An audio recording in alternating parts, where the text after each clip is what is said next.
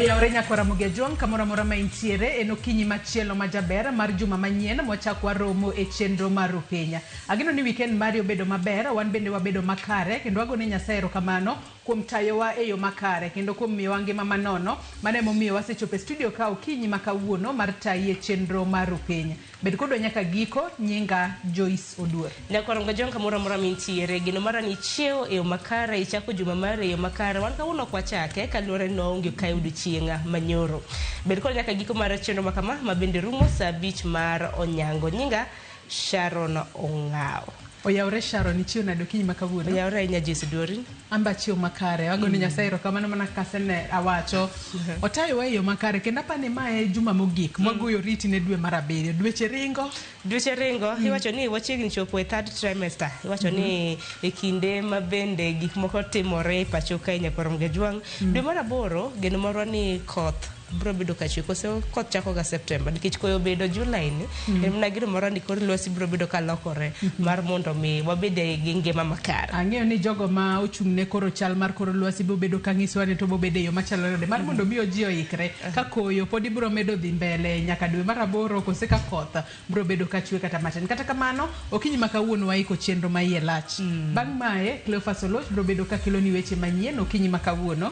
Bang'e to gazette mar Daily Nation mantiere godo ka Sharon anno ka wach magimiyo pek okete ka ni tax row exposes Kenyatta family expressway deal mano kotudore kod gero apaya mano ma expressway ma kinde mane igere pacho ka en mano mar konyo etieko dhugruok mag nyamburko mano e boma ma Nairobi kae. Mago kachiel kod weche mamoko bende koro anno ka joma chuo gin bende koro nyaka sani nitiere yath ma oketnegi kanyo mar komo nyuol monike ka ni first male birth control pill clears another milestone matende ni obo bedo kokelo fuongruok ne joma mine maseche moko ok dwa komo nyuol koro joma chuo bende koro nitiere pill moro kata yath moro maginyalo muonyo to gin bende koro gikomo nyuol ok ni wach komo nyuol owene mana joma mine ke makoro mar ariyo donge nikech nitiere mokwongo ma bende ng'ate dhi titweyo vasectomy koro mar ariyo koro onge buodho mago kachiel kod mamoko Nyakora mugejuang nitiere gazette ma Daily Nation okinyi makawuono. The Standard bende nitie wach momiyo Nyakora mugejuang The Standard wach magimiyo pek iwacho ni betraying Kenyans dibed ni jatend piny kanyakla kod jatend jeton migepe ma bende ochung' ne weche mago mag tudruok mar piny Kenya gi pinje moko maoko dibende gin dhogo oganda ma pachoka mano bang'a nantiere jakindera tich oganda mano mong'ere kaka Mwabili Mwagodi ma bende nomaki e piny owacho mano mar Tanzania kendo no sande iwacho ni nomaki kin thuolo mar ndalo 4 kani sande bang'e no we thuolo e gwenge mag Diani to kra Mwabili kende no kanyo Boniface kanyakla kod jafwambo mong'ere kaka Agatha man mawuok e piny mano mar Uganda koro penyo ni dibed ni koro nitie hake ndhogo oganda ma pachoka to sirikal iwacho ni sirikal ma pachoka ema koro oket maino en noro ritratero mago mag jo Kenya ma seche moko sebeda ka indhiyo kendo isando e pinje maoko. Ang'eni bang' mano bang' kelo nonro mar gazeti bo bedo ka itayo twak mokwongo kinyi makawuono. Nyakora mugejuang twak mar okinyi makawuono chakre saa 1 nyaka saa 3 mar okinyi wang'ene chal mar piny Kenya weche mopogore ma bende osebedo katimore paus siasa ma bende osebedo katimore gwenge mago makaluo achiel kuom ma bende obiro bedo kwang'iyo en dwaro mano mar thicho oko jod bura e county mano ma Nairobi Esther Passaris dito te Nyakora mugejuang adhi bedo katwak ntiere koda welo ma bende obiro bedo kwa twak godo bende kopogore gi mano wadonje chenro mar mbaka oromo ang'eni biro bedo kichako gi chal mar fwambo Cleophas ma bende wantiere godo e studio gi sani biro bedo ka kelo twak e chenro mar mbaka oromo mbaka oromo Nyakora mugejuang twak mabo bedo godo tudore kod weche go mag komo kod keyo mar siasa nyaka sani wang'eyo gigo ma jagoro mongirore migawo mochung' ne weche go mag arita Raymond Omolo nowacho ka koro giwacho ni oganda mago mag Luo Nyanza kata obedo ni ok ne wagoyo ne jatend piny Kenya William Ruto ombolo to sani koro nitiere nyidho moro ma ji osebedo ka wacho ni nyidho makamano koro nyidho e gwengo mag Nyanza inyanya to bang' ka jatend piny William Ruto nodonje sirikal ma Manywanda kod jatend ODM Raila Odinga mane nyidho makoro ing'iso joma wuok e gwenge mag Nyanza mar mondo mi okome ka gisekomo gibo bedo ka gikeyo. Tena dir makenen kichwase no chenro mopogore ma bende osebedo ka bire gwenge mag Nyanza hinya kalure koda winjruok mano mar broad base. Duto te nyakoro ngajwang Cleophas di bedo koda welo chakro sadek nyaka saa 5 mag onyango. Koro mane chenro mar okinyi makawuono kaka pile nyiso neno akintiere kanye gweng ma intiere chionade ote yoro no lai mago magot machoka rede ka uchiel nono mbui mago mag Uganda bende yudowa achiel mane mbui mar Facebook wantiere YouTube Citizen Digital kanyakla kod X. Tudi koda kaka pile mbui maga fanpage mara mbui mar Facebook yuda gi nying mar Sharon Ongao. Nyakwara mugia jwang an bende tudri koda e Facebook page mara biro yuda Joyce Oduor, mbui mara mar X biro yuda @JoyceOduor_ bed kodo nyaka giko nikech ma en rupinya mokongo kwa itude chumani. Wakaniuliza ni nini mama, nikawaambia mtoto amezidiwa. Kumwangalia mtoto akapasi akiwa tu kwa mikono yangu.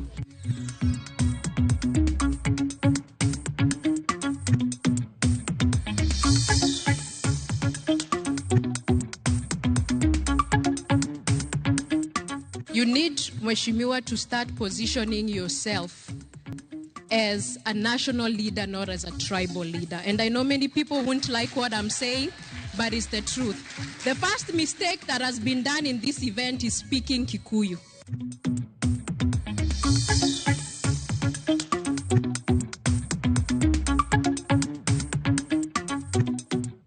Bodies were removed and taken to Jaramogi Oginga Odinga Teaching and Referral Hospital mortuary.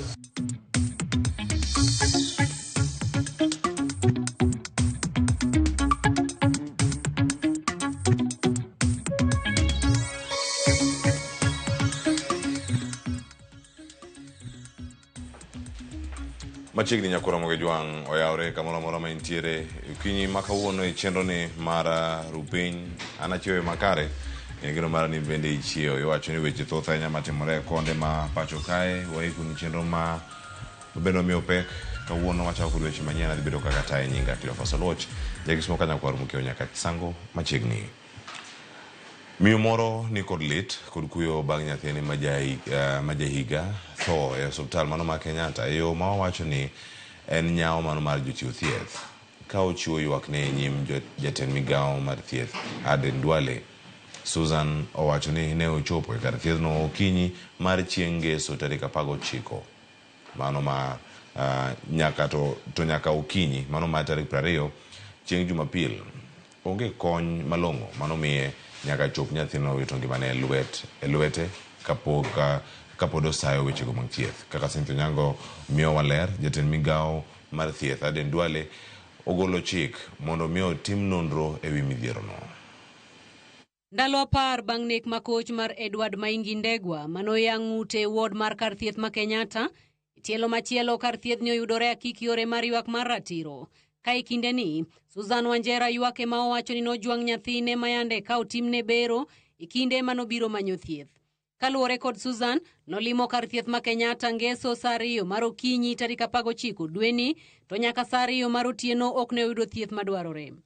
Nilikuwa na 6 baby, nikamleta on Saturday from morning. Then in the evening too, ukikuja Sunday, tukaadimitiwa ward. Kuadimitiwa ward, mtoto akawa worse. So nikajaribu kufikia nurses, at least nione kama watanisaidia. They were not doing anything, walikuwa naniambia mtoto wako sawa. Owacho ni ne otemo wuoyo kod nurses ka oting'o nyathi e lwete ka ngimane ohewre, to nurses mane nitiere tich ne nyise ni nyathine onge gima rachgo nyaka chop nyathine owito ngimane ka pod osayo nurses mane tiyo tieno ma tarik 19 mondo res ngima nyathine. They were not doing anything, walikuwa naniambia mtoto wako sawa. Ikafika 6 mtoto akazidiwa sana. Nikambeba na mikono yangu, venye waliona nimebeba mkono nikipeleka kwa desk, wakaniuliza ni nini mama. Nikawaambia mtoto amezidiwa. Kumwangalia mtoto akapasi akiwa tu kwa mikono yangu. Wakaniambia mwekelee tu hapa. Kumwekelea wakasema ashaenda. From 2 to 6 hakuna daktari alikuja kuangalia mtoto wangu. Or what they were saying, walikuwa nasema mtoto wako sawa. Mtoto wako sawa until akapasa akiwa kwa mikono yangu. Inyim jatend migawo mar thieth Aden Duale ma ochopo osiptal mar Kenyatta rango arita mar jotuo kaluwore kod nek mar jotuo 2 e kar thiethno. Susan Wanjera ondero ne Aden Duale nyim jotend osiptal ma Kenyatta kaka ne obedo nyaka chop ringre nyathine ter e kar kano ringre mar joma otho. Waangalie mtoto, wakikuja wananiambia mtoto wako sawa. But mtoto alikuwa anazidiwa. And the child? Korka kore, jatend migao mar thieth Aden Duale ochiko riwruok matayo chenro mag kuonde thieth kod jochiw thieth KMPDC mondo non wach tho mar nyathino ma min mare wacho ni ne obedo kalore kod jwengo manowuok e lwet nases mane tiyo osiptal mar Kenyatta otieno mar tarik 19 chieng' mane nyathine owite ngimane. Number one, I am very sorry about it. No Kenyan should go through that. But I want you to make a full report to the Kenya Medical Practitioners and Dentists Council. Dr. Rebecca, can you come here? Make sure you take the details of that lady and make sure tomorrow morning she goes to KMPDC and she files a complaint. Susan Wanjera, miyo ma janyithindo ariyo, wacho ni obiro chopo ywak mare makende ne KMPDC kendo geno mare en ni nyathine biro yudo ratiro. Moja ndio nilijua jina anaitwa Mary. The rest, I don't know Mary who. Nikiwaona ninawajua juu hata mara ya kwanza nilienda nikapata wengine wamelala, mmoja ndio anazunguka hizi wards. And her case is investigated and I must be brought the file. You'll get justice, at least from us. Giesani, ringre nyathino nitiere kar kano ringre kama urite chenro magik. Cynthia Onyango, Ramogi TV, Nairobi. Erokamana nyako kasigana mokel kanyo kod Cynthia Onyango wadhi nyime ni jatend migao mar thieth Aden Duale okone gisechako keto picha mano mag wang' dede CCTV mabiro konyo e chenro duto matimore ute thieth ahinya mago mag referral e pacho kae mangima. Duale ne oloso e kar thieth maduong' ma Kenyatta kama ne otimo e limbe mar twak ewi kaka ibiro rita mar jotuo bang' jotuo ariyo wito ngimagi e lwet jomaundu e osiptalno.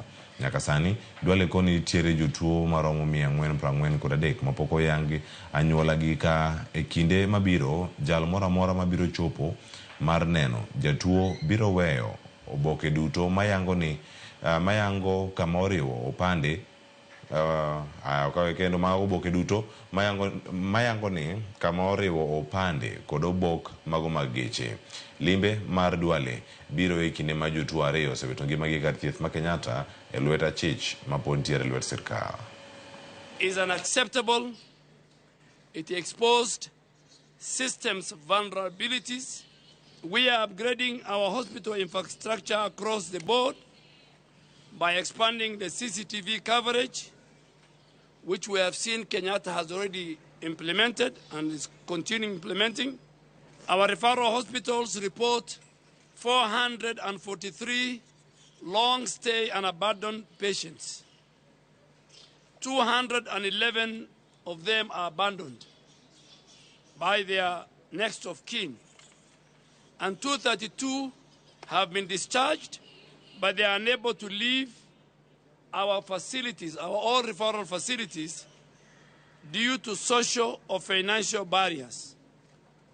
To us, this is not only a logistic issue, but it is a national moral dilemma. And on that, I have instructed hospitals to work closely with the Ministry of Interior, our chiefs, and community leaders. Jason Oski. Ay, nakora mgejuang weche thotha ahinya mawara okarka. Kawacho kanyo ni Cleansy baraza ma ne odonj ne gi ketho mano mar nego jawanda Swekra Boniface Kariuki gikone to ne ochopo e doho mano mar duoko penjo ewi ketho makamano. Kabende ne odagi ketho makamago nyim doho. Achejno ne odonj ne ka itude kod chalo gi Magina Boniface e kinde ng'anyo mano madwe mokalo. Jefamaro Armstrong Osutwa Mioler. En bura mar dwaro ratiro ne Boniface Kariuki ma iwacho ni ne jawanda Swekra mane ochiel gi Magina e chuny boma e kinde ng'anyo. Tinende koro ne odonj ne obila Cleansy masinde baraza kod ketho mar nego ja ohalano e kinde ng'anyo mag rawere mane obagi dwe mokalo. E ng'anyo mag rawere mane obagi tarik 17 dwe mokalo, mago mane dwaro ratiro ne mane jandiko e mbui Albert Ojwang. Rakruok ne ometni e kind rawere kod obila kendo tipo mag wang' dede kata CCTV ne omako ayanga ka obila moro chielo Kariuki gi Magina e wiye. Gikone rawerano ne oduogo tho ka itemo res ngimane e osiptal ma Kenyatta. obila mago kwachkich ne otimo nonro kendo yango obila riyo kaka tije winek makamano. Kata kamano, obila Klinzi Masinde Baraza ema gikone nyocha odong' e tol, gino ma omiyo koro nochwale doho mar duoko penjo e winek mar Kariuki. E nyim jal bura madowo ma Milimani, Klinzi osom ne ketho mar nek kendo kichore gi chien ni en ok ne oneko. On the 17th day of June 2025, outside the Menti House in Nairobi Central Business District within Nairobi County, murdered Boniface Kariuki Mwangi. Is that true or not true? Bang' winjo twak ma opedhi, doho ogolo chik ne okinde Klinzi mago mane dwaro mondo weye gi rambun mondo or kwayono e ndalo 7 mabiro ka anyuola mar Boniface bendo mithuolo mar chiwo dwoko motelo ne winjo burano kendo tarik 19 dwe mar 8. The defense will file and serve a formal application for bail within 7 days of today's date. The family of the victims has leave to reply to the motion for bail within 7 days of service. The application for bail shall now be heard before the recess duty judge. Armstrong Osutwa, Ramogi TV. Kama chale ni moko kuom jotelo e duond bura mar ODM onyiso chung' margi motegno e sirkal mar Manywanda ma giwacho ni osechako nyuolo lemo mamit ka gineno kendo gionge kod gombo mano mar wuok e sirkalno kata matin. Kotelengi kod jaod bura malego Usonga Samuel Atandi kod nyawadgi mano Manyando Jared Okelo, jotelo go kwedo weche manyocha jagoro mar Edwin Sifuna ma mano seo godo winjruok e kind ODM gi UDA. Steve Biko ni kod lerno. Bang' twak mane jagoro mar duond bura mar ODM Edwin Sifuna obedo go gi wang' jowi mar Citizen juma mokalo, moko kuom josiasa e duond burano mawuok e alwora ma Nyanza owuok mar siro chung' margi mar tiyo gi UDA e bwo sirkand Manywanda. We made a decision to work with President Ruto, and that's why we're working with President Ruto. We are confident that we are working together with President Ruto to transform the economy of the country. So Ruto has done what no any other president has done to us as a community. If it was a jinx, then President Ruto has broken the jinx on our behalf.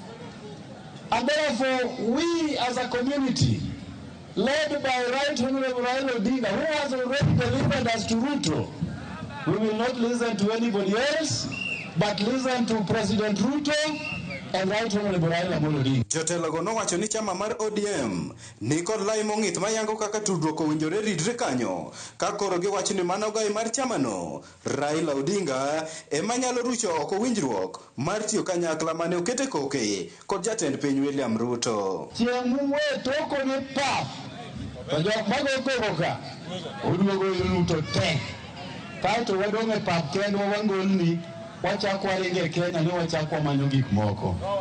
Chieng' ma wawuok Raila Odinga ema lando no in kik inyisa. Raila ema biro kona ni gini owuore koro wa. In ionge teko mar kona na ok abi ya nino mi wach. Koro in Sifuna kahu minyalo biyo kan equation hakika zedo ni serikali.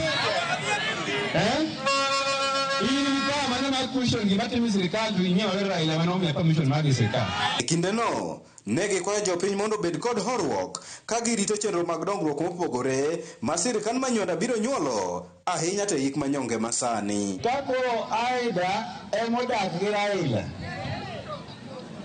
ema koni ni kodni emi kome iti dagi ng'am ni kona ni kodni okongo omiyo kao kwa wuoge omiyo adwaro ni wawinje uje Kanyanam uje to Kanyanam ni wan okwachakwa ogi sirikal ni wabaki hiko kor barabara. Negi loso sach nyasi mar sidho chenro mag dongruok mitayo kod omenda mar aguch CDF e kar chungo bura ma Lego Usonga e kaunti ma Siaya. Steve Biko, Ramogi TV, Siaya. Kwa ukemano ukele ko Steve Biko eni chenro mar keto sirkal tesre Rigathi Gachagua dhigo nyime pacho kae tinende oluare luet moko kuom jo Kenya maneno ni otiyo gi weche mago mag nindo nyakonchiel e yora kwede mag dhoudi. E limbe mar e piny Amerika, Gachagua ne ochom kod adier kod jo Kenya kod ja Kenya moro mathuon mane onyise mondo mi oler agenda mare kod joma tindo mago mag Gen Z kendo kik tim siasa mano machalo mar tuoto oganda kod jogo mawuok e masawa kendgi. Walter Nyambaga nigi mathoth. Kod picha marathiri mar TNDO machon ma ok oluor kata matin. Jalup jatend piny machon mane othich apisi kendo sani jatend duond bura mar Democracy for Citizen Party DCP orado kod kweth jo Kenya moko ma okorore e kar jot ma Baltimore e piny Amerika. E kweth no rawera manyako Valentine Wanjiru ne ochomo Rigathi Gachagua kod adiera maduk e kendo nage kod mundrabuon koko ne Rigathi mondo yorwa ka jamba mar jatelo moriwo jo Kenya duto okokebe moro mar kor gweng' ma wacho mana wach dhot achiel. You need, Mheshimiwa, to start positioning yourself as a national leader, not as a tribal leader. And I know many people won't like what I'm saying, but it's the truth. The first mistake that has been done in this event is speaking Kikuyu.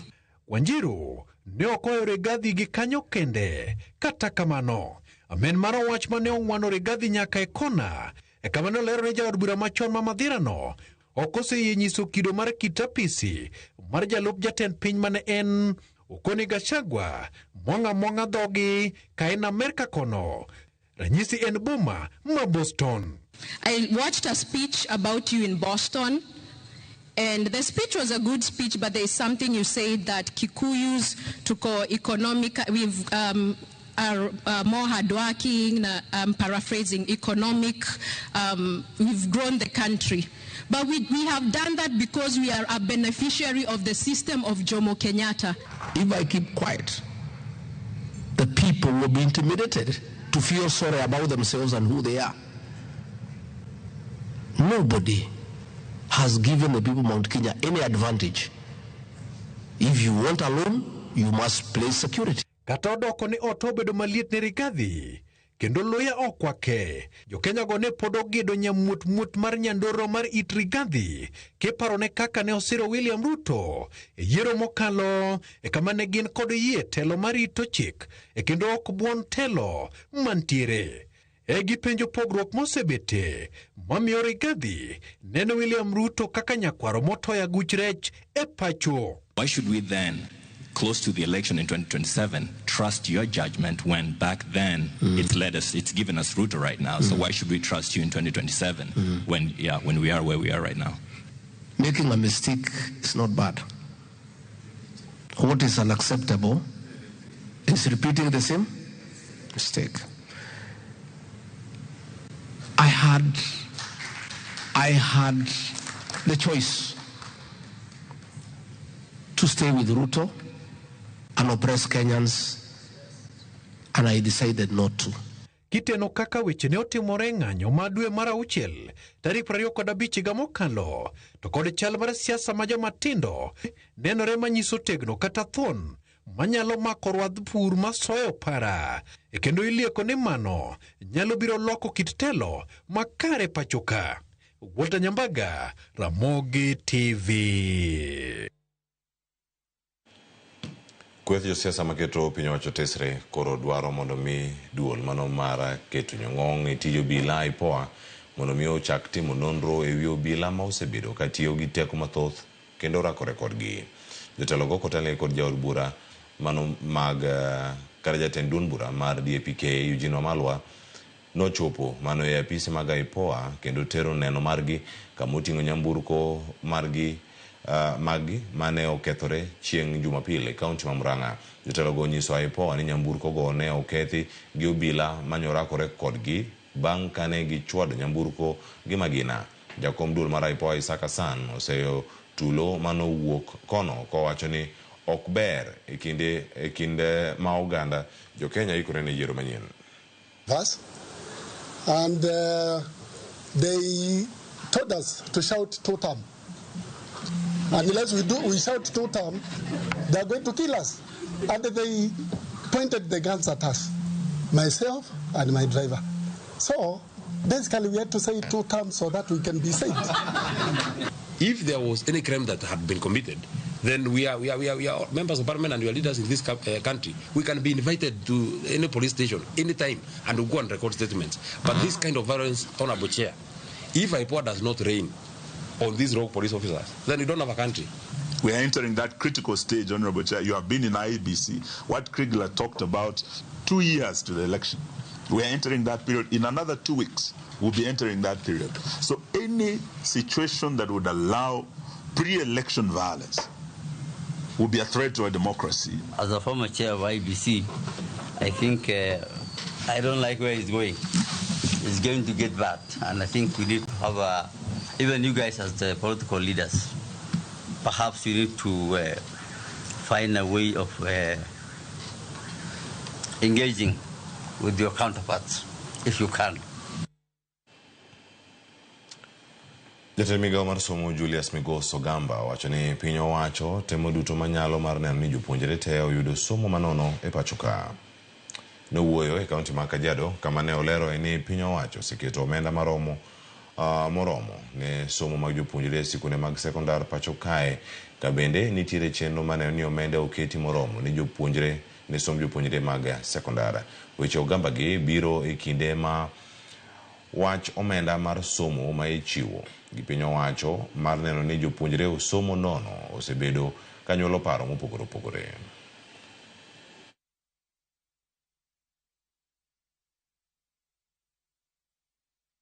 So what we are saying is that we look and see how to budget with the funds that are available to ensure that education gets the funding that it requires. And that will start with the MPs. It actually starts with us as a ministry presenting. The government policy is that primary education, secondary education is free under the constitution, and that's what we are going to do. We will look for the money to ensure that no parent is required to pay any money towards that free primary, free secondary education. Yokoro mojong kwa dhiye weche mamoko ni achijariyo onegi kod jopiny kar dak mano mar Kawosh manyata iboma ma Kisumu okinyi ma piny orugodo nyoro bang' timo monj e od jadak moro e bomano kendo kwalo mwandu kaka televisen, masinde mag sitima, watch kod simbe ariyo. Kata kamano ade kuom achijego to pok oyudi kendo nonro margi dhi nyime ka ariyo mano negi to ringregi nochwale kar kano ringre ma Jaramogi Oginga Odinga Teaching and Referral Hospital Kisumu ka jalup OCPD te sendo bila ma Central boma ma Kisumu kane owuoyo kod jofwambo owacho ni pod gidhi nyime gitimo nonro e wi wachno kendo achije ma pok oyudi imanyo. Bende ojiwo ni gidhi neno ni arita e bomano ma Kisumu obedo kare. The resident raised an alarm and they pursued these robbers and they cornered them at a place called Kawosh area where two of them were seriously or were fatally injured. The bodies were removed and taken to Jaramogi Oginga Odinga Teaching and Referral Hospital mortuary, awaiting identification.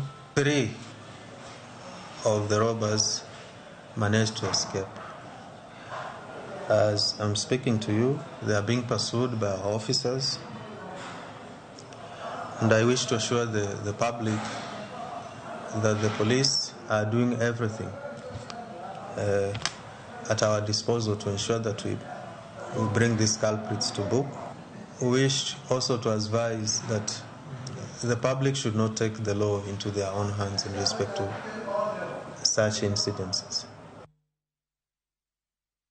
Anya kora mja giri podno kanya mawa tiyo kugodo wechi manyeno kinyi maka uono e chendo ni mara Rupenya ngeni mathoth pod biro karakaka madhi bedo ka warango weche mapod timore kor gwenge nyama timore gazet bende ducheni maka uono kanyo ema watiyo kugodo nyinga Cleophas Oluoch Kisumu kanya kwar mukio nyaka chisango rich masani mabiro nono magazet gi Joyce Oduor.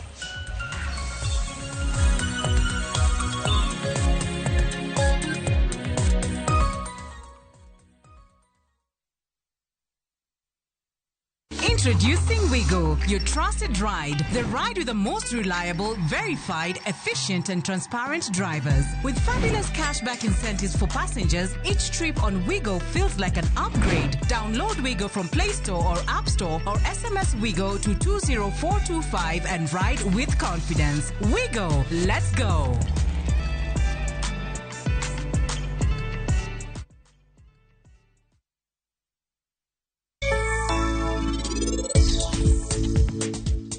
Unubiro kwalo bengi to unudoro mondo wan wakonyu. Bende unwiu be adier. Onge kaka wan wanyalo konyo ukwelo. Winja. Nyako ni mako gadhoga. Seche moko en owuondrega ni en ofuo, seche moko en mana ng'at motegno. Oja chir. Kara en ang'o mabiki timo kae gi niti? To donge en nodhi timo gimoro e bengi? Oyana gochni. En mamana. Indier wuoyo kode. Iniwuo gi mamani? Dawe.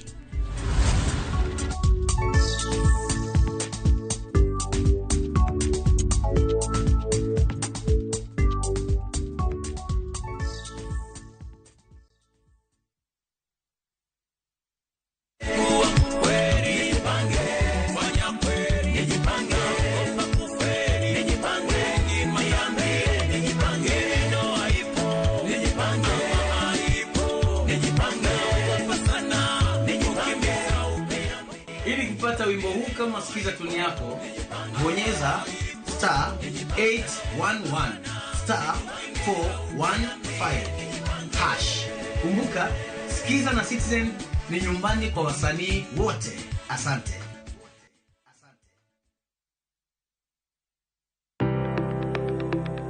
En gima konyo e ngima mapile, to ok en gima ng'ato dwaro e ngimane. Bedo gi ngima maber miyo ng'ato dak e ngima maber. Kapok achopo kama dhi osiptal mamiya yath, ang'o manyalo timo. Riwri gi Ruth Otieno e penj laktar, ka wakelo ni paro mag jolony, paro mag reso ngima ji, kod sigendni majiwo ji. Sickle cell en tuo mawuok kuom jonyuol. Koro ka ji pok okendre, ji onego gidhi e pim mondo ging'e ka gin gi jin mar sickle cell. Kochakore gi lony manyien mag thieth, nyaka e yore mag thieth makonyo. Wan gi gik moko duto madwarore. Ka iwinjo kaka iwuotho to kawira maki, wi bari seche te, idhi adhi osiptal wacho ni an adwani mondo kawuono pima remo. Penj laktar. Wuok tich nyaka tich abich, saa 12 odhiambo. Mana e Ramogi TV.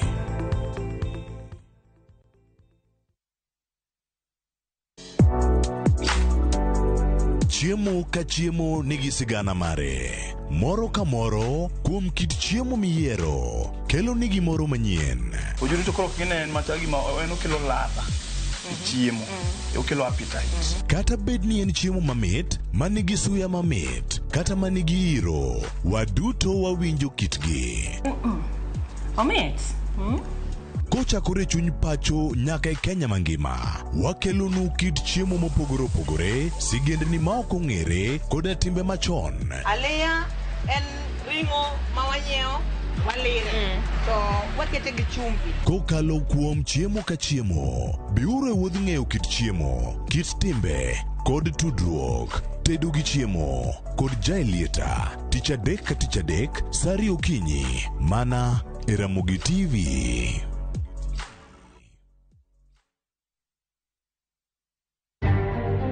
Bende isebedo gi siso mar ng'eyo gigo matimore e alworani. Sama gari ofundo ji mang'eny, koyudo hinyruok to kata insurance temo hepo. Obed chenro mag sirkal, obed masira mayudo ji kar tich. In safety mari, ni kanyo. Nonro mamulo ratichi. Somo kende ok en kamoro mibiro wach ni ng'at mosomo ni dongere wacho ni ng'ani dhi succeed in life.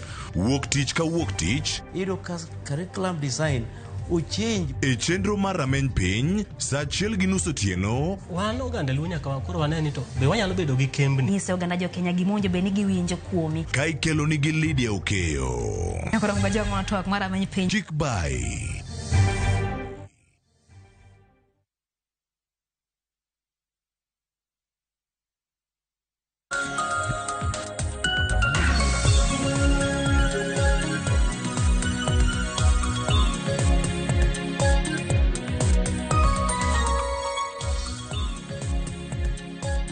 Nyakaramogi Ajwang' dakika en 35 tok sa 12 mar okinyi machiegni nonro mar gazet matai nyinga Joyce Oduor. Nyakaramogi Ajwang' antiere kae kod jafwambo wadwa Hansel Oyango mar mondo mi wami siso mar ng'eyo gigo manitiere gazet. Oyawre Hansel ichiew nade okinyi ma kawuono?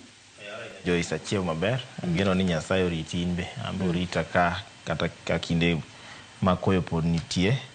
Weche thoth e gazet ka waseneno weche mag usuru ema koro miyo wang'e ni kara expressway ni nitiere kaka joka Kenyatta notudorego MPs be sani koro sechak luong dala.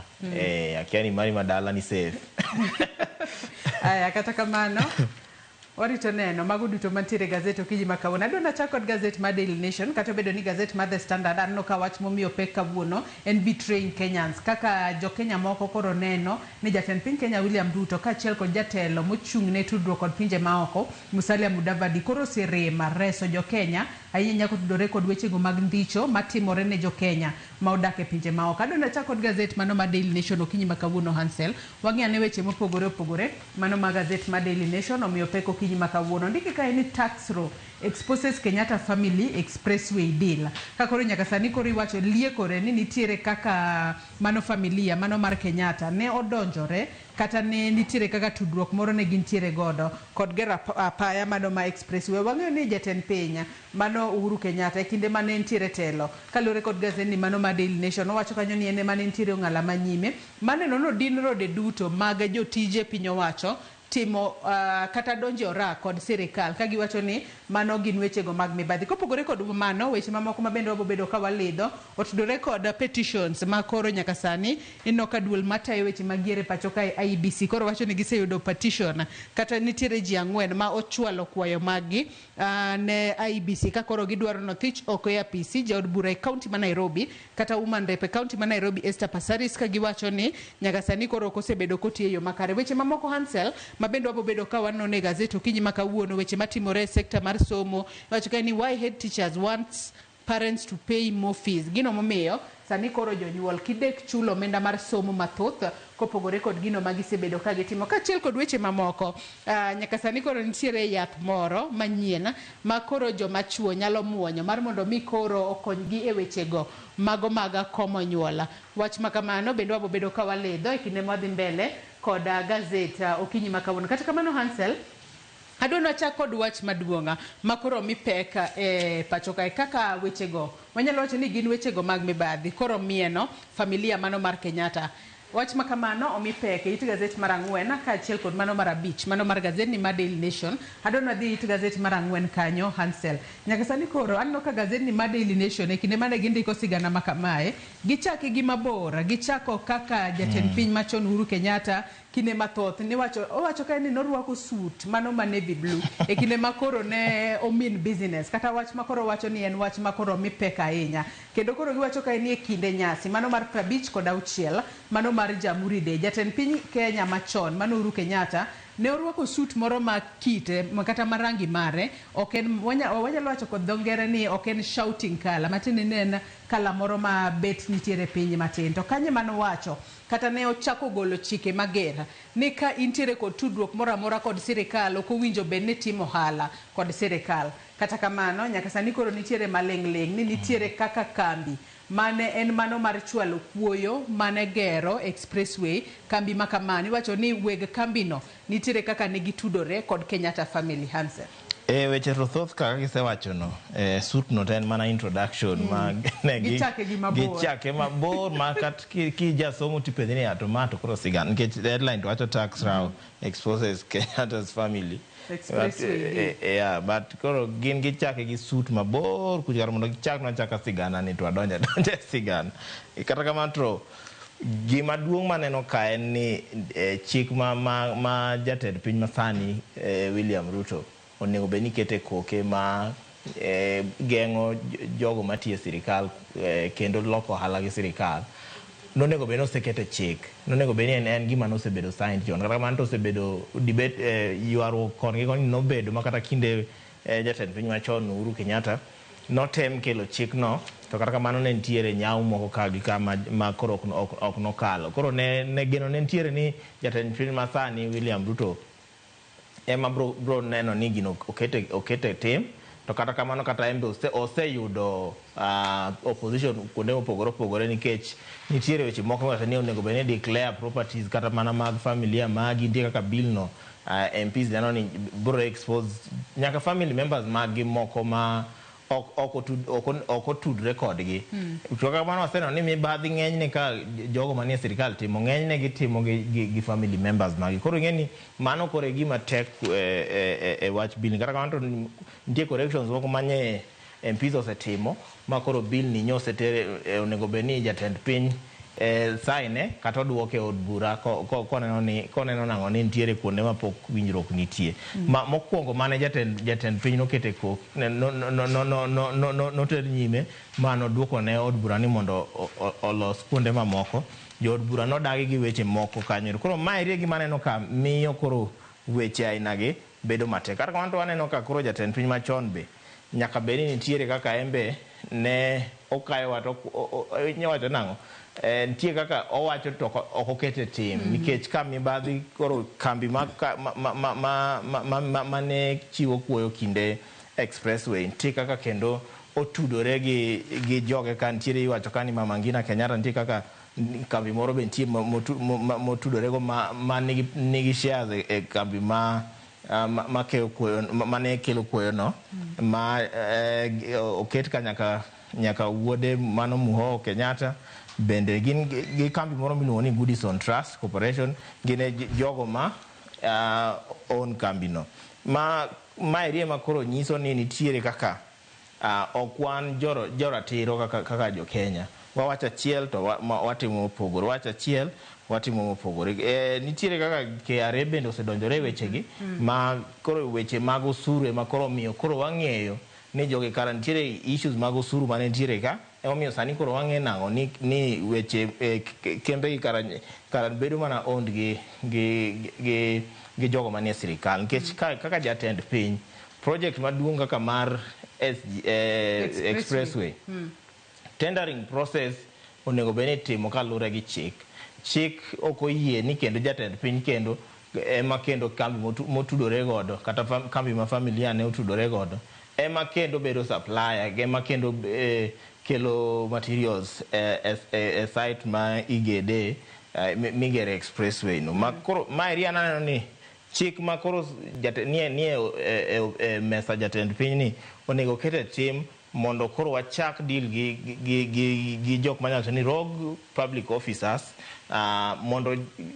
ja-Kenya bedo yud yweyo nikech sama ja-Kenya ok nyal kelo kuoyo iyudo ka jogo manigi nyalo ema kendo pod kelo kuoyo mano koro miyo ja-Kenya ma pod ni piny cha en pod omedo mana bedo piny to jogo manitiere telo kendo ma lwetgi pod mor ema seche moko pod iyudo gimoro kendo kaluwore kod gazet ma Daily Nation aneno kae ka nitiere omenda mano madirom bilion 11 ma koro iwacho kae ni kaluwore kod Tax Appeals Tribunal case mano ma iwacho ni higa mar 2022 Edgeworth Properties negi chiwo dividend mano mar omenda madirom bilion 1 ne familia makamano to nyaka sani king'iyo ka iwacho kae ni familia makamano iwacho ni odiochieng' onogo mano ma chieng' tarik 26 dwe mar adek higa mar 2021 iwacho kanyo ni odiochieng' onogo mar Rose Waimatha Ngote ne obedo registered kaka sole owner mano mar Edgeworth Properties Limited inheriting ka bende no yudo shares mathoth ahinya kuwuok e Rapat Trust Company Limited nyaka sani koro liekore ni Rose Onogo nitiere kaka notudore kod Mr. Kenyatta kata kamano kata jatend piny machon Uhuru Kenyatta mago duto nyaka Ramogi Jwang inyalo somo it gazet mar 4 kaachiel kod mano mar 5 mano mar gazet ma Daily Nation. Hansel adwa na dog chien matin e weche mamoko ma bende pod nitiere gazet okinyi makawuono wadoge it gazet mano mar 2 kaachiel kod mano mar 3 mano mar gazet ma Daily Nation. Adona chako dit gazet mar 2 kanyo kama koro achich maduong' ma itudo kod nek mano mar jago moro e od thieth mano mar Kenyatta nyaka sani koro iwacho kae ni Kenyatta National Hospital mada iwacho kanyo ni suspect health worsens as hospital defies court orders ka koro nyaka sani kaluwore kod okinde mage iwacho ni Kennedy Kalombotole ma en achich maduong' e nek makamano sani koro iwacho ni en koro ngimane kata chal mar ngimane ok en ni kama kare ahinya kaluwore ni osebedo oko mar od thieth kinde malach ka koro nyaka sani nowinjo bed ni rwake od thieth machielo kata kamano od thieth makamano bende nowacho ni oyo jagoni ok wanyal kete od thieth maru. Yan mokwongo nyabuok kiwacho ni Kennedy Kalombotole ok en nyinge ni mama na nying mane notisego gi jogo manotere osuptal ema nowe nying ma Kennedy Kalombotole no ma nyinge nyaka sani pod jikia nyinge malong'o nikech kata embe wacho ni mano ok nyinge Kennedy Kalombotole no ok en nyinge mamano koro kes mar nek ni medo mana yango weche moko mayande wakia sani koro wang'e ni osuptal kama nyotere Mbagathi nye gidagi kawe gin giwacho ni achijno nigi weche moko mag obwongo monego be ni kaber titere Mathare to assessment ang'e ni court order nitie manowacho nang'o ni mondo otere Mbagathi otere osuptal Mbagathi ma jo Mbagathi koro osewacho nang'o ni ok ginya kawe nikech en gi shida ma tuo mar obwongo koro ananeno ni ka en adier ni en gi tuo mar obwongo to Mbagathi onge nyalo madil gi tuoche ainago to ang'a mono kata mana court review kata mana order margi mondo jalni otere osuptal malong'o kuma oyude thieth malong'o nikech kin gi shida achiel titeri kuma ok inya yude kony ing'eni mano be kony ainano onge gima bro kelo ni onge ber ma ibro yudo kanyo ero mar ariyo aparo ni Mbagathi boluor nikech jalni iwacho ni kes ne kwang'iyo chien kochacha iwacho ni en jal mane nothiedhi to ka nosethiedhi ka nobedo discharge gi Kenyatta noonge kuma nodhiye ma familia ne jikia kuma nowuok jikia en ng'at ma inyawacho ni homeless gi dhongere to koro sama obet e osuptal kanyo en a huge risk nikech jo Mbagathi wacho ni kata ka wasethiedhe nyalo bedo ni kata ka wasethiedhe mochango odhi kanye kendo obokelo na shida kaka okelo ne jo Kenyatta makoro iwacho ichich ne osenego ji ariyo kono koro mane luoro to Mbagathi to en osuptal matin ne Kenyatta nyalo bedo ni gionge nyalo kaka ma Kenyatta ni godo to ka Kenyatta ema nigi nyalo to ema sani achich ni wacho ni osenego ji ariyo koro jo Mbagathi bende nonang'o ni koro bobedo ni nyalo bedo ni jotuo manie osuptal no bende ngimagi ok bibedo kama ber ahinya ntiere kaka risk bobedo jo Kenya be bro nang'o ni kuma Kalombotole nitie cha machoke osuptal madwa dhiye nikech koro ji bro chako bende golo jogi osuptendego luoro bobedo ne jo Kenya gi weche mamoko ka an kote mana ni koro o advice waka koro ratang'eni nitie kata kamano to ka jalni en adier ni en gi tuo mar obwongo to Mbagathi ok nya thiedhe ang'a mono court review order no mondo oter jalni osuptal malong'o mano Mathare emong'ere Kenya kama ngima ni Mathare ema nigi nyalo gi lony mar dil gi cases mag obwongo aino kata kamano ang'e ni bura makamano pod ibo med winj kotudore kod mano buchnek makoro itudo godo Kennedy Kalombotole weche mamoko ma bende pod timore e sekta mar thieth Hansel nyaka sani koro iwacho ni jotije mago ma chamo sara dwe ka dwe nyaka sani koro giwing jopeka mano mar chulo kumba mar thieth mano mar SHA ka nyaka sani koro idwaro mar mondo mi jod bura ononane mano atamalo 2.75 ma ing'ado jotije mag piny owacho mago jotije duto machamo sara dwe ka dwe mar mondo mi odhi e okumba mar thieth mano mar SHA ka nyaka sani koro iwacho kae ni dwe ni kende nitiere jogo machamo sara dwe ka dwe moyang kanyo kaka 70,792 jogo manitiere formal sector matinde ni gichamo sara dwe ka dwe gine mane gi contribute omenda maderomo bilion 5.9 mano ewi bilion 6.7 mane SHA ochoko mano e dweni ka bendi wacho kanyo ni jogo manitiere informal sector kata jogo mache moko timo helni mopogore opogore maderom 1,187,727 iwacho ni gin to ne gichoko omenda maderoma milion 16.7 kende ka bendi nyaka sani iwacho kae ni jogo magin mago machudo dwe ka dwe kata kamano nyaka sani koro iwacho jogo ma bende osebedo e informal sector giwacho ni kagi compare ni chon negi chulo 500 mano mar okuma mar thieth machon maro mar NHIF negi wacho ni bet oberbere kata kamano wang'e ni buo okuma mar thieth mano mar SHA nitiere chenro mar lipa pole pole mamoko kuom gi koro wacho ni en gino makelo negi pek kaluwore ni ka ging'iyo omenda mowinjo bed ni gichulo higa achiel to moko kuom gi yudo pek to giwacho ni kata obedo ni en chenro mapek chulo bende kidhi od thieth kacha bende onge kata chenro mag thieth makare ma jotuo yudo. Hansen. Weche mag SHA to pod medo liekore aparo ni onge wik ma onyalo weyo mokwalose wi SHA sani koro yangonwa ka ni nitiere kaka jogo ma ondiki jogo ma nie formal sector jogo ma nie sectors mopogore opogore ma ondiki manigi osara giko dwe ema ting'o ema nigi pek maduong' ma ng'iyo ni SHA tiyo nikech gin ema gi contribute kata gin ema gigolo pesa mang'eny moloyo jogo manie informal sector. Koro ywak nitiere ka nikech iwacho ni sani SHA kaka bedo ran otegemea jogo manigi osara emotegemea to jogo maonge osara ok nyal afford nikech number 1 chudo nyicho kel ka chudo ni chudo dichiel e higa to mano ng'eny jogo ma ok nigi osara ok nyal. Mar ariyo kata mana lipa pole pole mayande gibiro godo bende chal ka gimose fail koro sirikal onego many kaka reso jogo manigi osara ok en kata mana jok manigi en sectors duto okwako sectors duto mag jogo manigi osara.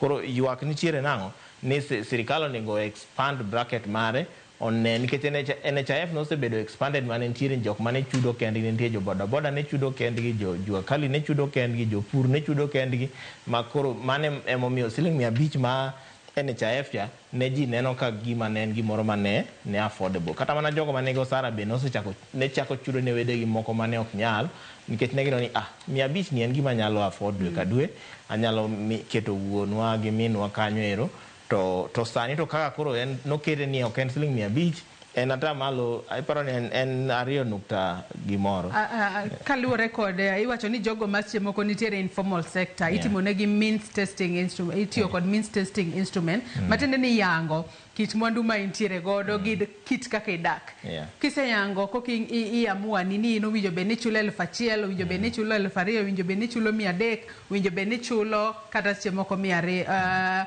chulo omenda maromo nade kata kamano e means testing kanyo ema nyalo bedo ni nitiere jomoko ma seche moko ok yang maler kit kaka gintiere gine ma seche moko miyo jomoko winjo ka yuto ne ni piny to omenda mochulo dwe ka dwe nitiere malo kata kamago mago duto nyaka ramugia jwangi nyalo somo it gazet mar 2 it gazet mar 3 mana bathe kanyo kwa nyalo mana dhi it gazet mar 3 kanyo Hansel an korka kora anyalo wacho ni fuong'ruok ochopo ne joma mine ahinya to mago ma wechego mag komo nyuol osebedo kathago kaluwore ni nyaka sani koro ndike ka ni Daily Pill offers men chance to take charge of family planning kakoro nyaka sani koro nitiere pill moro ma obiro ma joma chuo nyalo muonyo to koro gin bende gikonyo joma mine e wechego mag komo nyuol kendo ndo ka gazet ni Daily Pill makamano oyange kae kata obedo dubbed kaka YCT 529 makoro nyaka sani kaluwore kod tem mopogore opogore ma osetimne oyange ni en kare kendo oonge side effects moro amora mobo bedo kokelo ne joma chuo makoro bro bedo ka ng'ado bura mar tiyo kod yath makamae mar komo nyuol. Gazet ni mano mar Daily Nation anno ka ochiwo sigana mar miyo moro kae kaachiel kod wuon par mare oyange kaka Boniface Njuguna manyaka sani koro wacho ni min ode osebedo katemo yore mopogore opogore mag komo nyuol kata kamano ok osebedo ka dhine e yo makare kendo osebedo kowacho ni sani koro owacho ni en korka kore obo bedo kokawo yath makamano kata pil makamano mar mondo mi okony min ode e wechego mag komo nyuol. Hansel giwacho kani koro wan joma chuo tumefikiwa gini osechopo kaeri koro nyaka wang'e nikech ing'e ni koro sani koro wan e piny molony wan e kinde ma piny olony koro nyaka ken gima nigi benefits to kane rachne but onego miwa more information nikech aneno ka owach ni nitiere moro mane World Health Organization notemo kelo to no backfire nikech weche mag hormonal imbalance mane nitiere, koro mano noyudo setback. Mano higa mar 2016 to mabiro ni sani to en non-hormonal, koro mane momiyo nitiere about 96% effectiveness miwacho ni en go, mano en effectiveness mani malo ahinya. Koro warito neno nang'o ni gimiyowa information, gimiyowa kaka nonro no nobedo, side effects ma ng'ato nyalo yudo. Study to nego med timo mabro konyo oganda sana joma chuo. Joma chuo ng'eno luoro ga wechego nikech tie kaka joma chuo dwa ga chimore ahinya gi weche ma contraceptives gi. Nitie sigana moro ketka jal moro miluongo ni Boniface ma Thika wacho ni gini obire sama ber. Wacho no obire sama ber nikech oneno ka jaode osebedo ka struggle gi contraceptives mopogore gi ma otemo samoro react go nitie kaka ok ti kode maber, koro sama mano biro nyalo konyo jaode mondo jaode bende oyude fuong'ruok. But warito neno, an gima rito neno en wawinj mathoth kalure gi kendo winjo opinion mag joma chuo mamoko ni bro bedo nang'o kuma wachiko ni. Nyaka sani wacho ni mana kaka yedhe mamoko, wacho ni like traditional contraceptives pills kata yedhe mamoko makomo nyuol, yath manyien mano mar YCT 529 en mano mabro bedo mana ka geng'o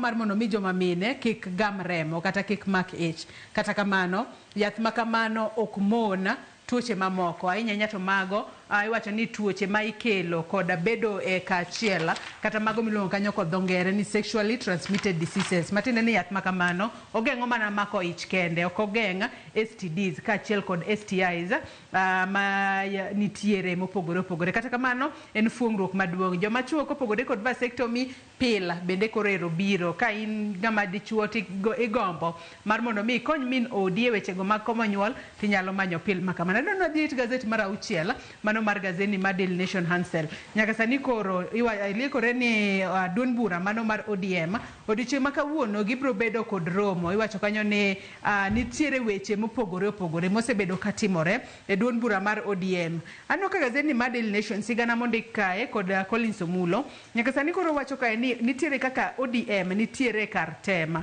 magiluongo kae kod dho ngere ni litmus test. Ka bende nitiere josiasa moko manitiere e igi makoro gin korka korgi nitiere kaka 2027 poko chopo to gintiere ODM kato gigeto kombe mag joweche gi moko manitiere ODM. Anoko chiu ranyisi kae mano mar jaod bura Mauriri mano mak Nyamita manyaka sani koro iwacho ni en bende koro tero siasa e dhod governor e county ma Migori mano Ochilo Ayako. Hansel weche to ng'eny ODM ka sani nitiere kaka olap dhi osechako ndong' ne kome opogore. Migori to ang'e ni gin ne gichaki achaka after elections, it is not a new thing.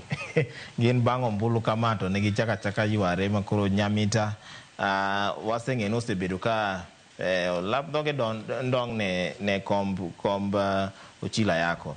Waseneno kani kata mana tulo osebedo ka wuok gwenge ma Migori kochacha gi weche mamoko. Ochilo Ayako tiwacho ni kata mana kinde mag ombulu bende jal mane opiem go ok nomiye tich mayot nikech iwacho ni former Migori MP John Pesa mano otiko ma DAPK be iwacho ni noyudo ombulu mang'eny ma mana 126 gi wiye. Ayako noyudo 175 gi wiye. Mano koro difference no king'iyo teko ma mbi ma ODM e gwengego iwacho ni ka ok en ODM chal ka gimo Ochilo Ayako ok dino yudo koma inano. Iwacho ni gwenge mag Embakasi East kuma Babu Owino ochung'ne kochacha chal ka gima Babu Owino chunye nitiere dhi kaka independent makoro sani nitiere preferred candidate ma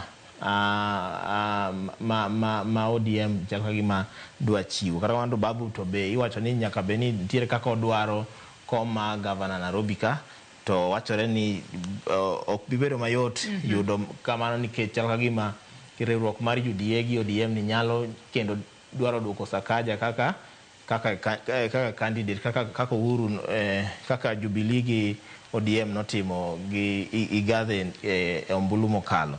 Koro weche nitiere ka of course kiwe mano bende nitiere weche mag pogruok e paro mosebede chama mar ODM ma Sifuna gi joma moko wacho kama Oburu gini bende wacho kama chacha gi weche mamoko. Kisumo kochacha iwacho kani nikech Governor Anyang' Nyong'o tieko tamne sani koro nitiere ji kaka Tom Ojienda mane senator masani, Joshua Oron ni kanyo, women rep be wan gi Ruth Odinga bende nyalo dwaro, iwacho ni nyalo dwaro kom no ero.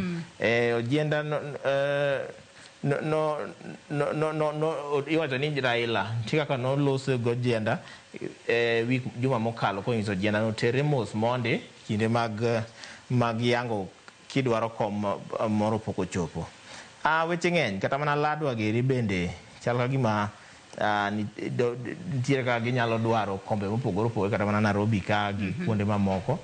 Koro warito neno ni Wanyonyi iwachore ni dwaro dok dala Bungoma kocha cha mondo yware gi jo Bungoma kocha. Koro mai waneno ka nitiere pogruok moro mosechako neno e lwasi mar siasa ma ODM. Ka nyaka sani koro mano jaod bura ma Embakasi East mano Babu Owino en bende koro nyaka sani osebedo kowacho ni ong'eyo ni seche moko duond bura mar ODM ok bi miyo tiko mar ODM. Ka koro osebedo kowacho kae ni ong'eyo ni ODM ok nyal miyo tiko nikech Johnson Sakaja ma sani en governor e kaunti ma Nairobi wacho ni nobedo endorsed Bomas. Kata kamano Babu Owino to osewacho ni en obobedo kodhi e laro, obobedo ng'wech mar laro kom governor e kaunti ma Nairobi kaka jachung' kar kende kata independent. Ka koro wacho ni ong'eyo gima jopiny dwaro kendo wacho ka en gi chira ni jopiny ong'eyo ng'ama biro bedo ka luto ne ombulu. Kopogore kod weche matimore e duond bura mar ODM ka igeno ni Raila Amolo Odinga jakom mar ODM kata ogai mar ODM biro bedo ka tayo romo mano mar jotelo madongo e duond bura mar ODM odiochieng' ma kawuono. It gazet mar 7 mana bathe kanyo Hansel nyaka sani koro bende kweth mapingo piny owacho oyangi kae kaka United Opposition. Gin bende nyaka sani nitiere tem mopogore opogore ma sani koro gikale ahinya nyate kinde ma koro gigeto mar mondo mi gineno ni higa mar 2027 gitulo oko e kom jatend piny Kenya William Ruto kaka jatelo ma pacho kae. Nyaka sani koro giwacho ni gidwa make history kata gidwa loso sigana moro manyien e pacho kae mar neno ni jatend piny Kenya William Ruto emobedo jatend piny mokwongo mar tiyo e tam mokwongo. Sigana makama mondika kod Mwangi Mwiruri bende koro aneno ka koro keto gik mopogore opogore kata tem mopogore opogore mano mar kweth mapingo piny owacho sani koro kale. Mokwongo kanyo en sibling rivalry kata gwandruok manitiere kindgi. Wang'eyo ni sibling rivalry kinde mang'eny wanyalo wacho ni en tulo ma jathoro muoch ahinya nyate kind nyithindo manitiere ot achiel. Matende ni odgi ni nyaka sani ok giwuo kata ok gilos e dhok achiel. Wang'eyo ni Matiang'i en bende yando osewacho ni odwa bedo jatend piny higa mar 2027. Gachagua manothicho ke apisi en bende wacho ni an be aromo chung' kaka jatend piny. Gwandruok makamago ema sani koro mienjo United Opposition ma sani koro wantiere go e pacho kae. So yang jok mani kanyo wan gi Rigathi Gachagua, Martha Karua, wan gi Kalonzo Musyoka, Eugene Wamalwa, Natembea gi Fred Matiang'i miwacho ni mage co-principals masani nitiere United Democratic United Opposition masani koro gitemo gero no ero. Iselose with sibling rivalry koro gima duong' ma jing'iyo kani flag bearer mar gibo bedo ng'a nikech Gachagua dwaro Martha nosewuok ka wacho ni embo dwaro, Kalonzo bende dwaro, Matiang'i bende nosewuok nodwaro, jomoko to pod oling pok owacho. Shida magin go moro en nitiere kaka jogo ma tiyo ne sirikal kata mana ma support Kenya Kwanza gi chama mamoko kaka ODM masani tiyo kamoro achiel nyalo bedo ni osedonjore e riwruok gini makoro chako gima osekelo nyaw moko e kanyo ero. Moro en ni diplomacy gi compromise bobedo nango ere ka gibro compromise nikech ok unya bedo gi flag bearers ang'wen kata abich, nyaka ubed gi ng'ato achiel. Maduong' mananeno ka ntiere nyau maduong' en ni sani koro kiwinjo ka giloso gi sana jogo motenre gi Rigathi Gachagua, ka gin loso gi en ni mondo Ruto kik yud second term. To mano ing'e ok nyal bedo agenda. Nyaka inyiswa ni mae rie gima wan wabiro timo ka wadonjo, to ere kaka ibiro bedo ng'at mopogore gi jalo, nikech ng'eny gi osebedo sirikal to jo Kenya pok owinjo ber moro amora. Koro mano gima aneno ka nitie nyau maduong' ni koro sani gin kar mondo gibed gi agenda gi en mana one term. Mano ok nyal bedo agenda. Nyaka inyis jo Kenya ni wan ka wadonjo sirikal, ma gima ema wabiro timo. Nikech sani jatend piny Kenya iseyo nang'o ni gik manosingo manochiwo ka nodwaro kom mar jatend piny, moko pok okete tim. Mago gik makoro nyaka ng'i. Mar adek nitiere adier matimore bang' ombulu. Waseneno maeri e kinde Moi, waneno e kinde Kibaki, waneno e kinde Uhuru, sani koro waneno e kinde Ruto. Nang'o ni chopo kamoro matek ma nyaka iti gi jok mane ok nidwa tiyogo. Mano kaka example. Waneno ka Kibaki nochune mondo oti, kata Kibaki kata mana Moi nochune ni mondo oti gi opposition. Uhuru nochuno mondo oti gi opposition. Ruto be sani koro tiyo gi jok moko ma yande gin e opposition kaka ODM. Koro mage realities mantie ni Kenya ni ok inyal riembo kendi, nyaka imany experts samoro, to experts go samoro ok gin jok mosapoti. Koro ibiro timo nang'o mondo iter Kenya mbele. Gima neno maduong' bende nikech jotelo gi gin mana jotelo motenore gi dhoutgi. Ok gin jotelo minyalo chungo nang'o ni ma en national leader kaka Rigathi Gachagua. Ok inyal chunge ni ma national leader. En ng'at ma kichunge tineno mana ni ma jagot. Ok represent Kenya mangima.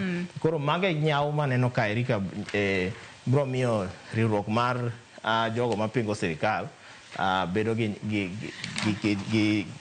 bedo mayom e kinde mag ombulu. Adwa ni wadhi mana mapiyo piyo kapok waweyo thuolo ne twak mokwongo kinyi ma kawuono. It gazet mar aboro, mano mar gazeni mar Daily Nation, nitiere joked ratich oganda ang'wena makoro odiochieng' manyoro nowuotho achiel kachiel kata nochopo achiel kachiel e apise duol matayo weche mag yiero e pacho kae IEBC, ka koro gichwalo kwayo mar thicho oko e apisi jaod bura e kaunti ma Nairobi kata woman rep e kaunti ma Nairobi, mano Esther Muthoni Passaris. Ka koro nyaka sani koro giseyo Passaris nosebedo ka dhi ataro mar penchike mapacho kae ka bende ojuang'o tije mano mar tiyo ne jodaka e kaunti ma Nairobi kaka woman rep margi. Anno kae ka koro jo Kenya ang'wen go yang nyingi kaka Shakira Wafula, Marvin Mabonga, Dominic Omondi kachiel kod Sichei Soet. Gine joma koro chwalo kwayo margi ne IEBC ka gidwaro nothicho ko e apis Esther Passaris. Kata kamano nitiere sei mowinjo bed ne gichoko ayanga ka IEBC pok ochako chenro mano mar nono gino momiyo winjo bed ni thicho oko e apis Esther Passaris kaka woman rep e kaunti ma Nairobi kae. Hansel, Esther Passaris pod medo yudore kama tek chakre aparo ni gima koro no trigger weche mag recall mare ni en bill mayande koro keto bang' ng'anyo mar rowere manotimre Kenya ka ni en koro oneno ni ng'ano madhi ng'anyo nitiere kuonde moko nyal dhiye, nitiere ni CS kata mana jatend migawo ema yiero ni kuma idhi ng'anye, kapok ing'anyo nyaka mi thuolo gi weche mamoko. Koro mano gima owang'o i jo Kenya, maneno ka emomiyo nyalo bedo ni nitiere kaka rowere moko mondik nyingi kaka Shakira Wafula, wan gi Marvin Mabongo, Dominic Omondi gi Sichei Soet kaka iseyango no motero petition mar gole oko. To gik misego en ni en owe tije. Tije en represent joma mine. Ni sama otere kaka women rep, monego be ni en okedo ne ratich joma mine. Kinde ng'anyo ne nitiere weche ma ratich joma mine mang'eny mane orochi, wacho ni nitiere moko mano bambi, nitiere moko mano go, nitiere moko mano kwal, nitiere kata moko mano negi. Ok wawinjo kolose, mage gik ma rowere gi ywago. Ni gigo ok wawinje kata ka gilose to gigo timre Nairobi ka ok otimore oko man Nairobi. Ni gi weche mag CDF ngaf bi ise nang'o ni pesni go kosebedo transparent kaka tiyo. Iwacho ni kinde ma weche mag joma mine obiro en oling' otiyo gi sirikal ochiemo gi sirikal en kar mondo okedne ratich joma mine to en kosechopo kucho to koro olinga lingo support sirikal 2/3 agenda pok obedo met e kuonde mag sirikal ok wawinj kata kolose to en kata en kende ng'eny women rep ok tim weche mag gender imbalance gi ok ging'e joma mine moko ntiere ngima gi ok ni kuonde mabeyo kata mana mayande rawero onegi waneno ka joma mine manyicha ywak ahinya e wang' jowi mopogore opogore ok asenene kata kodhi kata mana comfort gi makoro magi misego ni ok oti tije but sama sirikal dwa push agenda to en ema en forefront koro magi manyalo miyo idwa gole koro warito mondo wane oyang ka ni jogo nyaka collect signatures nyaka collect signatures 30%, about 750,000 signatures bang'e no to after 30 days within 30 days IBC bro review bang'e no within 90 days ibro lungo mbulu no nyaka 50% ma voters ma registered Nairobi ka nyaka participate koro ken process mayot iwacho ni ka ombulu makamago osechoki bo bed ka ichwal ne gi IBC bang' ndalo 30 IBC bro bedo ka yango ni gin sei mag adiera kata mago moko bedo forged bang'e to iwacho kanyo ni obo notify mano speaker mar od bura mamalo ma bang' mano koro iwacho kanyo ni required to call a recall election bang' ndalo 90 iwacho ni for the recall to succeed at least 50% of all registered voters must participate in the election. Kata kamano warito neno. Kata kamano jokene ratich ogandago gintiere kod geno ni sei makamago gibro bedo ka giyudo kata gibro bedo ka gi-collect yo makare. Ka watiko nonro mar gazet Hansel adwa nwangi weche mag somo manitiere it gazet mar 10 mano mar gazet ni Daily Nation. Pressure mounts on state amid funding crisis in public schools.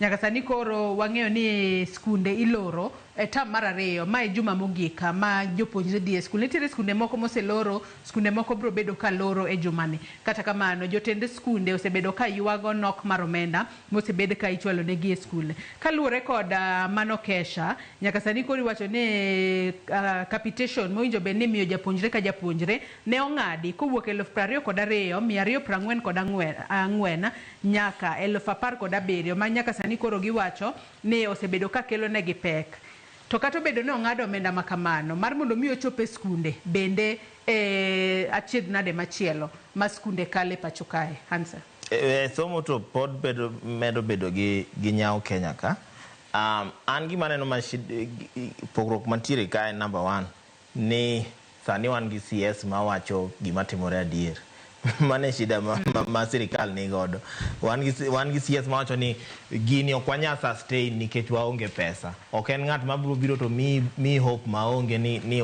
wan wabro timo kama to ok watim koro mbadi kanyo wuok oko kanye lose wi mano aneno ka jo Kenya osebedo ka se to gima jo Kenya ok understand mbadi otimo kamano nikech mane adier manie ground gima jatend piny chung to wacho ni free primary education wabro keto ma ike mar 3 dakoseketo mane penjo ana penjo dakosetim koro capitation to sedok piny kaka isewacho no nitiere weche mathoth ka sikunde struggle gi nikech sikunde moko tie mano loro kata mana juma mokalo nikech omenda onge capitation sirikal wacho ni ogolo but capitation no budho kaka obedo broken down first term onego bed ni oro 11,000 second term 6,000 third term 4,000 madhi 4,500 kama koro mano ok chop ne sikunde gopi ma sirikal ni godo ma sikunde bende thoth koro bedo matek principals wacho nango ni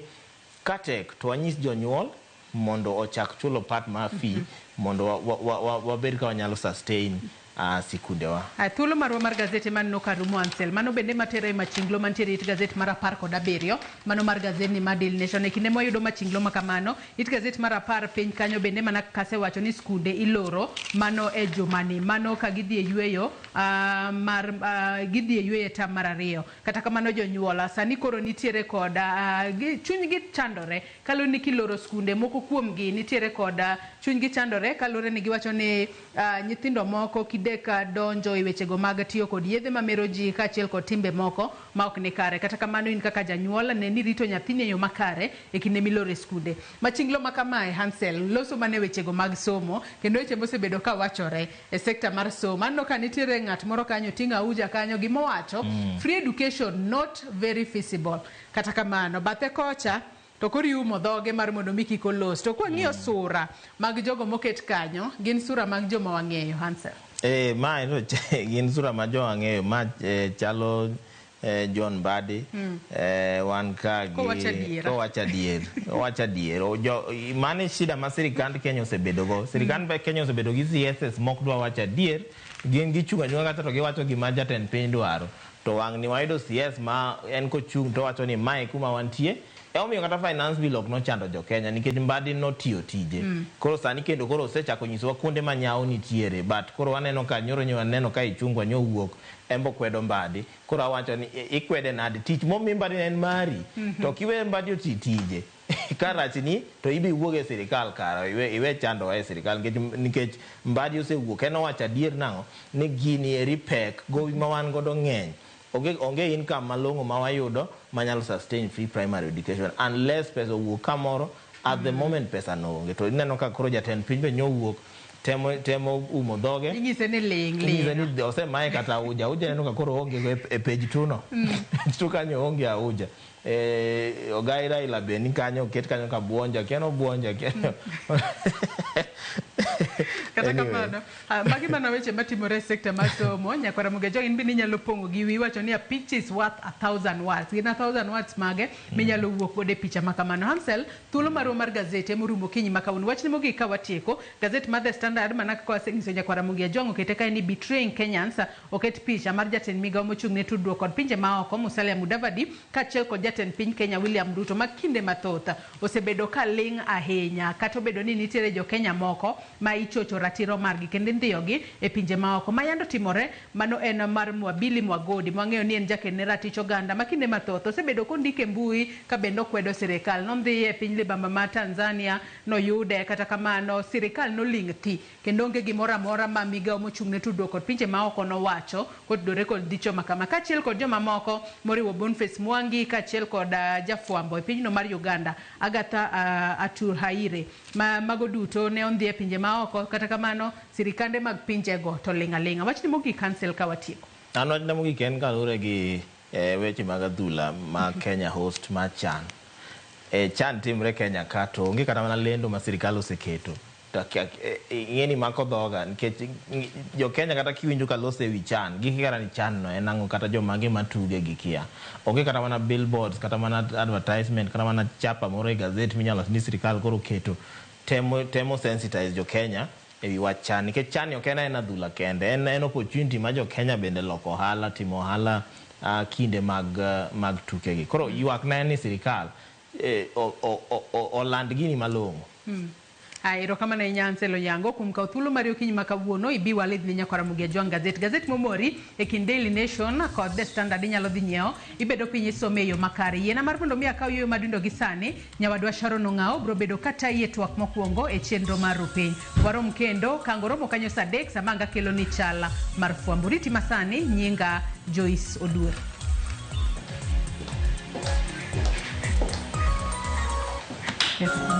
Ise ikori mar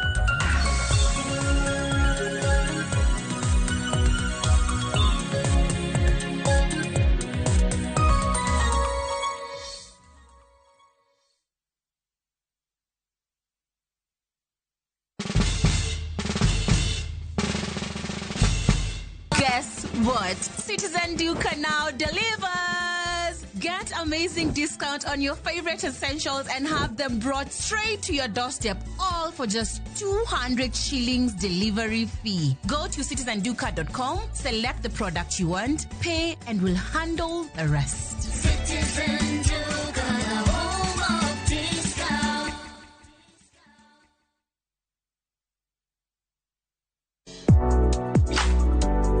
Chiemo ka chiemo nigi sigana mare. Moro ka moro kuom kit chiemo miyiero kelo nigi moro manyien. Ojuri to koro kine en machagi ma en okelo ladha. chiemo okelo appetite. Kata bed ni en chiemo mamit, manigi suya mamit, kata manigi iro, waduto wawinjo kitgi. Omit. Kochakore chuny pacho nyaka e Kenya mangima, wakelonu kit chiemo mopogore opogore, sigendni ma ok ong'ere koda timbe machon. Aleya en ringo mawanyeo walire to wakete gi chumbi. Kokalo kuom chiemo ka chiemo, biuru e wuodh ng'eyo kit chiemo, kit timbe kod tudruok. Tedo gi chiemo kod jailieta, tich adek ka tich adek, sari okinyi, mana e Ramogi TV.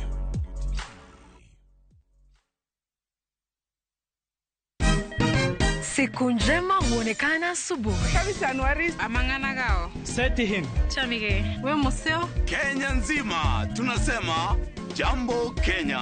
Wax tiki taka. Twende sana my people. Hapa ndo nyumbani kwa muziki wa Afrika Mashariki na malezi ya vipaji. Sasa tuko tayari ku drive on. Mibibi na mijize. Leteni porojo sasa. Kwa habari za kuaminika kutoka kila pembe ya nchi. Are you ready? Leo kati ya Ingwe na Gor Serikali. Hapa ndio home. Radio Citizen, radio number 1. Radio number 1.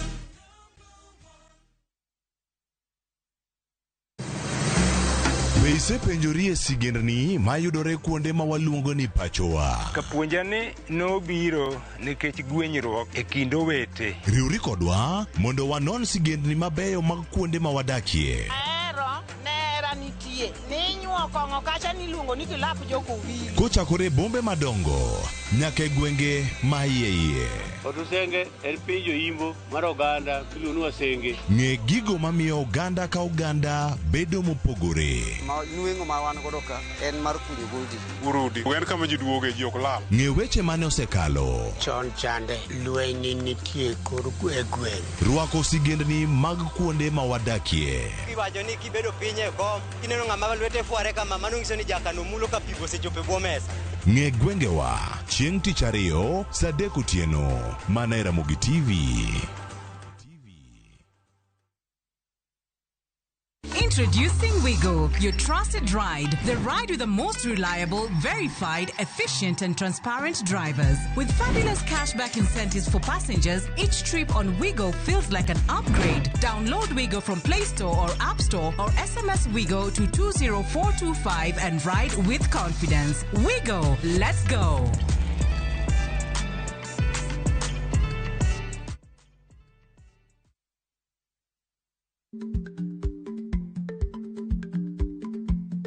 Jarik ni jamuod nyoyo gi goyo. Ma tiende ni dhi matek ma ok inono maber samoro nyalo miyo ng'ato midhiero.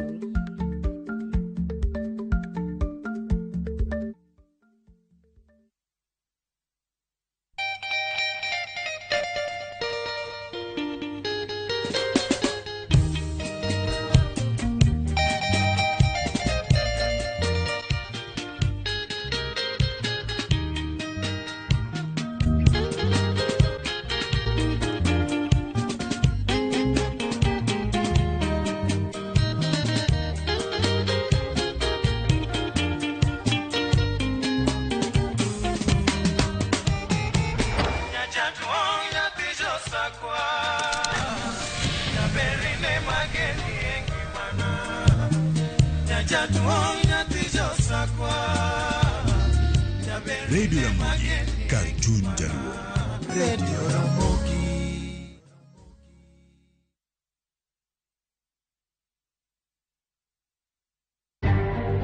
Bende isebedo gi siso mar ng'eyo gigo matimore e alworani. Sama gari ofundo ji mang'eny koyudo hinyruok to kata insurance temo hepo. Obed chenro mag sirkal, obed masira mayudo ji kar tich. In safety mari, ni kanyo. Nonro mamulo ratichi. Somo kende ok en kamoro mibiro wach ni ng'at mosomo ni dongere wacho ni ng'ani dhi succeed in life.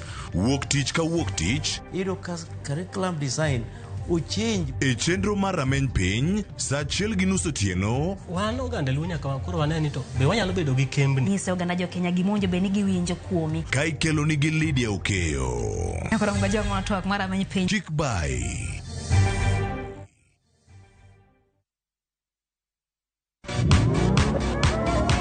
Ado manyien kod talanta manyien duto romo kamoro achiel. Chakre thum mag pinywa nyaka mag pinje maoko. Mae kinde maberie moloyo ma ji nyalo winjo thum mamit. Puonj jothum manyien kendo tim nyasi ne jothum muhero. Mae en ndiri mar jothum kod kit thumbe duto. Pado manyien wuok tich nyaka tich abich saa 5 onyango.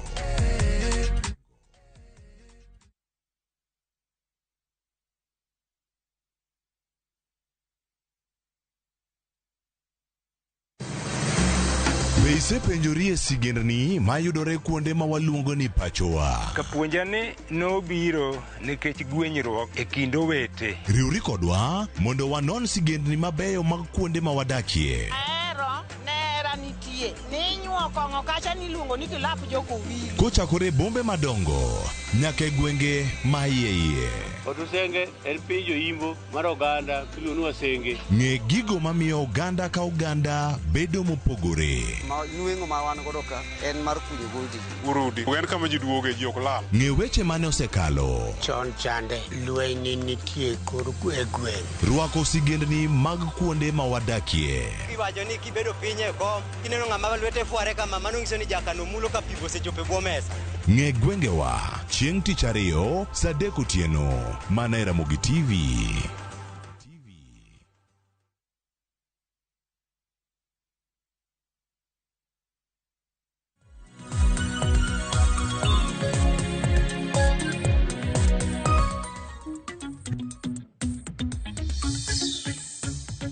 Nyakorom gajuanga hanka mano mar michal mano mar piny Kenya.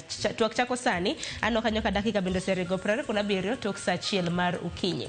Manyiso ni kinthuolo mar saa 1 gi nus nyakorom gajuanga biro bedo kwa toko tende kod chal mar piny Kenya. Okinyi majaber kawuono en chieng' tarik 29 dwe mar 7 higa mar 2025. Mathoth timore nyakorom gajuanga Joyce Duoro skeloni nonro mar gazet. Isebedo gi ng'eyo kaka piny Kenya ochiew. Bende thor weche momi pek bedo wana winja nani welo mantiere godo kiny makawuono to wachango kaluore gi thor weche magazet omiyo pek. Okinyi makawuono adhi bedo koda welo adek nyakorom gajuang duto te e studio mar Ruai County ma Nairobi. Kata kamano antiere koda welo ariyo mabendo chopo. Antiere gi Tom Nduku nyakorom gajuang mabendo okeno wendo e wang'i kapo nono ni njahera mar Ramogi TV. Nduku rokin machiegni ichako juma makare? Achako makare. Ichio maber be? Ichio maber. Erokamano nyakino machiegni. Kopogore gi Nduku nyakorom gajuang be antiere gi Oscar Omondi jalony weche mag siasa. Oscar in bende rokin machiegni. Erokamano Sharon. Ago erokamano ni jo winjowa kata jok mang'iyo wang jowi kuonde ma gintiere and amor okinyi makawuono. Erokamano ahinya. Gino mara mana kaka wacho ni duto te uchako juba e yo makare. Nyakorom gajuang mathoth timore to gazeti okinyi makawuono mabende Joyce nokilneno ka The Standard gi Daily Nation thor weche magi nopogore. The Standard nokete kanyo kendo gichiwo tipo mano mar jatend piny mano William Ruto kanyakla kod jotend migepe Musalia Mudavadi mabende en jatend migao mochung' ne tudruok mar piny Kenya gi pinje mamoko maoko. To ginero mabende iketo kanyo ni betraying Kenyans in dhogo oganda ma pacho ka. En kaluwore kod oganda ma pacho ka mabende osebed kimako e piny mano mar Tanzania.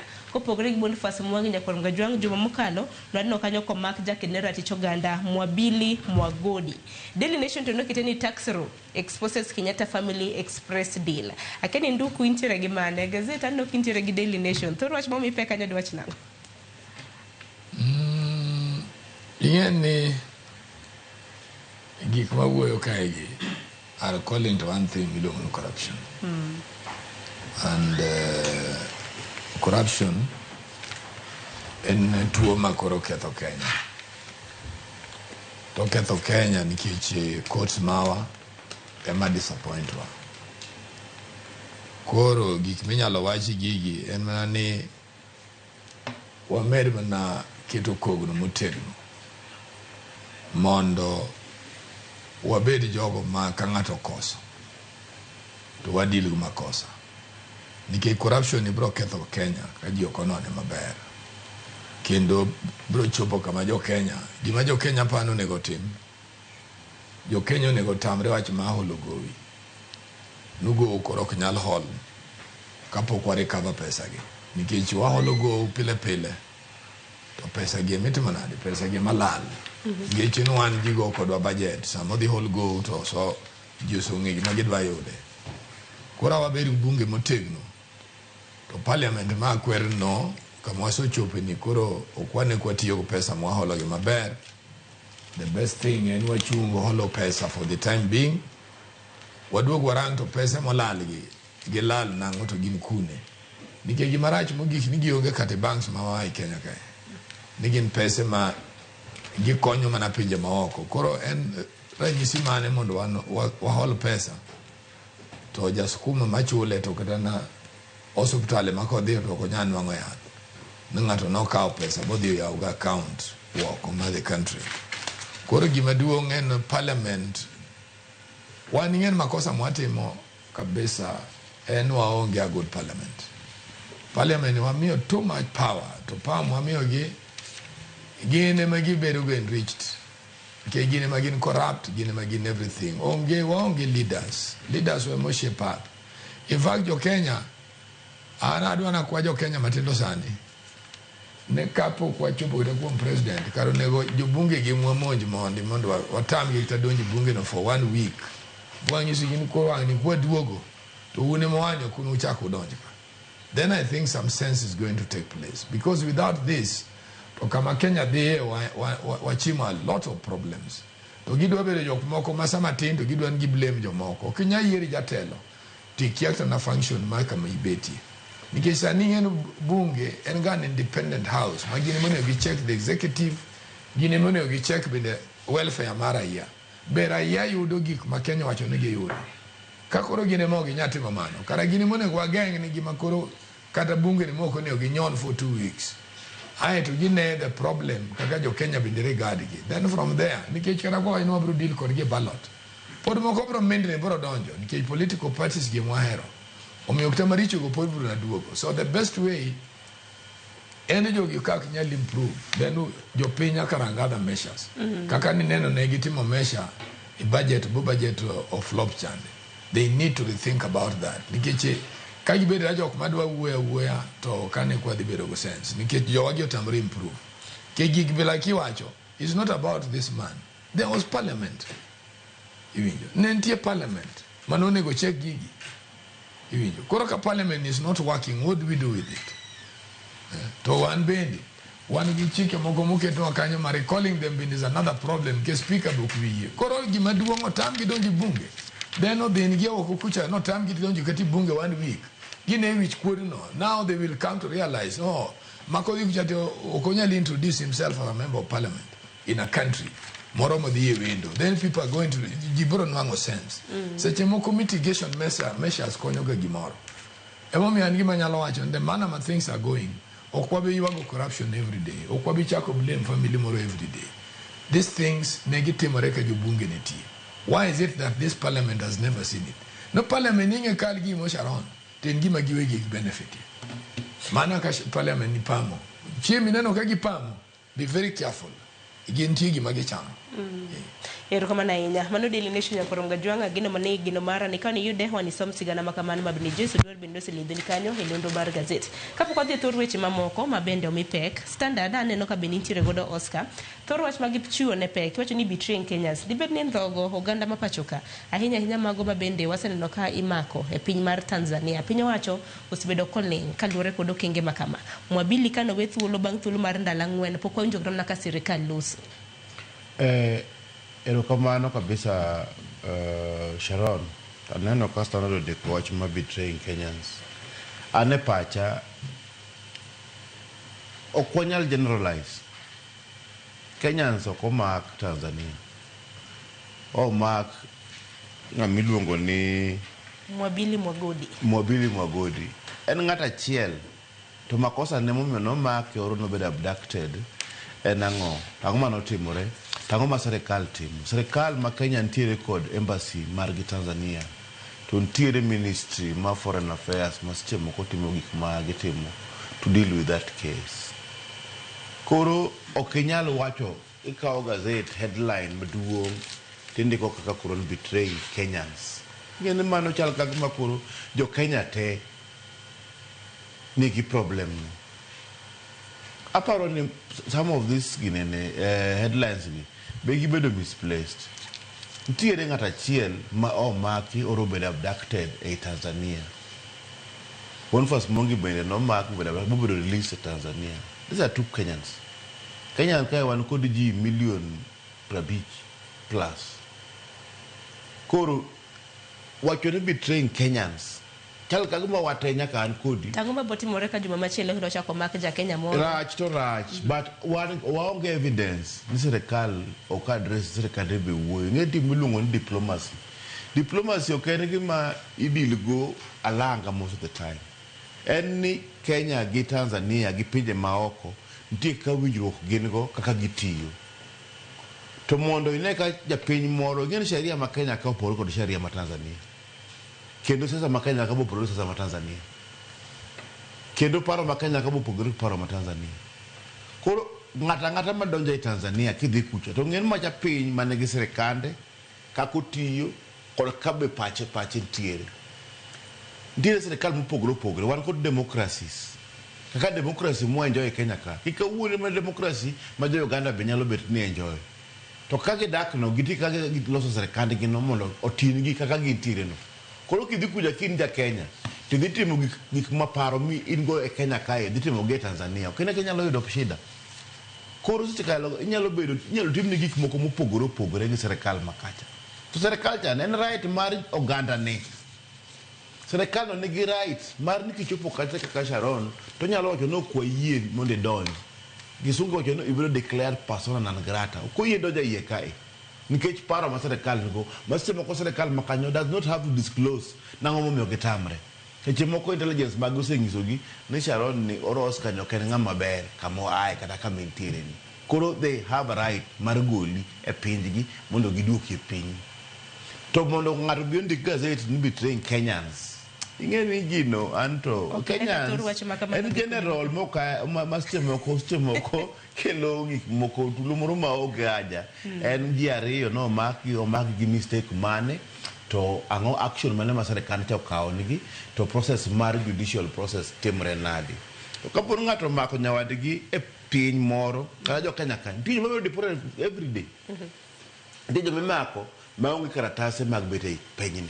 Ing'eni ko make tinyalo duoke ing'eni sirikal nakra negi sirikal nego gaji kech nangiso ga timro wacho kani sirikal kende men onyalo negi legally nikech nyalo maki nikech labda nego ng'ato ko teri mbele doho to doho nyalo muan mondo dhi bed hanged mono sheria ma Kenya pod tiere to ginyalo hangi to ka gihangi that means ni gitime legally. An activist moko kaka Anos Komondi an against miluongo ni life sentence death sentence. Nti life sentence the death sentence. An ok support death sentence. Kich timo nyalo wacho seche moko mitimo nonro chande. Mistake moro nyalo timre. Koro badaye kose negi kore ki discover ni nyaka bed nene investigation no kodhi maber. Ingen mondo reverse mondo duok ngamo no sasa chando ken gi mayot. But anto pacho ni sirikal nyalo bet sirikal nigi problems mang'eny dil gi ji mang'eny ji 50 million ng'ata achiel ji ariyo moko pod kinene kamano nego bed due process bedo followed to kik wakaw gazet to waketo ni betraying Kenyans. Ng'en ma is alarming. Ko ng'ama ntiere sia kucha ng'ama ntiere ng'eno ndike kamano nikech sirikal ok osebedo kana mana kaluso kutende kod mano kang' mana Boniface Maki nigi jogi ma muda bani no wacho ko mak nduku Tanzania. President Kurode wacho nang'o kata ko mak Sharon duok koni president ko jako luwe gik moko gigo te ang dongo wi nyalo barre ok nyal sirikal dak watch everything kidhi ministry ma foreign affairs kidhi investigate gini Tibo ilo kasime ko barua foreign affairs diplomatic people. The PS Master Foreign Affairs probably wrote to Tanzania counterpart. Or ambassador ma Tanzania. Nundi ko ni serikali ma Tanzania na ngomo me no black ngatwa. The process is going on. To oken lo so ngaro nyaka microphone nyaka wakin koro ngamo mak chande mondo koro no timre marach. How do you condemn? To wan gi milungo diplomacy. Diplomacy opogore kod politics. Diplomacy en ing'iyo ka gik kaka ratiro mar gik moko dhi mbele pole pole to ji winjore nikech nitie gik mang'eny.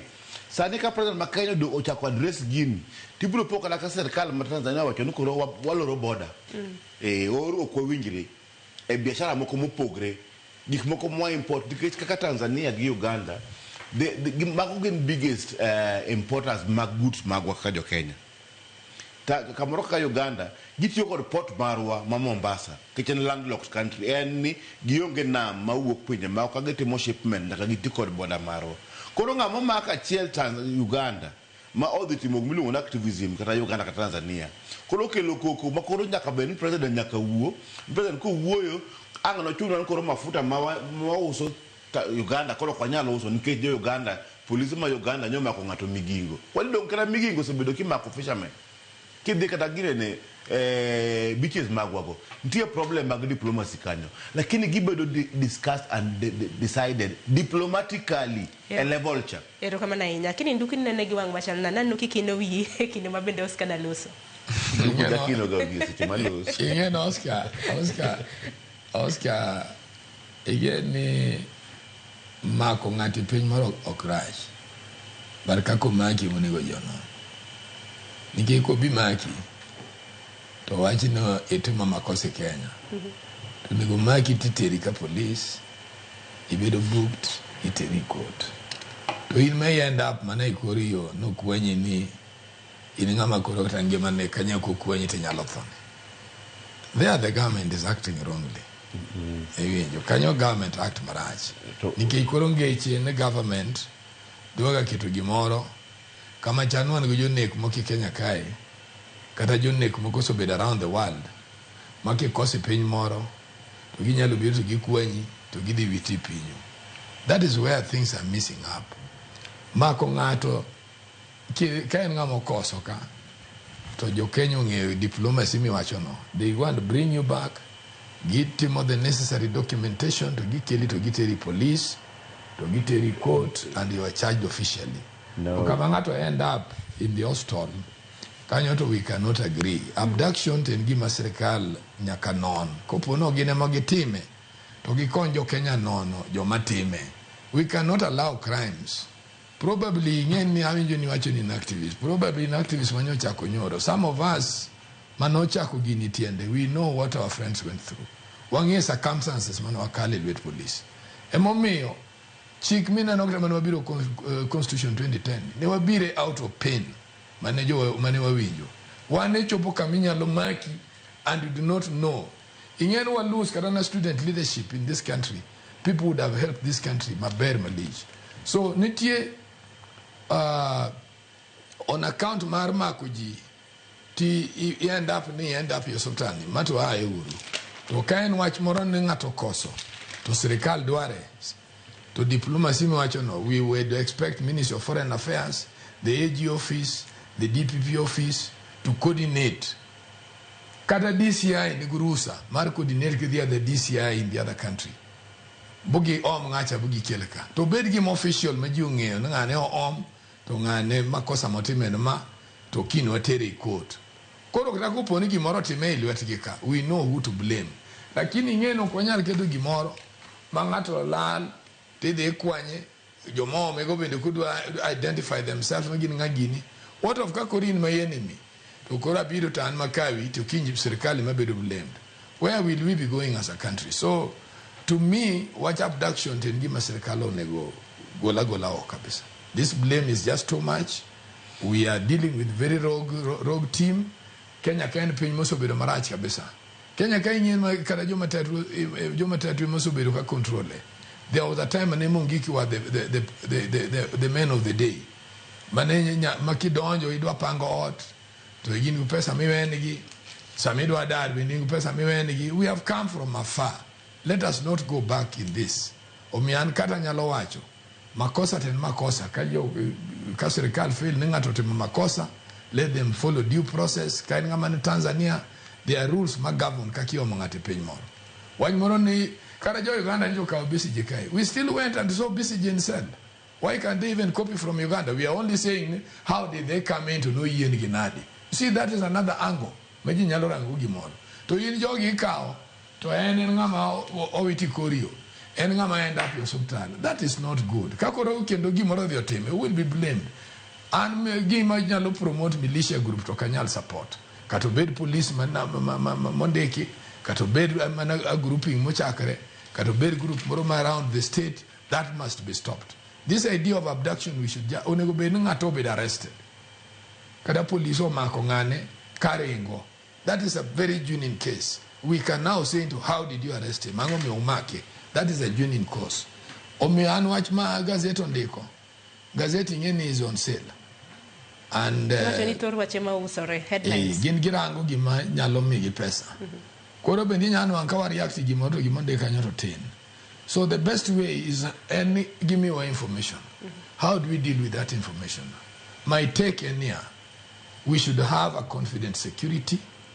Makanga Tokoso, they are able to go for him. They tell him, we are going to charge you. What do we investigate? Either we can't give you a bond. They go to court. They take necessary orders. They keep ngano, get him investigation. They still release him. Manobe put chiku yenigi. The best way, we must develop a way more deal Guinea. Against such a mokonobir out of pressure, out of work, the security man and Okagini was going too much. But I think now we are going in excess. What in the extreme mad dealing with this thing? Omiogini why? Enemies chigni chako donjo. Kenya kae kama wan jok moko ma groupings ma inyalo tigo. Ne do wong ngane to gi wong ngane miwe ne gin kore police. Gibende gi aka police. So the best thing is kiranga picha mwana go enjoy aka. Nyene kijana mina bwana mina na magonjo acha. Oken police. Mina no gonjo ya ruthless icha. Oken ka police. Nene na kani youth winger. Mane George Ladwa ni maneni tiyo ako. George Ladwa maseni MP mawakadarana. Imani tiyo ako. And neka no go ngane ne mercilessly. Makitabe ngane ne njoya ne kutingo tiye de malo. You would have broken even his head. So the best thing is niginyo so chupa kama koro okonya la chive ni good. Serikali bed pin kagi katom rach obio maka. Utera akali due process. Aparo ni Sharon, ya lao nduku mondo o address abductions mauka wa address ka. Kech awan ipenja idi ngisa ma Tanzania. To manduku wacho ni to maieka. Koro kaponi inyalo invite waginduku mondo wa discuss abductions maieka. I will have a different opinion. But angisi niji ariyo monde ke standard gi nga milungo no mwabili mwagodi. Oh no market Tanzania to duoke kae to duoke state moro marach. Okay mano. To 2 months ago the team no Boniface Mwangi mabe no makucha. Those are the two men I discuss. And I discuss foreign abduction from by foreign countries. Okawach mayeka. Mayeka it dogyorewo. Kikawundi. Mandukugiri wachogi. Dogyoreo arrests tinde ko mak ngato sani ko bio mak nduku ka oko kai ka to bio mak oko kai to jomoko go picha to wacho no be abducted ngene seche moko wacho moko blow things out of context. Osco work station to police of make to tere cell report mother the oko kacha then abducted.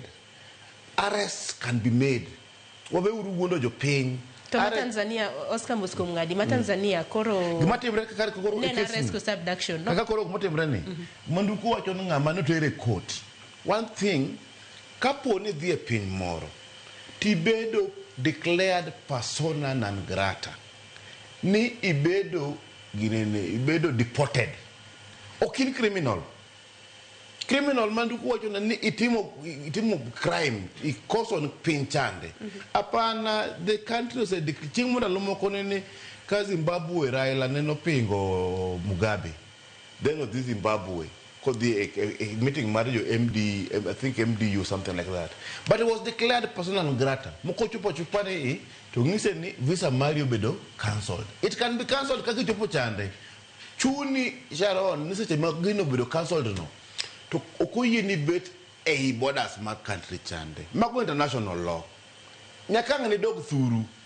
Nikechi gine magimi visa mardonjo kanyo. To visa mardonjo kanyo no. Onyalo bedo revoked any time, depending on the culture de neni. Mano community criminal. Omuni be declared person non grata tigo likanyo tedi. Mardi a court. Tell ni oyudi kacha to labda illegal immigrant, so illegal immigrant, ibedo subjected a magistrate court makacha. Ma declare nin kechbe ndo ka illegal. Miko nginya lutwike 1 month Monday e kibedo deported. But kibedo be declared nis o wakini visa Mario bedo cancel gi kanyo.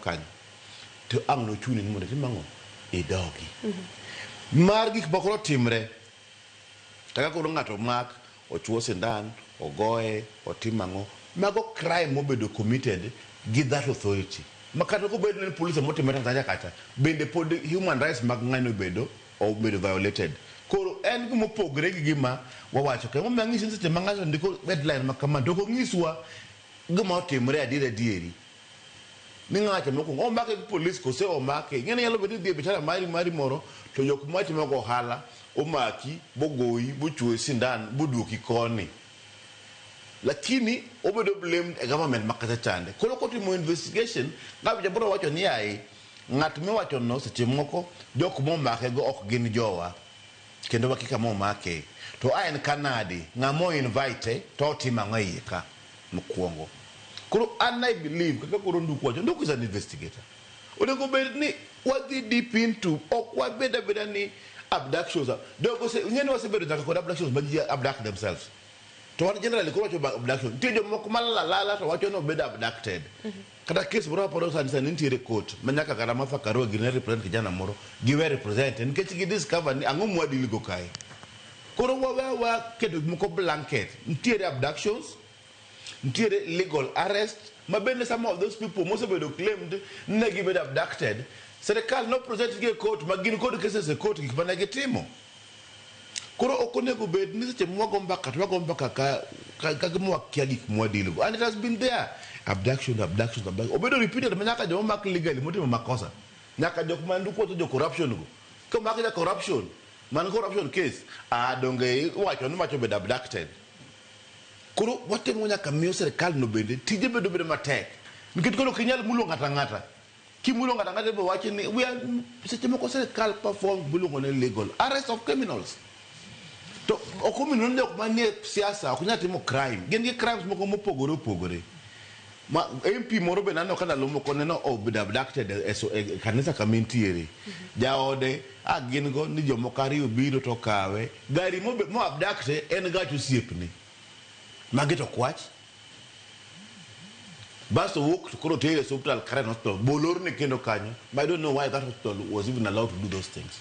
Koro wasebe do get drama mangeny gik matimore oriwore tir abductions ma are illegal but system ko bedo perform no jok ma are suspected nigi ni jok ma tiyo ni state magun tiere jok ma bedo arrested dikech ngene police officer ko arresti Onyalo arrest because of investigation. Then get discovered. Sharon Awamako, our suspect don't come to acquire the Konge called Makosa, but obedo released.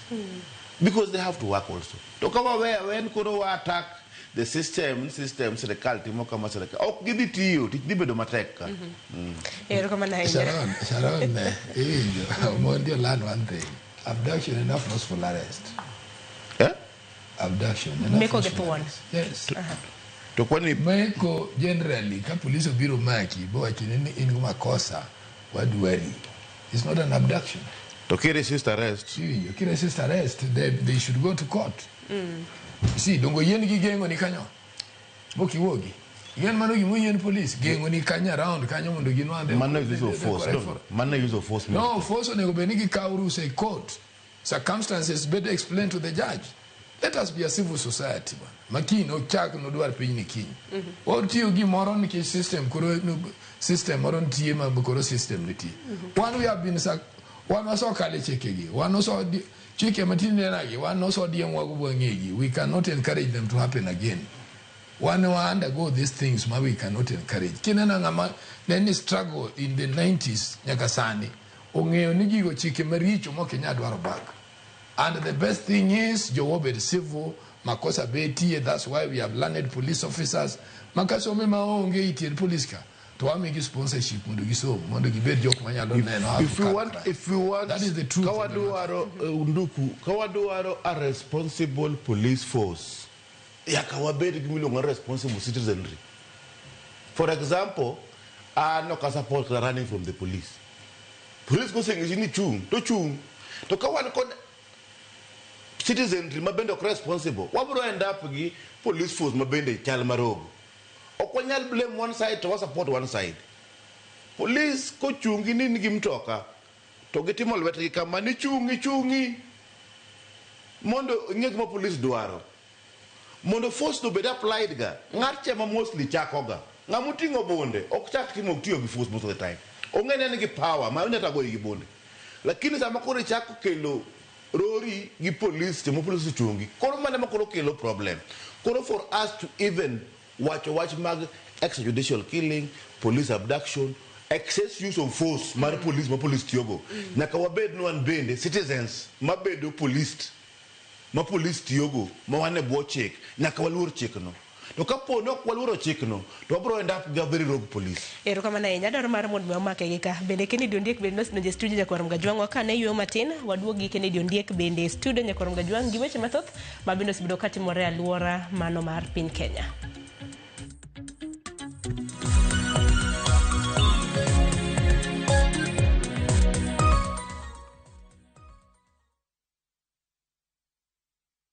At View Travel, we understand the unique needs of corporate travel. We specialize in flight bookings, hotel reservations, ground transport, team building, corporate retreats, and MICE services. We manage everything from venue selection and event logistics to visa and immigration assistance to ensure seamless travels tailored to your needs. Let us handle your logistics so you can focus on growing your business with ease. Contact corporate at viewtravel.com 0703 254 254. View Travel.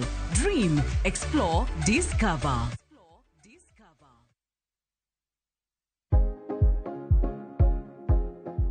Oken gima wendo ka ilalo yier wiyi maromo e kind 100 nyaka 150 kuom odiechieng' achiel kende. Kik chandi nimar en gima timorega.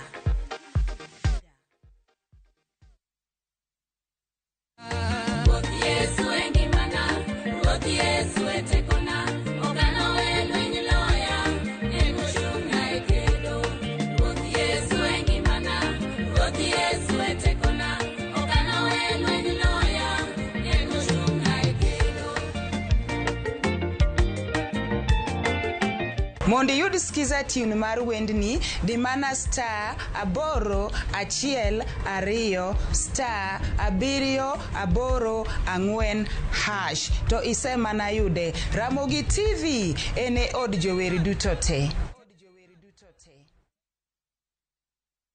Introducing Wigo, your trusted ride. The ride with the most reliable, verified, efficient, and transparent drivers. With fabulous cashback incentives for passengers, each trip on Wigo feels like an upgrade. Download Wigo from Play Store or App Store or SMS Wigo to 20425 and ride with confidence. Wigo, let's go.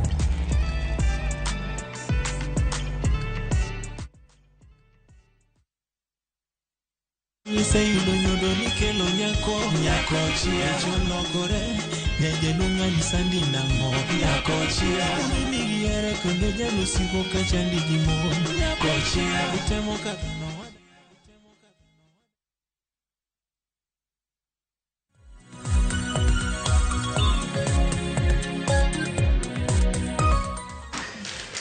Nyakorongo jong machigni kendo kang mar ariyo sario seromo nyakorongo jong odhi nyime gi twak marwa e chal mano mar piny Kenya.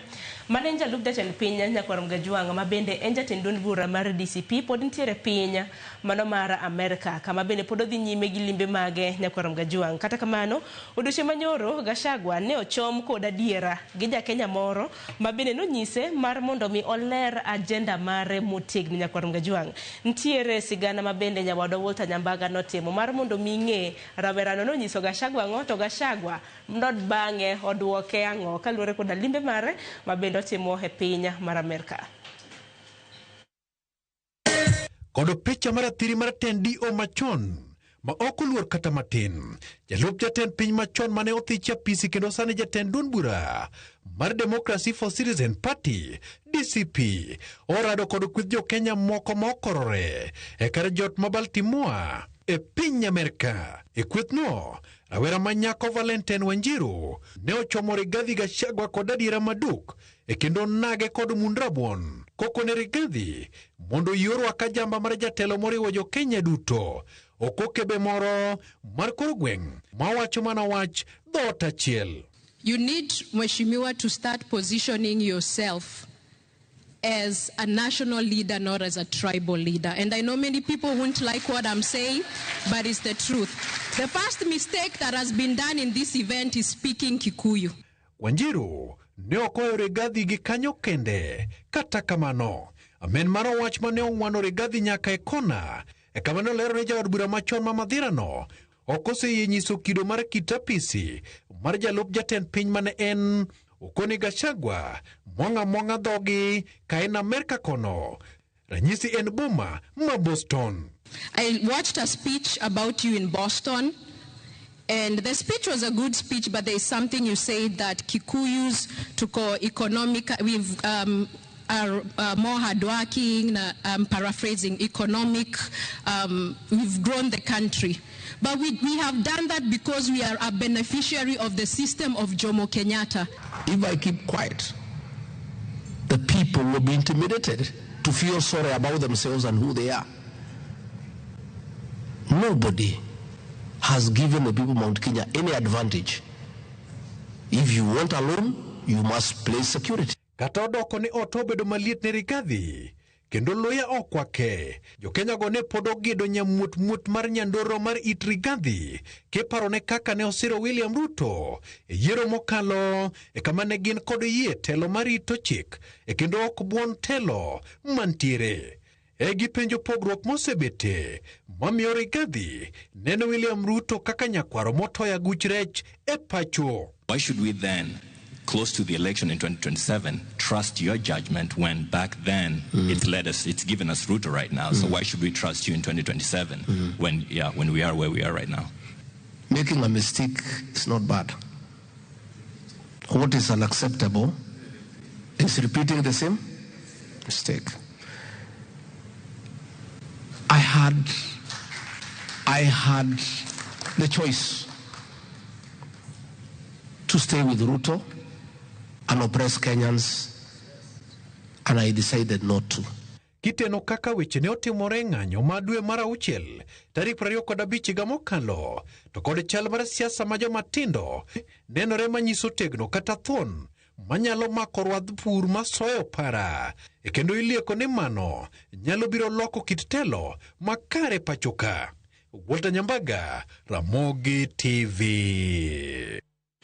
Nyakorongo jwang mogin moko kuom rombe ma bende Gachagua timo e piny mar Amerika. Rawera mong'ere kaka Valentine Wanjiru neno kanyo ka nosiemo wang' Gachagua kowacho ni en rombe ma bende osebedo kobago e piny Amerika gin mana rombe ma bende osebedo mana kilose dho Kikuyu. Kopogore gi mano iwinjo kanyo ni nego bed ni koro Gachagua chako loso ka national leader o ka tribal leader. Kata kamano Nyakorongo jwang antiere ka gi Kennedy Ondiek bende mariwore kodwa en jakom mano mar Progress Plus Alliance. Kennedy machiegni bende thor wach minyalo loso kotonde kod rawera mano semo Gachagua e kin mamoko.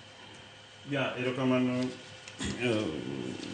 ne thuolo mwayudo ni lawyer adwa kawo thuolo makende mondo ago erokamano ne thuolo mwayudo mondo mi wane kaka Kenya dhi both dala to kod oko.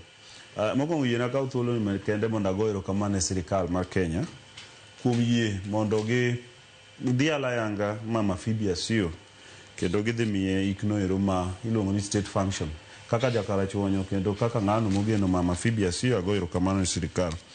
But kapod abedo kacha arito mondo adonje panel awinjo josiepega ariyo mabende luoro kabisa kendo ma joma madongona ka wuoyo about weche ariyo nayiena mondo abe abaye piyo piyo kapok adhi e wach nyako ni gi Rigathi Gachagua nikech en gima very serious kendo mowinjo bed ni wawuoyo very strongly. But mokwongo awinjo ka jogi wuoyo about betraying Kenyans kendo adwa lero ne jaduong' Omondi ni betraying Kenyans ok onyal wacho ja Kenya achiel kata jo Kenya ariyo to baso wacho ni gin very small kata gitin kabisa ma ok owinjo bed ni komakgi kata otimgi kako timgi chato sirikal ok time gimoro kata ok wane ministry kokawo effective action be ok wane the presidency kokawo effective action. Life of one Kenyan is very important. Mano gima nyaka owadwa ng'e makata ka ok odwa winjo mano to ngima mar ja Kenya achiel kalure be gi circumstance magigo timore. To gima badwa puonje kata madwa wacho ne ni kizungu mindike gazet kanyo kikawo Boniface Mwangi terewo gi makoro no makeni mano godong gin ji ariyo.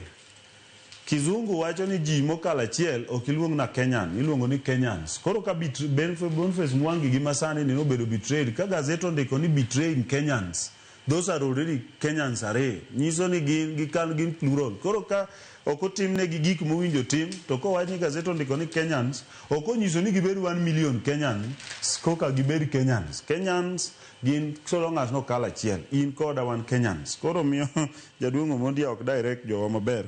To gima adwa wacho ni article 26 sub article 1 mar katiba ma Kenya wacho ni ng'ato ka ng'ato nigi right mar bedo mangima.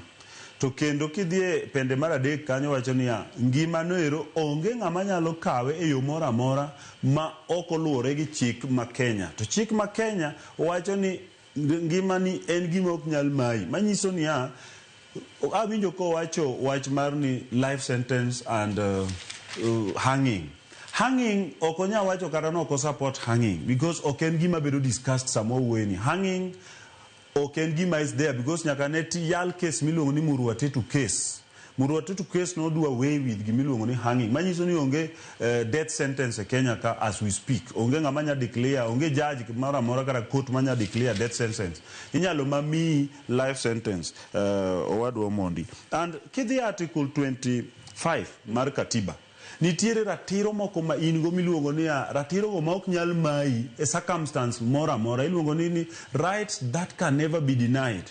Number 1 en right mar mondo miteri e court komaki gi police. Mano right ma koponi omaki gi police to bang 24 hours poko teri e court gimwanya luongo mano wanyama luongo ni abduction. Kore mo miwinjo kiwacho niya ng'ano bedo abducted because omake teri tich adek to tich ang'wen poko nene e court. Mano nyiso ni koro right mari mar keli e court ma jo kizungu luongo ni right to habeas corpus ok obedo affected. Mane mako godo wadwa ng'ane gini activists mandalo machon nduku gini ni mako tikano ma ok otergi court right to habeas corpus ne onge manyiso ni mano gini it was more of abduction ndalo sirikal makoro is zero headlines ma headline mar standard tipo mochiw mar Mudavadi ber kabisa nikech ja Kenya ni gimomiyo awacho ni Kenya obetray ja Kenya ni ng'ani ko make America gino make Tanzania process ma mondo mikaw kata ng'ato pik Kenya owinjo beni kani pike Kenya ko make Tanzania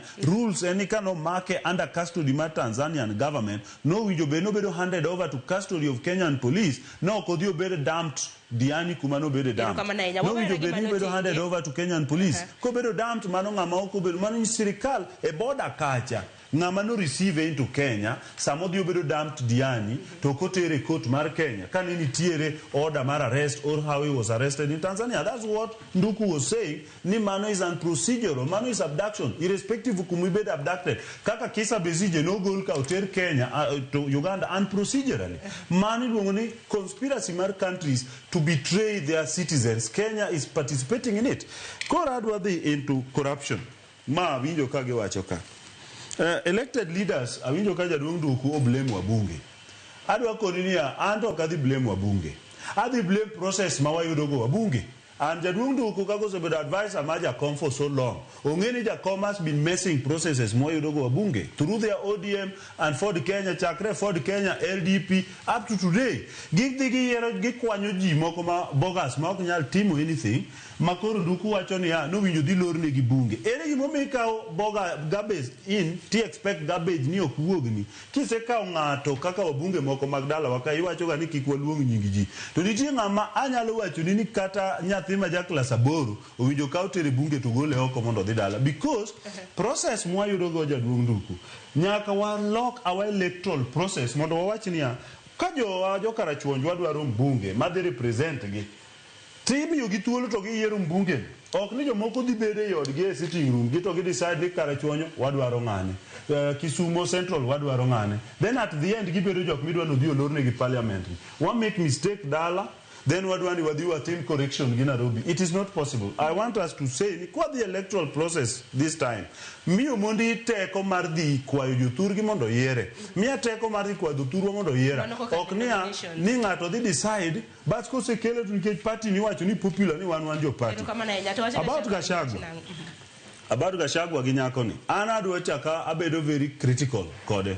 Nyako no and correct or what on Gachagua gimaber but what look back home I know can deal with that matter of course Gachagua no be to impeach nikech those part of speeches koro and on woman agima jo parliament mar Kenya no se wacho no Gachagua is tribal it is divisive koro tote mo makwere ni kigo be divisive but come back dala waka kaugik Gachagua nyako no kaunya luo moro milungo na tien moro mogiwa bunge wa Magdala wa kawuono mabende wacho mana injili mar wajoluo gibe penji giane because kata wan wajoluo gi bende kawuono wacho mana no wajoluo kawuono king'iyo gimomiyo kata Jadwong Mondi kata jowa moko nyalo support William Ruto en Raila oriwore gi Ruto ni koro wayudo dongruok dhi kaluowa that's all they are saying koro gimano chandiko kata chieng' more gazette ma wacho niya Kenya watuto one tribal. Koro kik ng'ato blame ng'ato. An ka jaluo, an proud na jaluo, an proud na wacho dholuo. Kendo samwa biro studio ka, onego wapuonj joluo wa yo maber mwanyalo yudo go power kata mwanyalo yudo go dongruok. Kaka ne wapuonjo gini wabede bat serikal.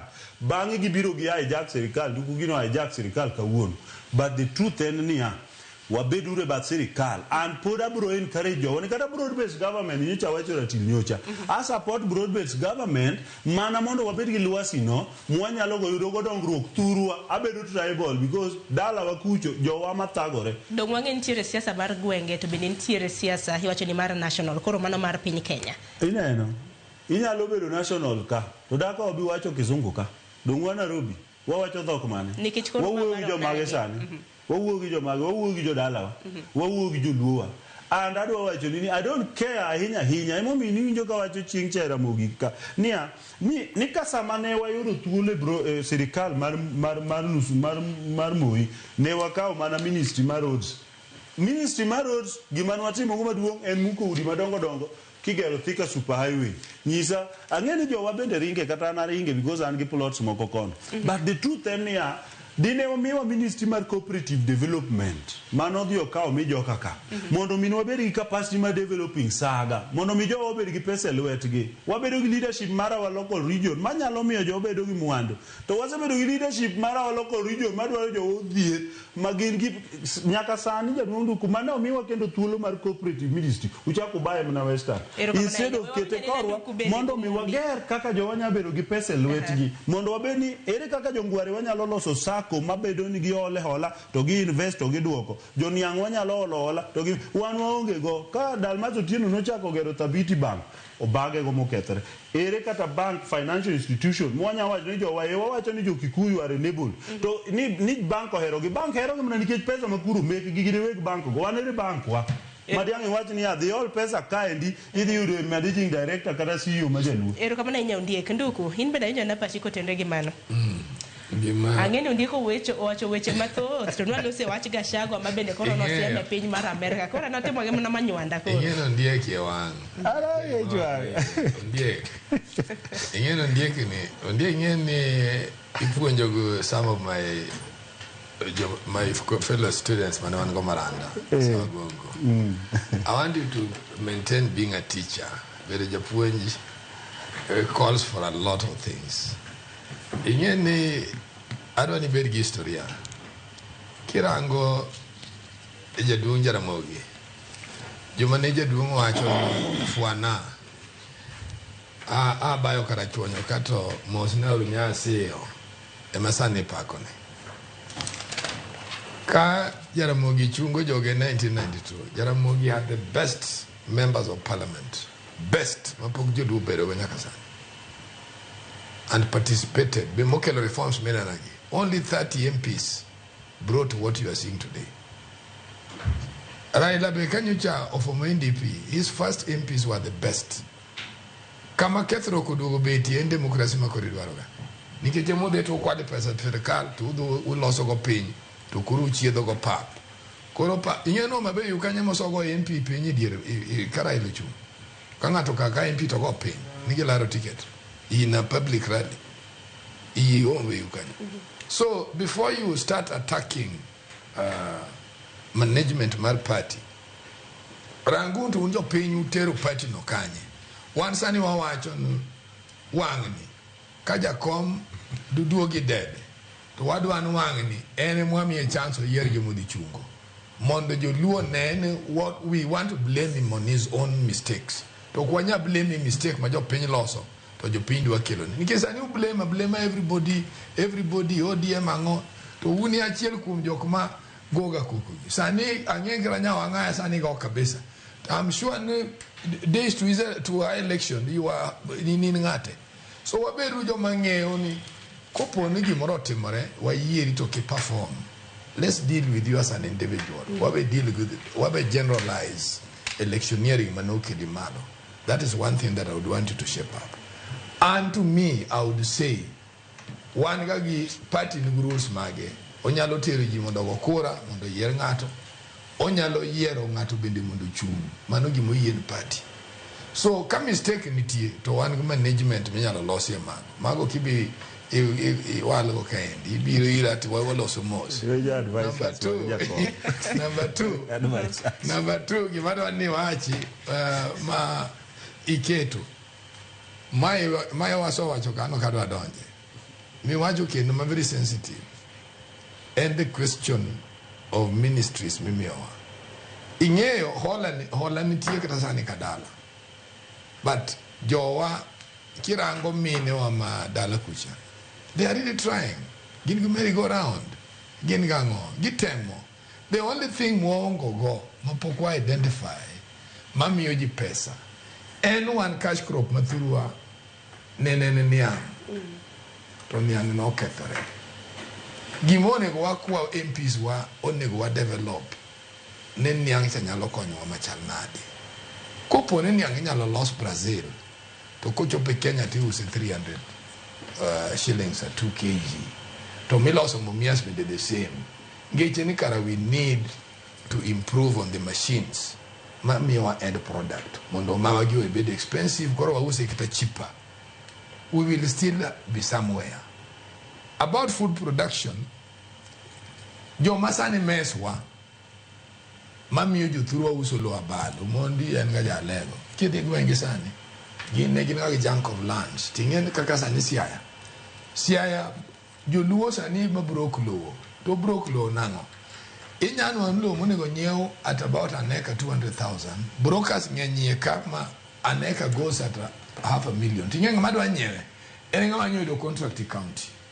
So gimaduong monego warangu kakajo luo kwa dwa konyo ganda wa. Warangu nto management wa mar county nyaka ne wabedi gi county for these terms. Makoro wadhi nyapaga beach ni. Leaders mage mwango yi assembly. And what are they discussing? Have they matured to the occasion? That is our challenge. Okogoyogi, have they matured to the occasion? They get discuss progression politics maturua. Nike gine makoro wachigi ni kodigi. Ki this year. But you see discuss progression machine with Josiah. Ki di Kisumo. Are they adopting anything in line with Manyalogerawa? Mine is a challenge to all of us. The other thing maneno miketo my penjo about Nyakocha. Anna would want ni Nyakocha inform Gashagwa Gimaber. Ni ditili maber, lakini Gimaraji ni iwe wakuwa next post kakajuki kuyu. Ingena from last week, Nitanio is station more. Mancha advice to the government. This issue of commenting about Gachagua should stop. Because we should now think Gachagua Timtimbene, Kawa Kukucho mess. We have a whole security system. Manyalo manage Gikmo Wachogo. Kagin Gikma Ketho Kenya, we'll deal with it at that level. Ben and Ukorojo Kenya Mokoso Chakoneno. Ni indeed your media code is not very good. You can't be at war all the time. That is what Gachagua is missing. Okinya bedi doing such a duto. Sirikani osogolo nyaka Matiba, Money Transport Minister. Sirikani osogolo nyaka Kibaki, majada odi. Bodi bobe botiyo bocha kudu bero president. Ogolo Matiba botere nyaka jela Matiba dugo wong. So gik Matiba renga Gachagua are not new.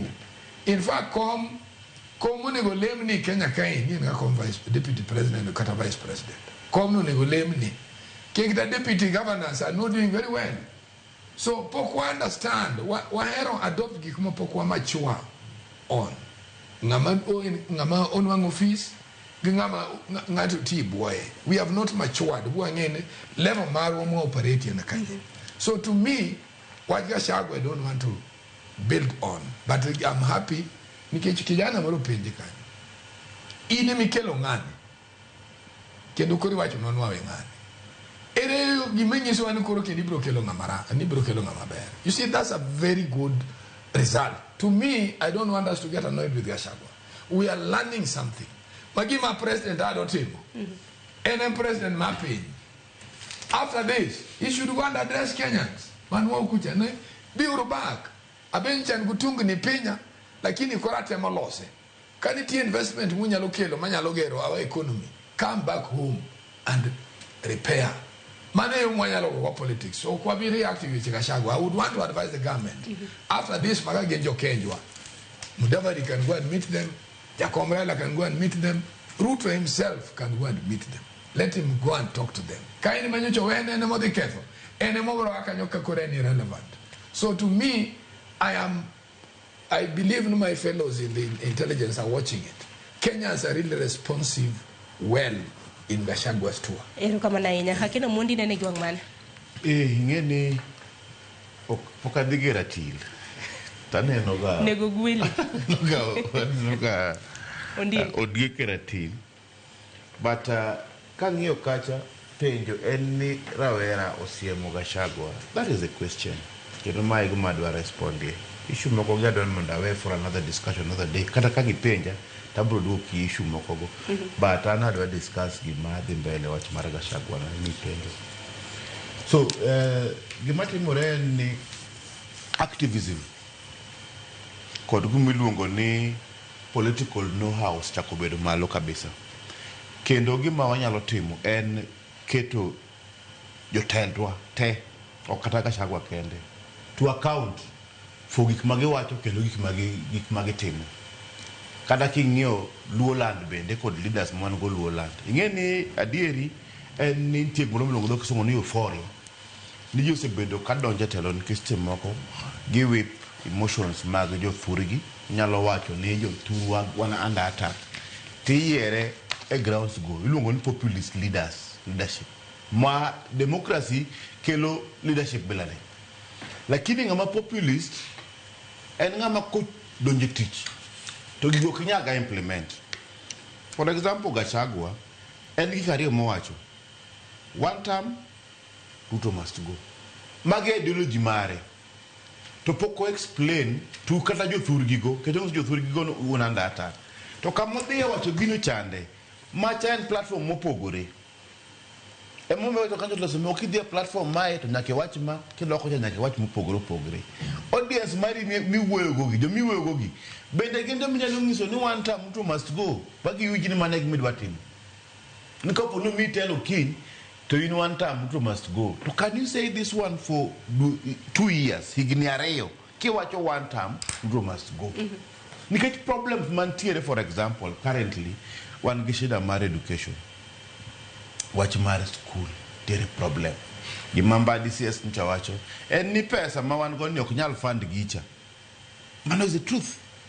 Pesa mokete gicha ok nyal fund ko don mondo obed gi schools ila madwa gombo nwa bedgo nikech police onego bed luwo pesa to keto police in school onego bed no bedo bode nyithindo chamok makamani nyithindo chamok makama nyaket pesa marom kod gino health bende the truth of the matter en ni pesa mokete health kawaluwo kako onego bed no bedo kod subtande for example bro ngisi ni the entire Luo Nyanza plus 2 counties nikech Jaramogi Odinga hospital or support 7 counties support Kisii support Nyamira or support Siaya Homa Bay Kisumu kod Migori then kiwe mano nyaka Nandi part of Nandi pod tiyo kod Jaramogi Odinga hospital to en na kod ginene ICU beds apar kende mag counties gote 10 ICU beds man kon deta Nyanza kod ng'en simja ko discuss issue mag health issue mag education to nyisa ko winjo gi miwacho ni my problem ma jopiny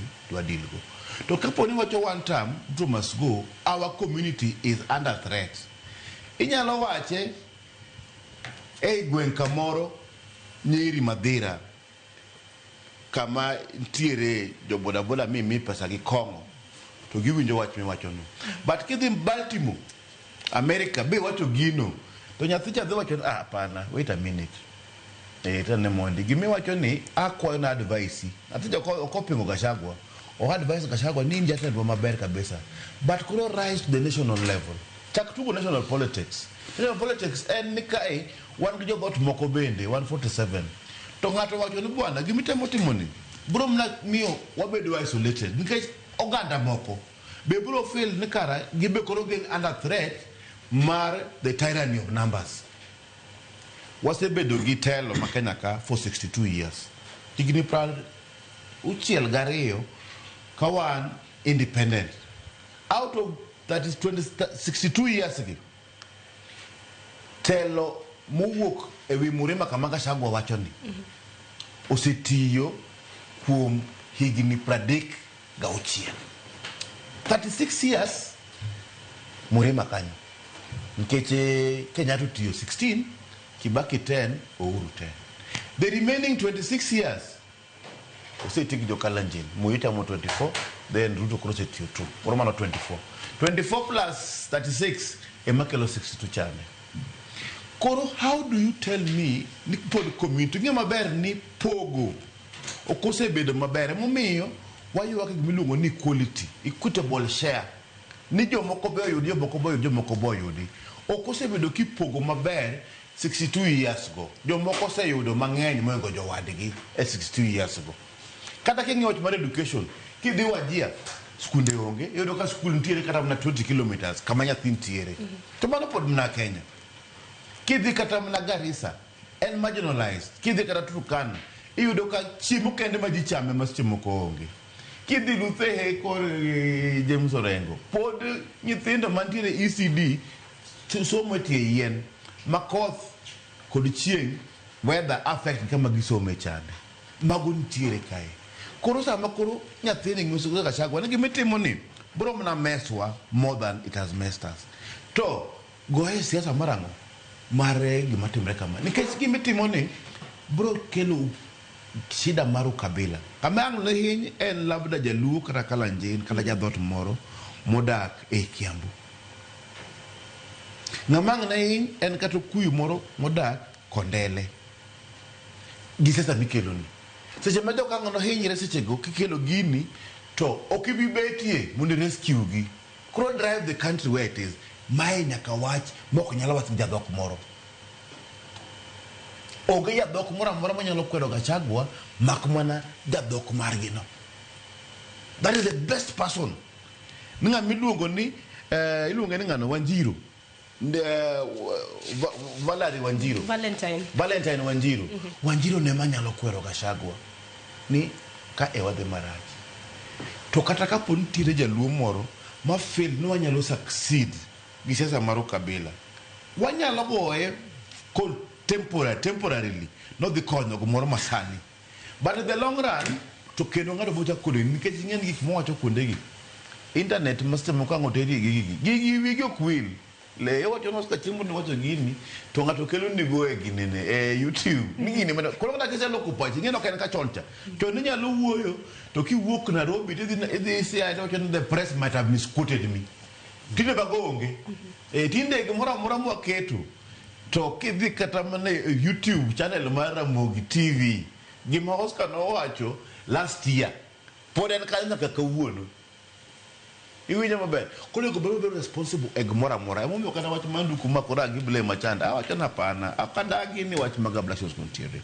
but responsibility on both sides. Ero kama nainya kapo kwa yo matino ndiye kama dimedi. Ananya wacho ni owadwa is very right and mane gima nyocha temo press nia ndalo mane wan ka natemo wuotho kanyiso jowa manduku de waromo boka kakoro wadwa owinjo watemuru mondo wabed machiegni gi sirikal ok nikech wadwa dhi kweche sirikal to en mana nikech wambe kaka wamedo bedo oko decisions bedo made kaluwore gi instant situation kaka piny chalo sechego en mane manomiyo wacho ni wabed but sirikal to an kata sani pod atemo wacho ni jodala waparo ni wanie sirikal wane sirikal nikech kaka wayie winjore tiyo gi sirikal masani mana adwa ni mondo lwasi no med dhi nyime but problem wabedo godo ni sama ng'ato castigate Gachagua over weche mowacho gi ano ka support Gachagua and I believe ni onego walo structure madhi miyo wan kako ganda wabo wayudo power gi kakwan miwinjo wacho no nikech wan pok wayudo that state power to the meaning mar state power en ni distribute manage kendo ing'iyo ni resources bedo distributed in a full decision maker kidhi gi parliament gima duong' en ni wang'iya ni manifesto mag ji versus action plan magi because manifesto gi iyudo ni one time emibiro landi kata ng'ato biro wacho two term kaka giwache ni to reason momiyo ng'ano winjo mi two term ni be ok iwachi mana kaka ng'ama wacho one term be ok ochiw reason mar gimomiyo one term Gachagua dang' wayiene nogolo William Ruto nikech nogole nikech no en tribalist mano we can't accept nyaka nyiswa gimomiyo William Ruto nyaka bed one term to mini William Ruto ni nigi duty mondo miyo convince wa ni en gimomiyo winjo dhi two term en ang'o ka abductions gi omiyo no control ka de gin gi 10 point agenda gi ODM mondo mi gibed gi peace ma wan godo ni nyaka odhi evaluate wania ni to 10 point agenda bende gibedo implemented emomiyo samora dhi awinjora gi jakom kama nyocho support Sifuna nikech freedom of expression en achiel kuom gigo eko ma ni kanyo to nego bende gi protect mar ng'at matin ma express himself to gi mar ng'at maduong' bende ma protect ma express himself nikech right is equal to everyone nyaka ng'at ma is the president but most importantly and adwa ng'iye in terms of kama jaduong' dukune kele niya leadership marwa onego wa focus ni to ere kako konyo kuma wa ae and mae momiyo kata ke iwacho na gonya wang'aya for example agonya wang'aya because niya devolution okel to king'iyo gik ma nya wang'aya nyiso wa ni timo Homabay to gin gik ma William Ruto ema timo gi budget mar national government king'iyo paya headquarter mane giwacho cha and everything iwinjo no ema kele the point ana Homabay ok danga bi Nairobi kana dwa ya William Ruto gi Gachagua to kayal gik makonyo go tadhiambo dala because after all nyaka talk to our village ka dispensaries jadundu for the past 1 week nyocha white place dispensaries mo bed abandoned to magi kama services this is part of national Homabay County is part of national Kenya just like Siaya is part of national Kenya Homabay Migori Kirinyaga is national what we about Gachagua ma we America ma is not even part of Kenya so I'm telling you nia nyaka wa focus ni to devolution samani wakele katiba mar Kenya bendo konyo nikech kane wase fail yudo national power to jakom through the mechanisms mane wamanyo no wabedo gi katiba mondo koro gol teko no Nairobi mondo kara kan tie problems Nairobi gi meswa Nairobi to wan gi gik man Siaya mwanya wacho ni owinjo beni gero kama wadwa ni wacho cha to kidhi Siaya to is problem kidhi Kisumu is problem like chuny boy mama Kisumu abala wanga gi nyang nyongo riembo jo ala te Kisumu gigolo gi chuny kimo makat kumitero gi be onge to jogi bende ne family modenyo mowinjo chul fee insa me ketho kargi magi use wuoche gi use gazeti chuny town kai butu Kisumu boys ka igonge kumitere ng'ani nigi nyathi mowinjo chul fee mbadi bo wacho ni fee nyaka chul koro jogi gidhi chulo fee nang'o I'm telling you kara kidhi Migori is the same mess and mane mwapenjo at the county level wadwa nduku ni when we are getting leadership at the county level chalgi wabunge mwadwa penjo mistake gi Nairobi ka chalgi MCA ma Homabay molor ni ma ok nyal wacho anything maganyaka dispensary madala gi obed abandoned ok ti kaka adita dispensary gini kwa boy ward girika okti ndara onge minyalo ter go ng'ato hospital to MCA ok nyal penjo simply because gin jok manodhi choka nyaka the worst of bit jadung mundi ni nomination jomo bedo nominated mowinjo be ni balance ka nitiere inadequacy e jomo yier ni ok nyal perform maber to ng'amo bedo be nominated owinjo be ni gidhi knowledge mondo ka ng'amo yier cha no yiere mana gi jopiny to ken gi the intellect maber manyalo konyo mondo balance the gap. To jomo bedo nominated, temi cha kikele the worst, maka not even say their name. Oknyandiko kada nying political party mu nominate. So anatemo wacho kaka elo ngera ja Progress Plus Alliance ngi mano party mu watemo Progress. Ili ja ODM. Nyaka koro wa balance niya. Wachiu spaces. My manomia yo join UDA. Okna join UDA for anything. Ana join UDA mondo wabelo opportunity mondo sama ODM duku gene nigo ka. To wabende wan ka ndigi UDA. To nikesa ni UDA ni because gidhi nywandore oriwore gi ODM kucho. An pod path mar kelo demokrasia Nyanza ema pod an momi an gi PPA so that sama gisekelo nomination gi yiero ng'ama ok nyal to wanyalo chiwo thuolo kaka kodhi timore ka sipul sani. Ibiro yudo samoro gidhi mess up gi nomination cha. Ma right candidate. One what they support a right candidate in Kasipul kaka PPA because the essence and what the chungo kata what they support ka the right candidate to me dieta gi ODM ticket wabiro support a right candidate to ka gikendo bogus candidate wabiro chungo candidate nikech jo Kasipul deserve a right candidate magine magiyiero koro gima kelo in summary overall and general as kako ganda nikech ka wawacho dho watini wawuoyo go ganda wa okwa expect ninga ma translate jo wanyaka wakongo understand ya sama wawacho national cake jinyaka koro walok gini from bedo national cake to wawache ni national resources nikech sama wacho cake jo waong'eyo ni kaka birthday cake en gimi muko sechego ticham itieko jidhe bizena no birthday cake modong ma ng'ato ting'o nyiso ni wasekawo resources ma Kenya waluonge ni national cake ma en gimi yako sechego wan ma igano to room ma ok wang'i ni to ere sustainable level marwa emomiyo winjo ka wacho ni 12 billion dhiyo Mabei County tiyake yakaturumo tisiya mwagik ma budget ma William Ruto motim that is what we are saying komonda ngini moskum ngadi to okasaka ni wakaka ywe ngini wan bende wadwa chudo donge to chudo biro gi advance nekoronga jo ngida ki koska de frade koda uchiel tok sario wako yo matin habiro gi yote ano ote jopiny oro ote mathoth aduogo somo gi kidhi mabor.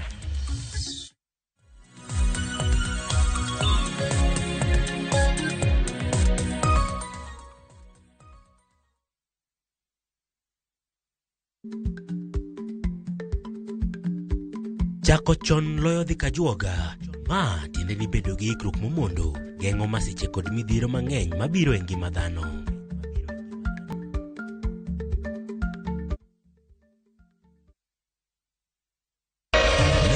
Ramogi. Regulation okodhi through gimiluongo ni public participation. Be ikori mar donjo matut e weche madongo e Uganda wa. Mibadhi ma wuok e TSN ng'eny seriously. I have to say this. Wanono weche siasa kod weche mamulo ngima jopiny. Sama gigo nyaka japur. Nikech japur ni obro puro kande ni otere kande. Buch jopiny en kama wamiyo pek paro kachiel kod nonro ma intiere godo.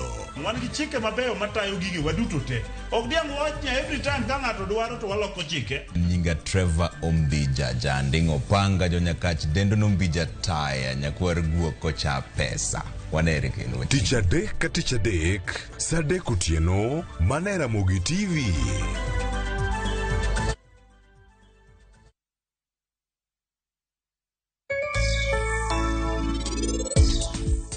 Unubiro kwalo bengini to unudoro mondo wan wakonyu. Bende unwiu be adier. Onge kaka wan wanyalo konyo ukwelo. Winja.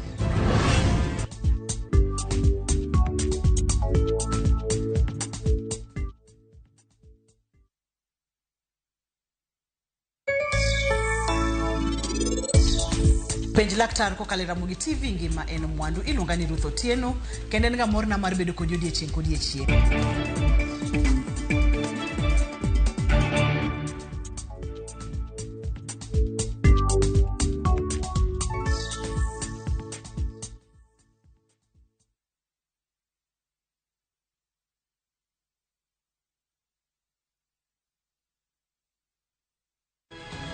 Nyikwa Ramogi, bedi her mar loko puothi obedo ohala madhi maber kendo med yuto mari. Ober nikech en crop manyalo miyo pidh kata gwen, pidh dhok yo mayot. Wakelo ni chenro mar pur gi ohala. Chakre ikolo nyaka geng'o kute machamo pithwa. Pur mar nyanya nyaka ing'e tuoche mag nyanya mokwongo. Mar ariyo nyaka ing'e yedhe migoyo nyanya. Puonjri yore mabeyo kendo manyasani mondo imed keyo mari. Mondo iyud yuto maber en ni niang' nyaka ido maber miol ne pi timne irrigation. Kaka chiro medo lokre, wanyisi gigo mausre kendo nigi nengo kaka kinde loko. Koro rabonda no kapure kota eka ni kapure maber balose tayute molok kana yudo oduma e puodho mar kota ne eka. Tudri koda an Alori nyaka Black tich adek sa achiel dakika 45 to mana e Ramogi TV.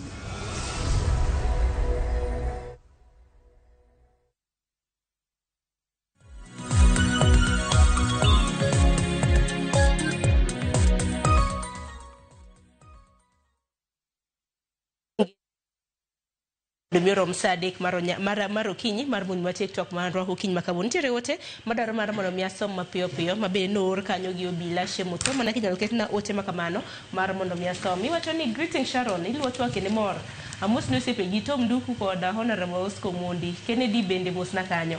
Sharon en adiera obila magwa moko richo but thoth gi beyo idhi mbele kiwacho ni anasekonyo Nduku asekonyo Nduku mathoth kane pod akiaye same to Honorable Oscar. Ondiek to Salima nyaka dala. Am I not police? Watching it through community policing, we build trust, we get intelligence reports from the public. Secondly, watching the watchman Rawera Honyiso Gachagua is not new to him. He made an achil kum gimane omiyo otich Gachagua oko nen watch tribalism.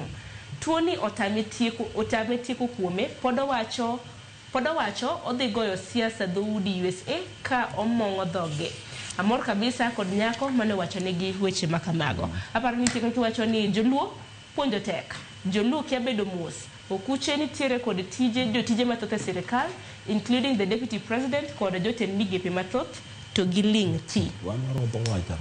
Kendo pod wacho ni joluo en koko pile gi jotend migepe ariyo en wach mane. Nyocha asepuro mawakomo e kodh ruto. Koro wabeduru patient mondo warit keyo. Erokamano ahinya. Engineer Lazaro Kanyambo wacho ni ang'o mene Ondiek is always negative and radical. Don't elective positions gin open to everyone. Medo kanyo ni anno ke ba wach moro kanyal somo. Musa Wuoda Tieno wacho ni nochendo kintiere Okwala. Freddy Kosuru wacho ni mosna jotelo studio. Penjna Nduku ni en kaka jakanyo mar ODM motegno kapo ni Honorable Raila osiro Ruto yiero mabiro mano mar higa mar 2027 maruto oyudo matamne mar ariyo kendo mogik ogibi weyo joluo wuoge serikal. Haya mago gin moko kuom ote mabende donjo. Aparo ni Nduku mula ne manyo mapiyo piyo Ondiek in bende seyo nitiere kadi negative and radical samoro nyalo duoko mano bende Nduku wan pok wawacho beyond 2027 koro kadwa wuoyi gima onge sani ne wawacho ni ing'en ti gima bedo misconstrued kata Ondiek be misconstrued in the same moment. Wan waonge gi UDA serikal. Wan ne UDA approach one for peace to prevail. Konya uru mondo kwe obedie. To ng'ama nyalo tamre kelo kwe onge. In that negotiation, Ruto nowacho ni onyalo chiwo chance ni jomoko mobedo so wuoyo at personal level mondo bed ne ministry. Mae kama mbadigi noyudo tich. In fact, you work Jakom one, you'd find ne Jakom ne donja iwechi nikech kore leader. Koro gimadwa na nyiso Ondieki en ni Ondieki bebedo gumrema aso nyisi ni ng'ama japuonj. Japuonj en ng'ama bedo machwa to puonjo ji maber. To ino kine ka iwang' ibiro kia kata gimone gi losi gimone gi kethe. Gimadwa na duo kanyo Sharon. 2027 pod joluo wacho. Wabro wuoye ka sane oro. Do jatend pinja jatendo ODM no sacho no bro bido kosiro jatendo. No poko wacho man. Wacho man ne en o support kwe masirikal gi sane. Poko wacho 2027. Ero kama na nya Ondiek nitiere jana. Ginadwa na goli en nikech ing'eyo jowa mang'eny siasa no mang'eny wa korgo jogi. Ing'eyo korgo jogi siasa too much. Homa Bay. Siasa too much. Magine ma siasa malo sijui ta marari o maruto ni korgi sijui ang'o Homa Bay must now sit down and work. Give a dondore. Let them sit down and work. Could them all give one good 2 years? But one maturity now we are approaching them. Karaka pogede kanyo. Owacho ni siasa ng'eny korwa. Oburu Odinga korwa. Atandi akorwa. Gi akorwa wuodma. Nikech Oburu Odinga nowacho ni gin e sirikand ni. Kendo gin mane giwacho ni Oburu nowacho. So Oburu jathurwa. Atandi jathurwa. So weka South Nyanza nikech okudwa ni wayud thuolo ni wanyo wajo South Nyanza gikwa ting'o wiwa matin diemo kidero kuo diemo bado ku abe kori neno ni an gi mirima.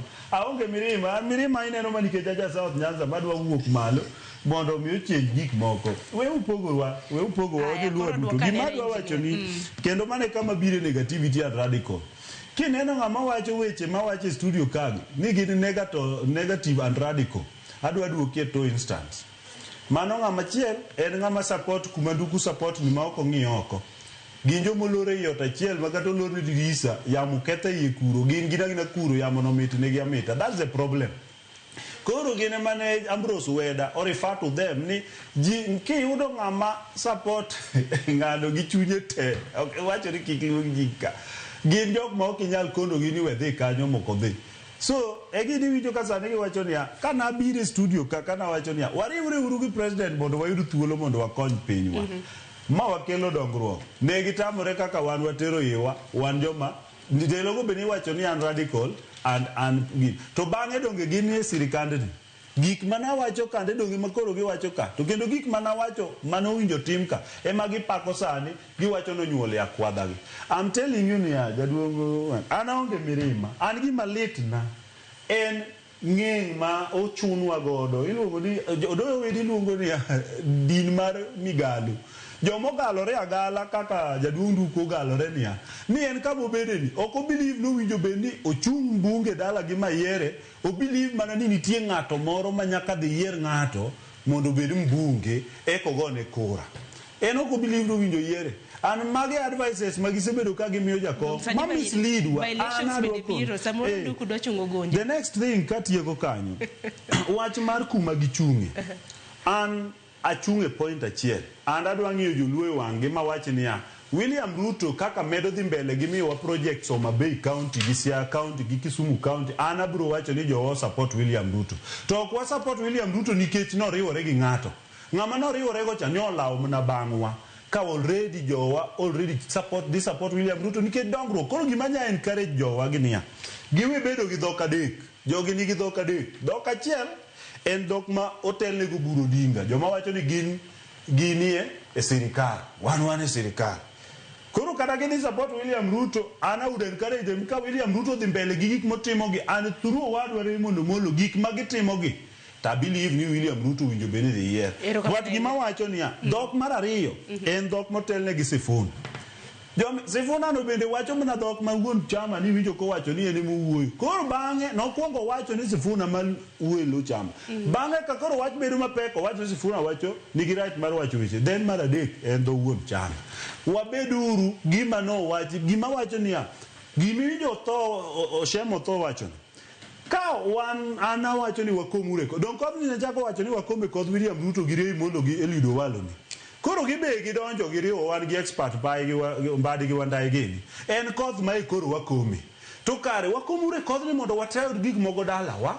But in the process, kik wawach ni kwasekome koth to ok wadhi ke nyaka warit mwake. But the main thing en niya kik gi confuse wa gi kor gwengewa. Giwe kor gwengewa wadhi wa decide bende wangi kodhe mwadwa kome kor gwengewa kocha gi keyo mwadwa rite kor gwengewa ma governors GMCs kocha. Kik guide wania nikech koro wan ka ni jitanie broad base niya ni kachung gi Gladys Wanga kachung kod nikech aba support William Ruto. No, wate nyaka wang'ini kwa yudo dongruok mawuok e national wakawgi then wa evaluate magwalo kabo wakawgi josiayo penjo rengo meke jochilo penj mage nyong'o penj mage then wang'ini to ere mwa yudo ka Ruto to ere mwa yudo kuom jowang'wen gi eka telo mathurwa biro gerowa to kwa umowa to wadhi bedo gi Oscar Madimedi. Anto gmadang' awach ni nikech ing'en wawuoyo kod oganda mar joluo to akwede and what have you ok nyal konyowa.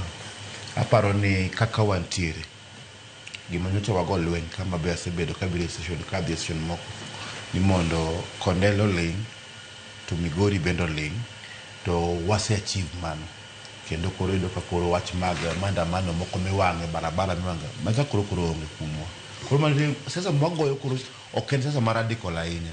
Radicalism ni pok osekonyowa kuom higni 22 mang'isi kande emomiyo wasedok koro wachal kaka mon joma marginalized to bedo marginalized nade Sharon thurwa ema wan bedo kod the best doctors, the best engineers, the best professors, kata mna legal fraternity wan ema ne wamako kamora mora. Tang'o momiyo wasebedo waduogo chien nikech sirikal pok obedo ka assistwa. Nying machakore kod Omondi no en nying ma seche moko kosebedo kobedo accepted a system makae. Koro wang'iye kaka wabedo nyithindo mabe wanyuolo manyaka ng'ane chake no ang'ne chuni chake mamau to nyinge na Tieno igomo chake wuonu to wuonu en Omondi kobiro national ting'iye gi gima unyalo timo gi wiye ok gi nyinge mar ariyo. To aparo ni kaka wan kaka joluo kaka wasegoyo sani e sirikal ma wantiere ni the current government to wachung' kama ber kama wachung'ie ni the truth of the matter kik wawuondre en sasa ma Kenya kae ni nitie miluongo ni mobilization for political purposes. In Europe kucha ji mobilize gima ng'ato timo momiyo wan kod Social Democratic Party, Agriculture Party, Greens Party lure kod tije ma ji timo emomiyo ji mobilize for politics. Kae chama mwan gogi to kikala chama mag ukabila ahinya. Chama man Kenya kae ok en mar ukabila ahinya en mag individuals. CPA as much as nyalo bet ni jo mulima DCP en mar kata kiwe en mar jo mulima but en Gachagua. ODM without Raila Odinga tibro yudo ka tije bedo matek ahinya. Mar ondiek ni PPA be bro yudo ka with the time to be associated go ndiek masimo kwa ideology ma PPA duogo lal to simo kwa PPA ko da ideology maber to samondiek ose ka kondiek to yudo ka simo ko jomo kuma bende ntie to kondiek kaegi ok ner simondiek ose to yudo ka PPA no koro madhi winjire en ondiek to PPA to manage my problem man with political party. Otherwise political parties beyo wach maro ndiek wacho kaka wajero jotendwa. Yes ntiere problem matin ni eluo Nyanza pok wabedo gi democracy mang'eny ahinya nikech wasebedo machal gimwan kod one party system eluo Nyanza. Iyudo ka seche moko Homa Bay County, Siaya County, Migori County iyudo ka the assembly obedo constituted to onge minority leader. Ang'o monge minority leader assembly en kiki the assembly seche moko oyier ji te gin from one particular party. The speaker of the assembly wuok e party no, the governor of the county wuok e party no, and all the MPs bende are members of one party. Mano ok ber for democracy. Nikech democracy nyaka bed ni nitie majority gi minority. Mondo voices mag minority bende. Nikech democracy wacho ni the majority have their way to the minority have their say. Nyaki wachi alternative voice. Nika wanyalo timo kama to gino kore ure kama to kore kati bedo maber. Tich poko bedo maber, the devolution poko wa enjoy Nyanza, nikech Nyanza poko bedo kod two different sides of the house. Ka house ntiere ni kata governor wacho gimo doka kaka ne ochakre se michiwo ticket chande. Yudo ka sema ko governor ne control, ngamo bedo governor, ni nyaka control mar ngama bedo MCA. Koro ng'ani bedo loyal to ticket chande kalore kaka neno yude. To gino dhi mbele for 5 years, masimo ko electing governor chande mondo tim tich ma ji dwaro, all the other voice ok yudre. To mano timre mara mingi eluo Nyanza pok agiyudo devolution maber ahinya. But ang'eyo ni kaka wasebedo ka wadhi kodo ka wa engage national government issues madhi mbele gi to wadhi maber except ni chal ka gimoro changanyisha wa wach mar what way Luo 2027 question no ne wachiko kanye ok wanyalo wacho kaka nduku wacho na ni mondo kik wa discuss 2027. Time is ripe nduku ni nyaka koro wachaka kaka itimo analysis to in bedi ng'eyo in kaka ibet kae in ng'ama miyo japiny gima kin nikech in kod uwezo mar neno mopogore kod japiny ma kawaida. An kaka Oscar Omondi kiluonga kae ado luong joma ng'eny tiluonga nikech ifeel nyaka bed ni an gi deep understanding mar gimoro kendo nyalo kolo wachno e yo mopogore kaka ng'ama kawaida chane nyalo kole.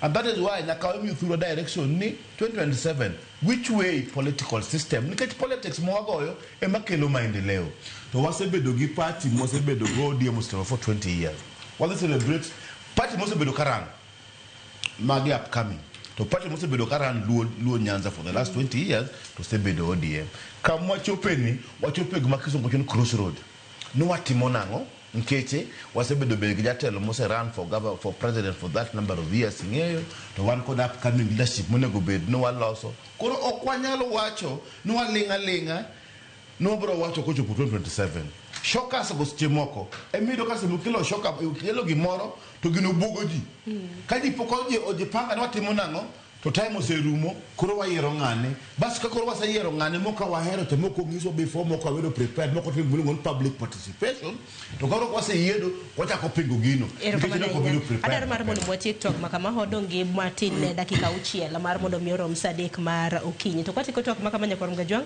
bendo par ni duol mochung'ne weche magiere pachoka IBC nyakor mgajwang bendo chako ng'iyo dwaro mano mar ticho oko jod bura e county ma Nairobi mano Esther Passaris mabende nitiere jo Kenya ng'wen mano Shakira Wafula, Marvin Mabonga, Dominic Omondi, Kanyakla kod Sieshe Soet. Mabende koro dwaro mar mondo mi othich oko Passaris etelo. Dibeni Passaris ebadhi bedo jaod bura mokwongo. Mabende biro bedo kithich oko he pacho kae. Giwach ni mugik nduku kwa tieko. Well, ingeno ndiekini noso kabede MCA. Yo no neko dog ba yere. Dioro ni message. Apara neti menegi. Adwana mo di dog chien mondo irag leadership concept of a bad. Number 8 adwana aseru ache shemoto. Mondo anyis jini well one yesterday or ingeno Sharon ndigi narrative mo ndiye kusal kama which is not with the ODM. One negidi ODM negidi join serikali. One serikali mubiro yirwa. We are operating from a very different level and concept. Gimomo ndio wacho and about ni wa lost the future. The future will come. Okuno lenga but we can't say now until when it is necessary. Todo gibatine higa hariginus. Kato be na wan waloso nga party kitagudwe cha uchia. Bukendo watema ber.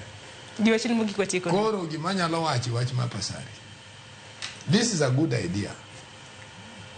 But why only Pasari? Nikikita MPs moko bende oktima ber Nairobi kai. In fact Nairobi kai kirango jotelo ma Nairobi kai makoro mede tribalism marach. Koro gimana nyalo kwayo ni kagitime is going to be an example na other leaders to come. Nikara jopiny nyalo exercise bugoli. Gimakoro kang'eyo and his leadership mar parliament right to that occasion. Ingeni gi kwa mang'eny one very good ideas but leadership mar parliament be giso rise to that occasion. Magi nyalo yie bugi mabela notim kata IBC masani bendo nyalo rise because ma is a testing call makagi yie bugi adopt bo gitime so they will start knowing ni chako bedo problem graya. Koro gibende ging'er mana gi nyalo golo bunde magi nyalo shoot to kagi golo bunde makino go gitiendgi. So any kind of election, maybe they are not going to be allowed to manage. So it is a test call. To me, manage manyalo wacho, but katieko ananyalo na wacho ni where we are kaka ODM, we will speak to the nation when it is necessary. For now, wadwa ni piso bedi Kenya di nyime maber.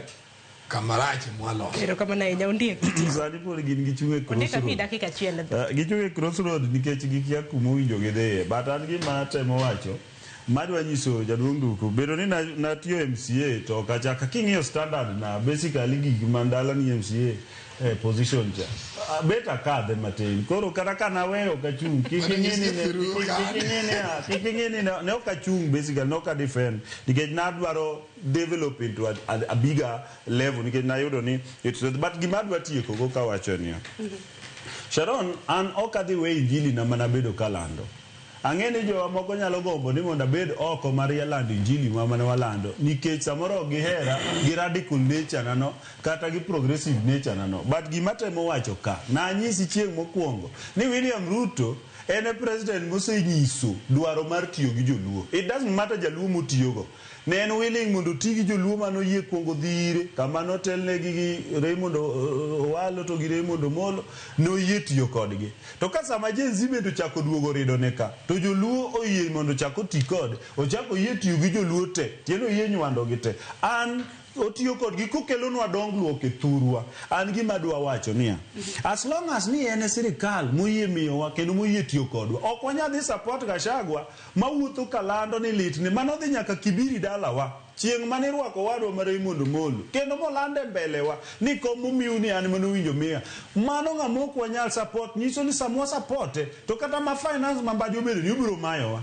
to kata na Attorney General manyaro obedo ni obiro mayowa nyiso ni from the point kata kan gi chama na mar PPA apogora mane paro gi jo ODM to but kaka jaluo ma William Ruto konyo e yor dongruok I believe ni ka en president moyie tiyo kodwa wanyalo donge tiende kama kata ka chieng' moja komo ko yudo thuolo mobedo president to gi PPA na ni anyalo godo tiende kaka gibe gin gi ODM tie UDA nikech gibe ok join UDA gin mane ODM gi abende okajo awuke UDA tan mane PPA na but the main thing en ni nyaka wa support sirikal moyie mondo gerwa but in the process waloso demokrasia wa madala mondo gimo wadwa ni owacho ni County Assembly ma Migori Siaya and the rest obede ni wan gi jo PPA moyier kanyo maka jo ODM ukaw governor to gicheko ni governor ma ODM tiyo nango to ka ja PPA kaka ani obedo governor to wabedo gi MCS ma jo ODM madhi cheko no tiyo nango ok moko miwacho ni yes to yes te no to no te ka mane kwayo nani wabedi gi demokrasia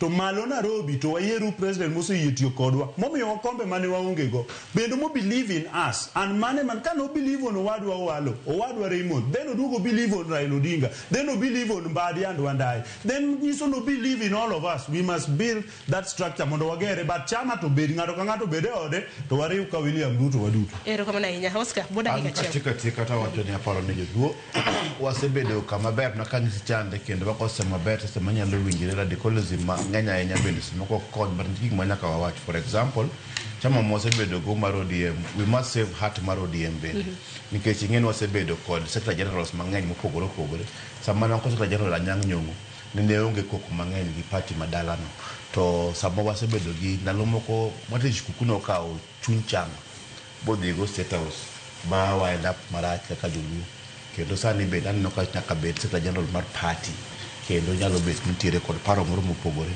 onego bed no bedo piny kaka joluto wang'iyo ni which way kaka wadhi ka hotelo or kaka wadhi bet sirikal ma next but we start by managing my political parties ma wan go obed PPA obed ODM to chuny party the heart of the party must be protected. Ero kama na inya tule mongado wanya kwa mgajwanga guni rukumanya na Tom Duku ero kama na inya Tom Duku wasiko mundi kanyakla kodikini kumbiro etwak na kwa mgajwanga sade ko sero mokanyo gi dakika chiel yino mar mone mwate kege kanyo mabiro en cheno mar mbaka oromo Cleophas Oluoch bede dibedo koda wilo nyakwa mgajwanga en menen githor wach mutende kodo komo gikeyo e siasa ka kikidhi mabor nyiga Sharon Ngao.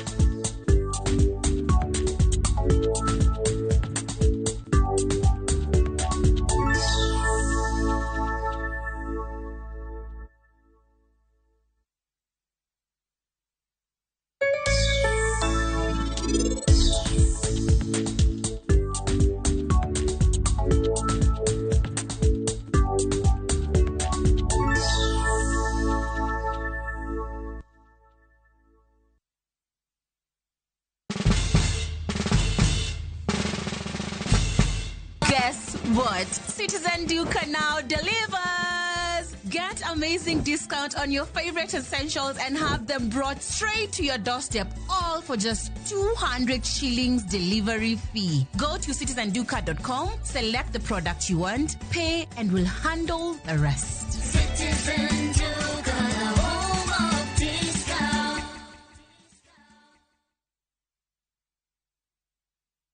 Royal Mabati Factory Limited nitie gi discounts mabeo mokalo mag dier higa. Tiles mag tado mag deka iyudo gi siling 500 kende, ka steel trusses to yudore e siling 255 mita ka mita. Wakelo ni nyaka idhodi maonge chudo moramora ei Kenya mangima. Gochno e namba ma en 0722 638 kata chwal order mari e www.royalmabati.com.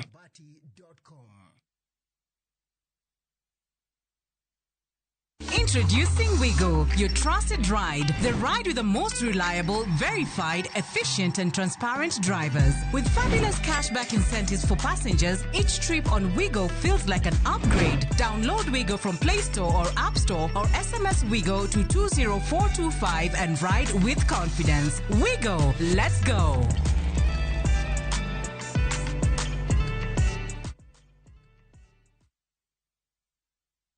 Chakre Donam Lulwe, nyaka enderni mag boma maduong'. Pesa ka pesa nigi sigande. Kae en kardak mar joloko hala. Growth wa mostly bedo attributed to consistency and hard work. Kokalo kuom jo ohala manyiso rieko margi e ohala mopogore opogore. Ka gima nyaka ikwongo ing'i en location kamidwa kete dukano. Wapuonji timo ohala okang' kokang', kaka ilose, kaka ipidhe modongi, nyaka kaka irite mondo odagi. Siri mar business wane gimomiyo osebudho kabisa eni itiye gadier. Kae, kama timo gik moko gi kinda, romo gi rieko, kod lek mabedo adiera. Watemo choko artifacts mag luo, to watiyo kod gas decoration e ot ka. Ohala gi mwandu, gi Cleophas Oluoch, tich ang'wen, saa 1:45 otieno. Kik bai.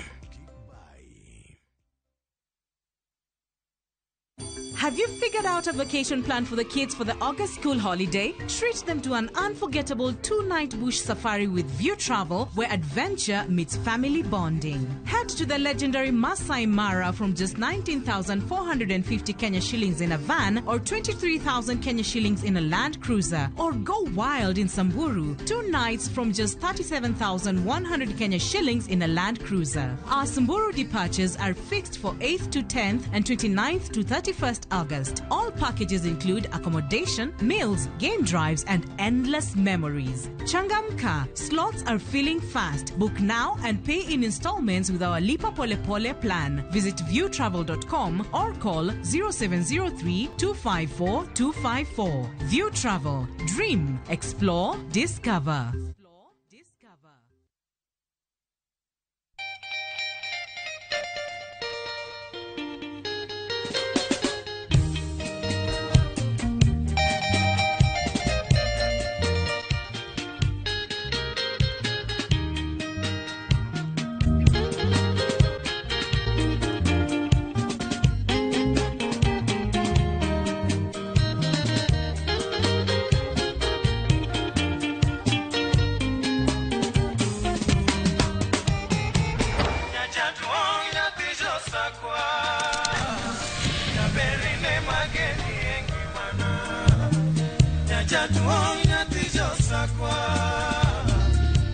Radio Ramogi, Cartoon Jaluo.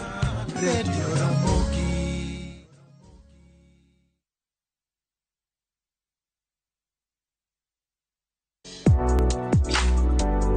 Chiemo ka chiemo nigi sigana mare. Moro ka moro kuom kit chiemo miyiero kelo nigi moro manyien. Ojudo to koro kine en matagi ma en okelo ladha.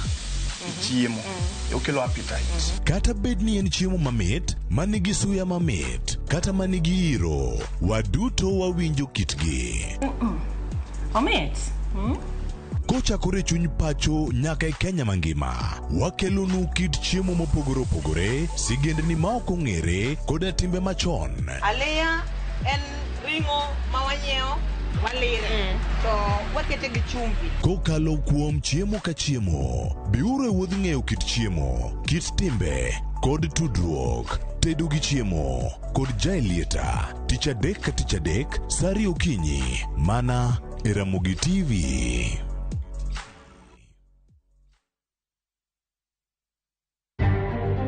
Bende isebedo gi siso mar ng'eyo gigo matimore e alworani. Sama gari ofundoro ji mang'eny, koyudo hinyruok to kata insurance temo hepo. Obed chenro mag sirkal, obed masira mayudo ji kar tich. In safety mari, ni kanye. Nonro mamulo ratichi. Somo kende oken kamoro mibro wach ni ng'at mosomo ni dongere wacho ni ng'ani dhi succeed in life.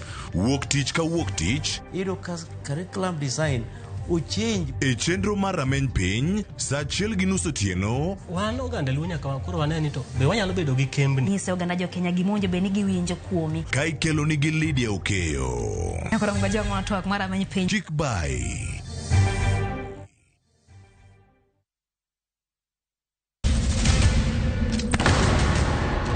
Duto teka unusiye gi wachno. To ano ka bibet ka ikinyuome. To kata arus mare ano ka bibiro. Ere kaka inyalo timre gosipna malich kamae. Kosiparo ni en mana kende ka. An kamoro achiel kode. To joma ni kae bende ni kode. En chunje adek.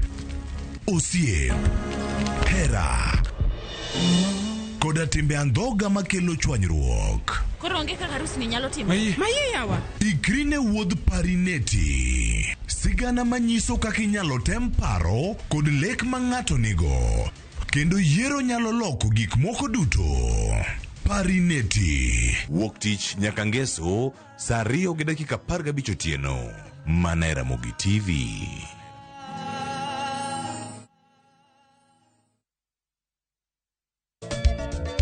Machiegni nyakoro monga jwange chenro mar ngoma owake. Wuok tich akelo ni mix mokwe. Kaito tich ariyo. Reggae owake, yani tunaongea na majar Rastafara. Alafu tich adek nyakoro monga jwange akelo ni mana yani ngeni baka gi wasanii. Tich ang'wen is kama nene, yani kitambo zama za kale. Alafu Friday, si unajua tu Friday tunafanya namna hii, nyakora magojong Friday sukuzo wake.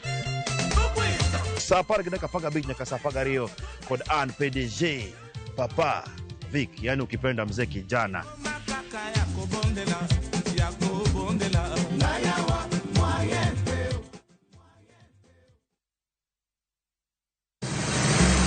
Beise penjorie sigendni mayudore kuonde ma waluongo ni pachowa. Kapuonjani nobiro nikech gwenyruok e kind owete. Riwri kodwa mondo wanon sigendni mabeyo mag kuonde ma wadakie. Nera nitie. Ninyuo kong'o kacha niluongo ni kilap joko wili. Kochakore bombe madongo nyaka e gwenge ma iye. Otusenge en piny joimbo mar oganda kiluonu wasenge. Ng'e gigo mamiyo oganda ka oganda bedo mopogore. Nueng'o ma wan godo ka en mar kunyo gudi. Urudi. En kama ji duoge ji ok lal. Ng'e weche mane osekalo. Chon chande lweny nitie kor gweng'. Rwako sigendni mag kuonde ma wadakie. Kiwacho ni kibedo piny e kom, kineno ng'ama lwete fuare kama mano nyiso ni jakano mulo ka pigo sechope bwo mesa. Ng'e gwengewa chieng' tich ariyo saa 3 otieno. Mana e Ramogi TV.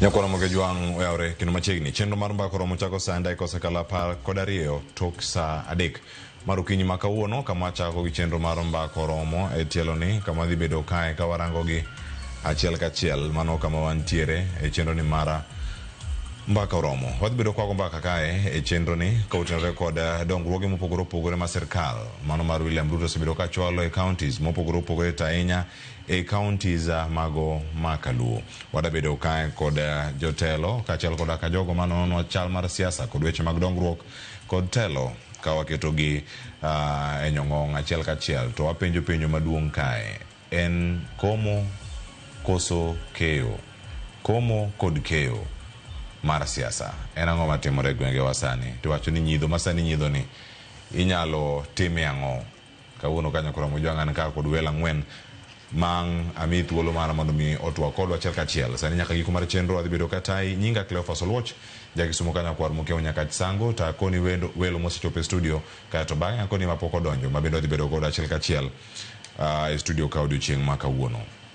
Kachako antie ka kod MCA mano ma Kileleshwa Ward e county ma Nairobi kae Mheshimiwa Robert Alai mabendo sechopo e studio kinyi ma kawuono oyawre mose oganda wa ukinyini. Oyawre ahinya Cleophas, erokamano kuom luonga e twak ma kawuono. Erokamano ahinya bende kuom chopo kama chielo an ka kod Udoyo Widi ma bende en janon siasa jatelo achiel kuom welo an godo kinyi ma kawuono oyawre molimo kendo chieng'. Oyawre ahinya Cleophas to oganda luo bende Nyasaye ma ono gwedhna gi mwandu gi kothu. Erokamano ahinya.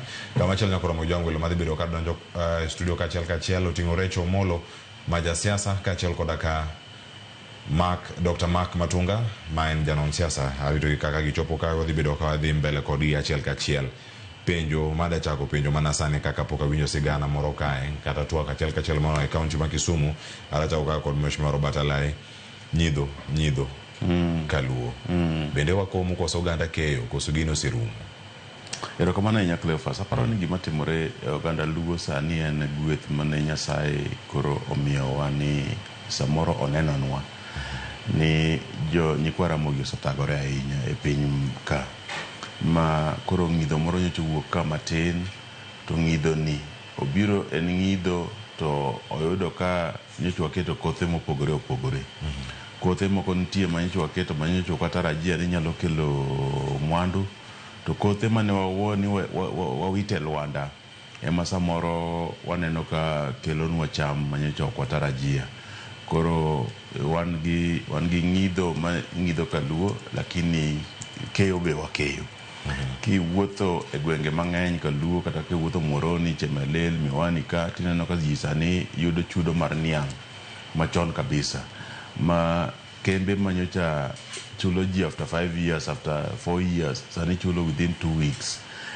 Nyocha mora ahinya ka wuotho Muhoroni tayudo ka boilers tiyo, machine nguruma ka wuotho chaka nyaka Homaline ma en private companies ayudo ka kambe go loso nyaka ndeche ka bang intervention mar chalo ka kambe machalo ride nyakwa para ahinya ni areas ma gine constituencies machalo Muhoroni kata Nyando nigi kambe mang'eny kabisa ki compare gi constituencies moko e piny Kenya ka, lakini ok wasebedo kwa yudo thuolo mar engage investors gi mar mindo wajiw gi kaka jok ma temo konyo oganda wa to kwa yudore moriwore gi sirikal mamaro to mar William Ruto komakore gi jakom Raila Amolo Odinga. Aparo ni en ber manyaka jo oganda wa nyaka kaw masani gi ng'idho ni ang'o ma gidhi keto to ka gichung' ni gipod gipingo sirikal kata ni girito ni nitie direction moro madhi wuok mopogore gi direction mantie sani ni taparo ni gibo ng'eyo ni onge koth moro mabiro mbele molo ng'idho man sani ni wakomura kuma gi ng'idho ni to wakeuru sani. Erokamano ahinya. Udoyo Widi kamera. Erokamano ahinya osiepa. Gima waluongo ni ng'idho ni ata neno ka en koth malong'o. Ng'idho nochakore bang' yamo matek mane waage yiero kaeto oganda wa moko matin ne wamonde i sirikal ne wathin kabisa mane inyalo luongwa ni ng'idho mar dongruok mar sirikal mar siasa. To e bang'e ni ka Raila gi joge be nobiro momuknwa kuonde madongo dongo en koth malong'o ma wakomi akoma ma wadoye ma warito bwakeye. Onge tiende mondo ng'ato opur to kokomo to be onge tiende mondo ng'ato pur makom to kodoyo, be onge tiende mondo ng'ato pur make madoni to kubikeyo. Gini nyaka watim ma wake ma wachambwa bedi e dero mwadhigo nyime. To bende ng'eyo ni kata ka chambi ni e puodho to timo maber mondo iriti ochieg chiemo re chame nyaka be ni sandi bentie kami chieme kata kiomo ka jirani mondo cham mondo ichope keyo kingima. To bende wan kaka oganda luo kinyalo ng'ewa ikruok moro ma wan go maduong' ahinya e higni mabiro be okane. Waling'a ling'a ne jotelo mantie go biro siko kendo kwaik machien matindo tindo mondo chieng' moro wuoth kodwa kama gi koro onge. Dwani mondo kaka oganda waaye din migalo kik wagalre ahinya, bende kik galwa. Siasa ka weche teke moko pore miwacho ni tomato dak ncha wane chon. Ing'e ni kawuono inya galu kendo inyalo ornu ji ni nyiso oganda Luo ni gini koro wadhi miyogi, kendo ng'ama dhi bedo jalupgi en wuodwa Munyoro. Kato giwacho chunygi ni ei to mago jo kabinde ariyo madongo mako kawo gini to ke gini koro sedhi. To jogo ng'e kaka igalowa, kachopo tielo 12 kama koro onge gima wanyalo timo, tiwewa gi kanyo. Ing'eyo ni sama koro wadhi yedhi, ka ng'ato ogalowa ni nitie gima ber mwadhi yudo, to nyaka wapenjire ni wadhi yude koluwo ng'a. To ng'a modhi luwono, ng'ama dhi miye kura modhi yude go. Omiyo ka ok watang' to wabiro siko ganda modhier. Kawuono kidhi Kisumu City, osedok chien koae namba 3 mane entie kana somo, mosechopo town mar namba 9 e Kenya ka. Kata 9 no bapa ni miya nikech ok dwa ni mondo duoke piny ahinya. To king'iyo taunde mane namba 4 kaka Eldoret, gini ti nokale, Nyeri osekale, kidhi Bungoma mane paro ni tin, piny liche ma ji piny rupo ji tiatia. Kisumu to kachopo saa 2 to nindo makata kemis moyaw ok yudi. Saa 2 leo, saa 12 ka ji osechako bang'. Nyiso no tho. To gimomiyo tho ni ka jotelo ma wan go kawuono ok nyal kata penjo, ok nyal kata choko bura mawacho ni ang'o momiyo gima kama timore, ang'o maonge. Emomiyo idwa ni yiero, kiyiero jotelo tiyiero joma bith miwinjo wachgi tineno timgi. Ing'e ni taunde dongo ka nitiere keto mwandu matimore. Ne nitie university moro mar Nairobi, Kisumu branch, mano kaw kama ne nitie British Council Library, moger kanyo university maduong' ma kana dhi awuothe, nitie laboratories, lecture halls, gimora moro pongo to koti. To onge jaluo mapenjo. An nawuok madhi ir Minister mar Education mokalo cha, makone ni gini ber koyaw, nikech nitie nyaka the principal kuro mabe jaluo. Gini ber koyaw. Town ma nyithi sikul nitie dongo kaka osuk chieth, osuga modonge gunda, dongo piyo kabisa. Kawuono kidhi Mawego kama nitie dukni 3, nikech noket mana National Polytechnic, odongo kabisa. Kendo saa 6 otieno kichopo Mawego tido ka ji wuotho. Omiyo gima nyalo miyo Kisumu dongo, momiyo adwaro ni mondo joluo kaw gini thuolo, en bedo sirikal kata wasero sirikal to kelonwa institutions, kelonwa investment bende. Kaka gimina niketo Kisumu ma President William Ruto kelo part of Navy Kisumu, macha wach manyalo kelo dongruok. Joka kodonje town kata ji 500 kende, to dongruok nitie. Pare ne jo boda boda bro yudo joma gitingo, weg udi dhi yudo kuonde ma gidake, weg dukni dhi yudo gik ming'iewo. To ka waling ni wan wasiko mana ne yawani kode, wabiro goye, iwa okosnwa, to wabiro beda kwa thirno, ma chieng' moro koro biro bedo makata duol mwawacho gono okosnwa koro onge. Hata ni mai kanyo, pura nga dugo ili wang penyo madhe penjo kama shoro batalai, nikech oganda mathoth, mana kaka odo wili bende osewache karka, jok mano kuongo donjo sirkal ni no kanyidho, sani kodhi di beni koro chwe. Idonjo e siro William Ruto tende tok ng'anyo mar 2023 to paro ni kane lokre karka. Ponono jok man odhi okuongo nudonjo e sirkal kata tiyo kanyakla kod UDA kata sirkal mar William Ruto mano luong ni andhoke. Sani kama gintiere, onego bed ni puodhogi mondo mi koko chak negi malong'o kendo, koso pod tam mar andhoka cha gidhi bedo go nyaka yiero mabiro. To mae kirango gin jotelo moko mantiere e counties wa, ilaw gi gigi nyaka kawuono. To jotelo matingo dongruoge katimo nade tero ne jopiny, keto wach kama chal nade e rwako ber mapono wuok e sirkal, ka jok mano kuongo dhi sani yudo kwet, jok modonjo manyien dwani ponono jogi wuok oko. Ok apani en gima ber ahinya dwaro ni nyikwa Ramogi manotelo tiyo gi ginene Onjelo kaka wapake ga ni sani wawach ni giwuok e sirikal. Nikech kata kawuono mwawuoyo ni wadhi bedo gi duol mar jok ma oyier MPs wa mag Kaluo. And duol ni aparo ni ber mondo wanyisre adier. To kok wanyisre adier to wabolal. Samoro ka nyikwa Ramogi nitie komoro moro ma gintie, onego wakawgi ka asset. onego nitie kata ka nitie kaka watiyo kodgi ma okwada ni jok ma nitie kocha kata jok ma pingowa kata jok ma okwatigo okwada ni ging'e. Aparo ni en gima rach ahinya kwa wacho sani ni jok manotelo tiyo ne William Ruto ni sani koro kwa wacho ni giwuoge kombe kata ni ok gidhi gichung' kata ni sani koro gin jok moko ok en gima ber ahinya. Ka ber to nego wakaw jotendwa te to wang'i ng'ato gi gima gi dongruok mokelo e oganda Luo.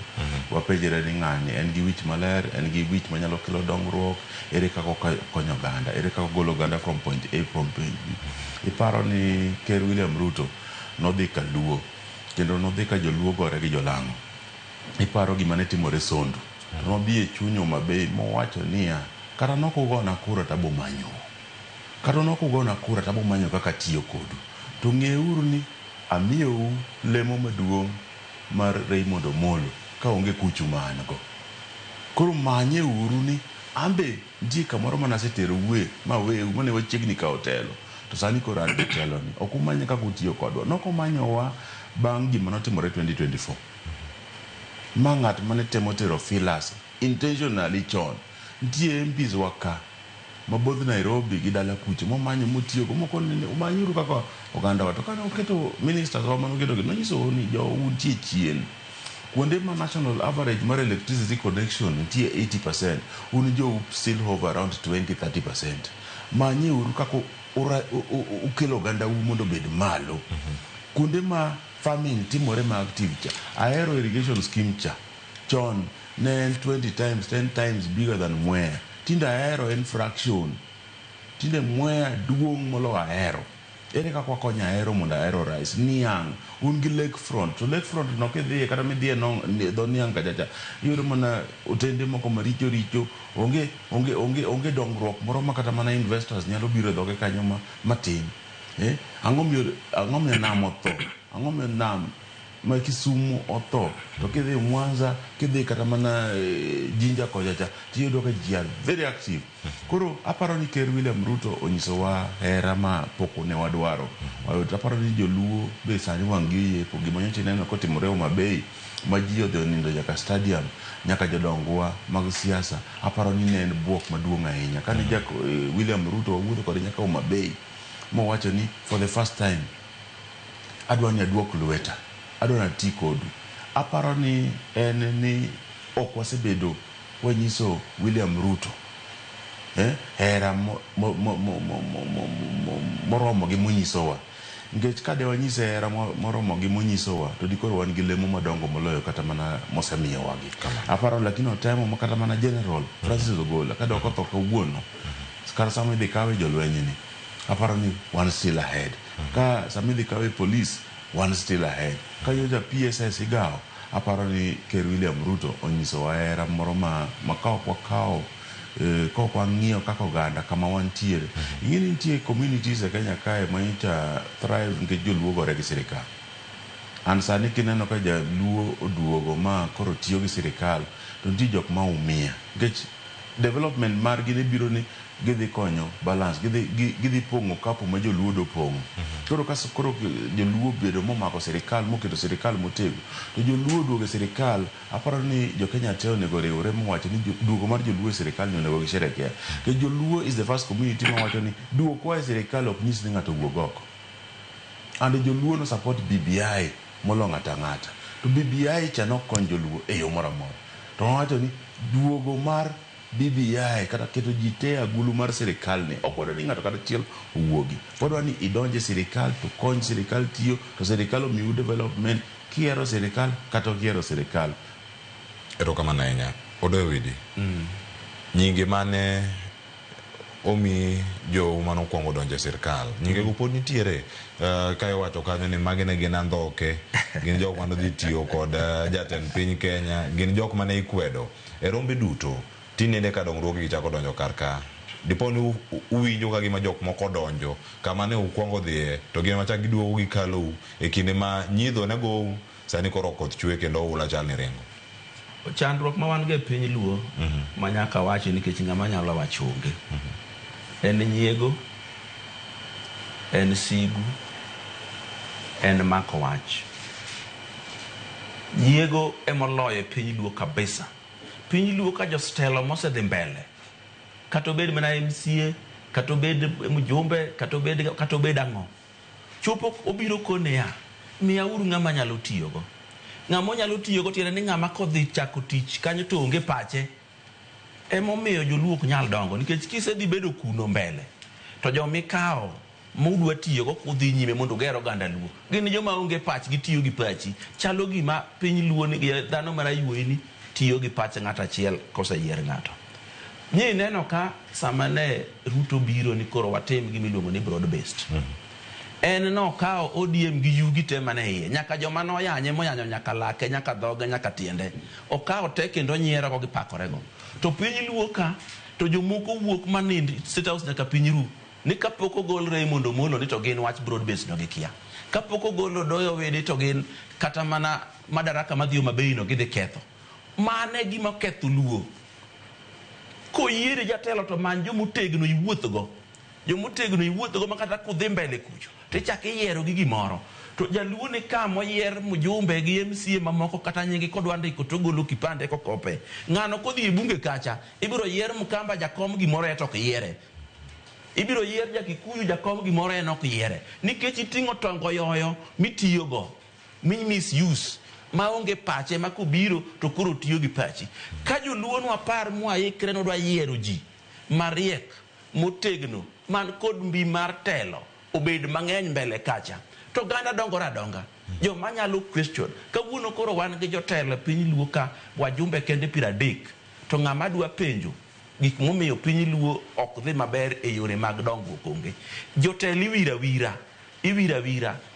Ng'ato bedo governor to kasa makoro ing'iye TV to ler kabisa. Kendo wacho weche mabeyo. Kendo wuondo ji mabeyo motimo. To kidhi e ground tiyudo ka mambo ni tofauti. To Doyo, wiro jotelo ni ok en gimoro ma jotelo giwacho ni bende makelo dongruok. Wira jatelo makata tiyo maracho ji oling. Nikech mane gima chal e team makwaya sani manyalo wacho ni kwaya ema koro wuok mawero wer mar William Ruto ma sani giketo nying mopogore opogore e wache kazi bila break, wache kumi bila break. Ma wiro jatelo mo. Kosi Wiro jatelo mo en jatelo timo gima rach to ji oling jaduong' kaka iwache no. Bura mwabede ni ng'ane ini neno nang'o jaduong' an kaka isewuoyo ne kaka en donge yudo ka jatelo moyier ma jajiogo ne kura okoni en onge pache jatende mamalo is right, is always right. Ka in doubt to chakidogi chak namba 1 mage jotelo ma wan gi piny luo en obwongo ni muting'o mutero riwe mesa mar telo no onge be onge tiende bedo gi bura. Ere tiende bedo gi bura gi jotelo manoyier ma onge pachgi ang'o modhi yale bura. Okurito yal mondo miye omiyo gima thiro wa joluo nyaka wapuonjre wacho weche mag emotional issues. Weche mag emotional issues chalo nade? Gin weche mamiyo judgment kethore. Emomiyo wach mokwongo iluongo ni mirima. Mirima ka in go to pachi koro wilo dok nya paro maber. Ka in gi hera mineno ni mono iluongo ni hera mudho. Kiketo mang'eny pachi koro wilo dok ipar maber. Ko wach ni ng'amiero no timo yes tikoni mana dier. Ko wach no timo gima rach tikoni mana riambo ne. Koro inonge pachi mitiyogo. Machielo en sigu. Sigu be wilo pach ng'ato. Machielo en nyiego. Nyiego be wilo pach ji makata dhako nyieke miel mamit manade to koyie. Omiyo gik makamago wawe keto mbele piny luo ka. Kwa keto gi mbele to kwa bibedo joma pach gi ler maneno gik maricho yorgi mabeyo be yorgi. Bro bedo ni gima ber kosiepna otimo. To maricho richo ka jasika otimo. Kae to koro kwa bedo joma nigi paro moriere maler mwanyalo telo nego gandawa. Erokamano ahinya. Mheshimiwa Robert Alai, wacha kanyo nyiego rach kelo wich kuot e piny. Nyiego rach e piny luo. En gima rach e pinje mopogore opogore nyaka oganda mopogore opogore. Pono ni sebed kumoro miwacho ni mae gimoro achiel maduoko pinywa chien. Kata keto pinjwa ma kaluo bedo gimoro ma ok go ndamo moro. E weche gi mag dongo. Okapani asetemo analyze siasa mar luo to okapani nyiego pase en e wach makelo kwedo oganda modhi tiyo gi sirikal. Aparo ni bedo ni chakre independence wasebedo ka wapingo sirikal kendo kwa wasebedo kwa chich gi sirikal samoro wamo kwa ti gi sirikal kata sirikal chich kodwa ok osebedo mayota ahinya mondo joluo riwre paro. Awamino ka samoro keto kama duol mar joluo bedo matek ahinya ni ni by nature kata in the last 60 years wasebedo gi duol moro mwadwa loso go owacho gandawa to sirikal ema ne wacho ga ni jogi conspire ma kuonde moko ni wacho ni conspire to overthrow the government kata conspire to destabilize the government kata ni conspire mar tungo piny to gik machalo kamane omiyo ineno ka joluo nobedo ka ni kitgi kata mana kit jotendgi kata mana kit voters en ni gichicha ahinya gi ng'at moro amora modhi tiyo gi sirikal ni to kawuono itiyo gi sirikal kaka dui ok wachal gi communities moko ineno kata oriachegi oria nitie sirikal to nitie opposition to nitie nyaka chama matindo tindo ma obedo formed kawuono iyudo ka ji spread out to joluo be nyaka find ways ma gitiyogo kamano omiyo nawacho ni gima joluo yudo maber en ni bede telo manyocha ok gikelo koro intentionally ka sirikal mar William Ruto dwa dok e telo mar second term to nego bed ni wan negotiate from position of strength omiyo wacho ni kata ineno ka ji mang'eny te kwedo ni ok onego bed ni warikni ahinya jomoko ka wacho ni wan more UDA than UDA to en gima timo ni intentionally nikech employment mar kaluo ok nyal bedo HIV ok nyal bedo malaria ok nyal bedo TB for the first time nyaka wang'iuru ni cham wadhi timo nang'o nyocha moro ahinya kaneno ka koth manyocha Nyasaye omiyowa gi programs manyocha Ker William Ruto keto ma kata ma fertilizer kata mana manyocha wacho ni o subsidize production omiyo yuto mar keyo modhi keyogo keyo maber nyocha ka cham eyo mapok nyocha wakayogo nyocha koka wuok last week on Saturday ma keyo ma aparo ni kaluo gwenge mang'eny dhi keyogo pok oeto koro cham gi to wadhi kano nade wabedo gi progress wadhi kano niang' masani oketno factories tiyo Chemelil tiyo Moroni tiyo to company kaka machalo mantie Kericho mag factories go tiyo te Ndiwa tiyo Sony Sugar tiyo ere kaka wadhi tiyo gi opportunities gi mondo wa med grow ken nikech puothe niang' ka ji nyocha chako gede jomoko nyocha kawo koro gero ute madongo dongo giloso ranches gi ok kel profit ere kaka wadhi duogo pur mar niang' mwa supporte ka Ker William Ruto odok ma support no kata mana pyrethrum farming Migori ere kaka wadhi support gigi mondo gwenge okay ere kaka wadhi make sure ni nam obedo active kokelo no navy what does the navy need jolweny gi ng'eni jolweny nigi special need ere gik ma gidhi need mondo gidage Kisumu ka yo maber ere kaka wadhi riwako oganda gi kik wanegi kaka dui kaka jok manyocha oseyie makara nam ji odak adaka ji lupa maonge police ka waneno Coast Guard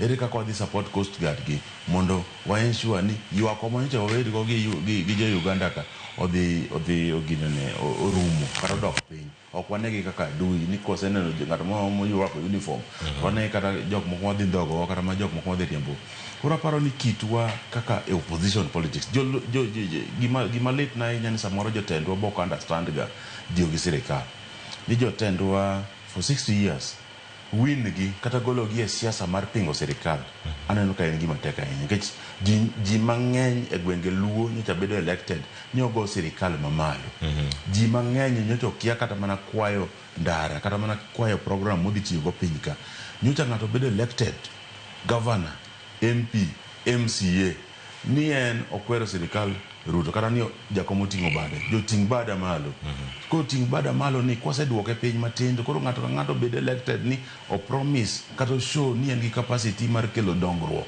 e piny luo ng'at ma be dhi bedo elected kuma chielo kata mana Nairobi ka ere kaka odhi tiyo ne oganda mondo ensure ni kata mana jowa otegno koro kata obed ni nchochwa neno parties machalo PDP gini obedo kaluo ere kaka gigero ogandawa ok ni ng'ato bedo elected PDP nikech opingo jakom koro aparo ni jowa ok en nyiego lakini by nature sirikal kata mana siasa mosebedo kwago since independence en siasa mar ji chechgo ni in kocha inadui in koni in koro wanyalo tiyo kodi to ng'at mani koni samore ma adui molo kata ng'at mantie kocha ta hadari mag pano e kanyo ni koro mujwan ka network chako ayanga okinyi makawuono e chenro mar mbako romo winjo kanyo ka osewach nyingi mopogore opogore ma oda winjo duonde sani en jagoro mogerore migawo mar arita wuokanyi pir mano daktari Raymond Omolo ne oloso e weekend mokalo kendo gino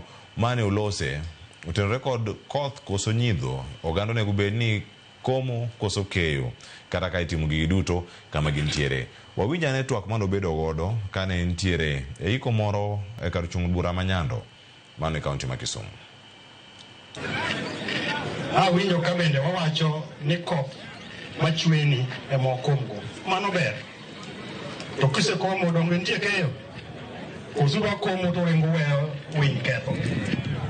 So ok wakoma wakomo manyaka wake. To mondo wake, Raila nosemiyowa barabara kotiyo gi President Ruto. Wakomo e sirikand Ruto kendo nyaka wake e sirikand Ruto. Wawinjore maber. So ok wan e sirikal kaka oganda gi tielo achiel oko.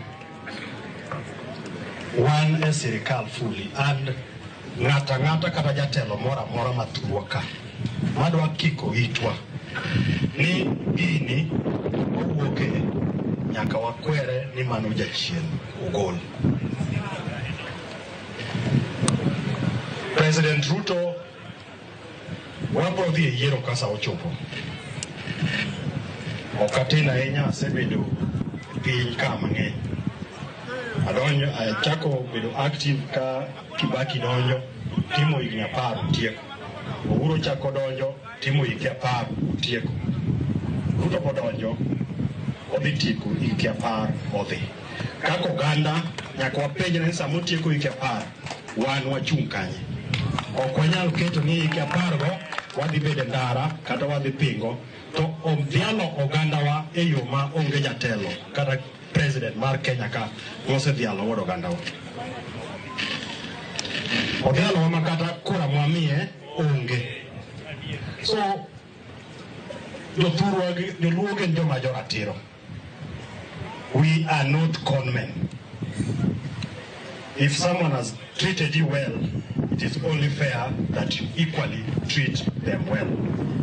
Emomiyo adona kwajo kanisa Jumapil ka Jumapil kuwuoyo gi jowa nyaka ugol odok e itgi mondo uwach negi adieri. Ng'ama odak kodi maber ok idago marach. Sani ka koro chako mbaka ni awinjo ni keni ji wuok. Mbadi biro kelo pesa miloso go nderi mokono gi nade. Ok nyalre. Kabonyo ka wan gi division, wan gi locations, wan gi sub locations. Nyaka wamany pesa mondo nyithiwa oyud tich, mondo jothurwa oyud opportunities ma sirikal nyalo tiyo negi. Mano ok bitimore ka usaso it joma oseyudo thuolo mondo bede kombe kaka wan gi koko ma ok kel dongruok ne oganda. Wadwane ka sama wandaye ni ofise to otiyo kong'eyo adieri ni oganda ne sapote. Sama Mbadi tiyo e treasury otiyo kong'eyo ni jodalagi support bedo ne kanyo. Sama Dorcas ni office attorney general nyaka obed office no kong'eyo ni jodalagi obet kode. Sama an PS mar internal security nyaka bed office kang'eyo ni kabiro dala to jodalawa ochung' koda. Ok gichung' achung'a koda nikech gin jodalawa, but nikech watimo gik ma dongo gwengewa to gi Kenya mzima. So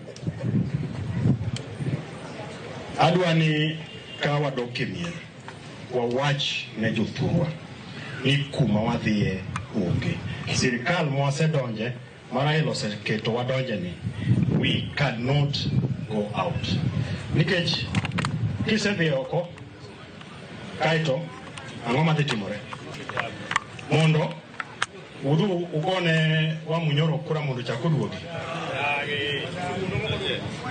So wacho ni nyakoro moge jwang' mabeda beda joratiro. Wacho kar kanyo bende wacho ni ti koda maber abo tiyo kodi maber. Wacho ni ka ng'ato odewo yawuotwa biro bedo para manyime bende ka kinde ochopo mar pare to ne kaka idwoke bende telo. Owacho ni jatend piny Kenya William Ruto odhialo oganda luo moloyo jatelo moro amora mosebedo gi lemo opogore mosebedo kacha. Kik wanuo gi nyakura mujani mar wawinjo gi ka achiel kachiel abiro doyo widi mondo mi okona. Ma en sigana mosebedi kigoyo kinde ka kinde. Lepo ni nyalo yale yo machal nade mondo mi odonjo ne oganda moko duto. Nikech joluo duto bedo kod donjo sirkal. Ntiere mantiere oko. To mantiere oko injili ni ichopo ne gi yo machal nade. En gimi nuone gi pile ka pile kinde ka tirange nade gi jok mantiere ahinya josiasa gi jotelo. Dhano ma dhako nyuolo mineno ni gimi wacho ne pile nyadi nuoye medonjo wiye. Ochalo gimi luongo ni promotion campaign. Mako biro odhiambo ene TV, okinyi ene TV, orucha ene radio. To kinyi winjo ka nyithindo were oke pap. To kaka oganda luo nyaka wapuonjre kawo pokwa e sirikal. E thuolo moro mane Uhuru president ne wadhi Kisumu. To sama ne wan Kisumu no, ne wan go Uhuru kamiluongo ni Yosh Club. To koro ichungo governors ma e Nyanza mondo joluo gi jo Kisumu mondo losi. No chung nyikal mondo losi e lo luo. No pako Uhuru 1 hour. Kano chungo Ongwae no biro gi list mar gik modwaro mondo Uhuru otimne gi Kisii. Mano mana example mar kaka wan kwa sayudo jatelo to tijwa en tich pake ok kwae pokwa, ok penje pokwa. Dwani kaka oganda wapenj pokwa e gini. To iwinjo ka Dr. Raymond wacho kanyo niya, ni onego bene jomo donje sirikal momilemo gi tiyo kong'e no oganda ni e ng'egi. To naneno kane President William Ruto novunjo cabinet kaito koro yiere kiro thuolo mano yiere no waziri marwa mane nitie achiel kende ka nyathi kich ni iluongo ni Eliud Owalo. Sama nowe oko joluo nogone mau mipenjo ni to ka joluo emago mau kama to Kikuyu chalo nade. To kana ang'eyo Kikuyu ni ogone mau. Jaluo mora mora man gi tich kogole tich nyithi luo go mau miwo mana ni tijino koro dhi ne gine magidhi timo. Mane momiya wacho ni nitie nyiego moro e piny luo ka mar kodhi mag anyuola makadam makia ni Ramogi mane ni kode takia ni en ng'a. En wach mararacha kabisa. Onego wami jowa gi chir. Jok miwinjo kaka Tibu kwano ni nie sirikal go. Onego kwa neno gi to wamiyo gi chir, wamiyo gi mondo gimed bedo kanyo, mondo kwa dhiri gi to wayudo kuma wanyalo wache chandruok ma wan go. To oganda na ni samoro yudo ka ng'ato ko wadu ni gi dhiang' achiel mineno ka chage ng'eny kabisa.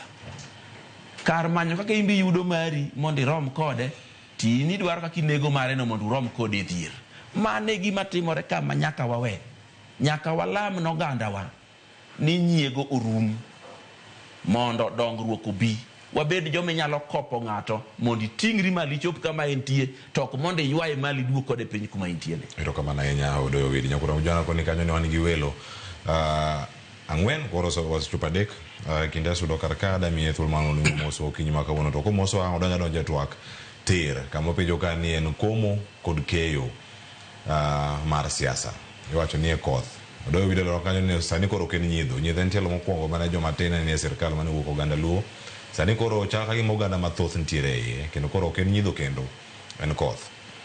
Ji okom e yo machal nade e kindegi ka to bang'e oyud keyo mabup koso machal nade ma awila ma Mheshimiwa Robert Alai bende okonowa moyudo kowuok Nyando.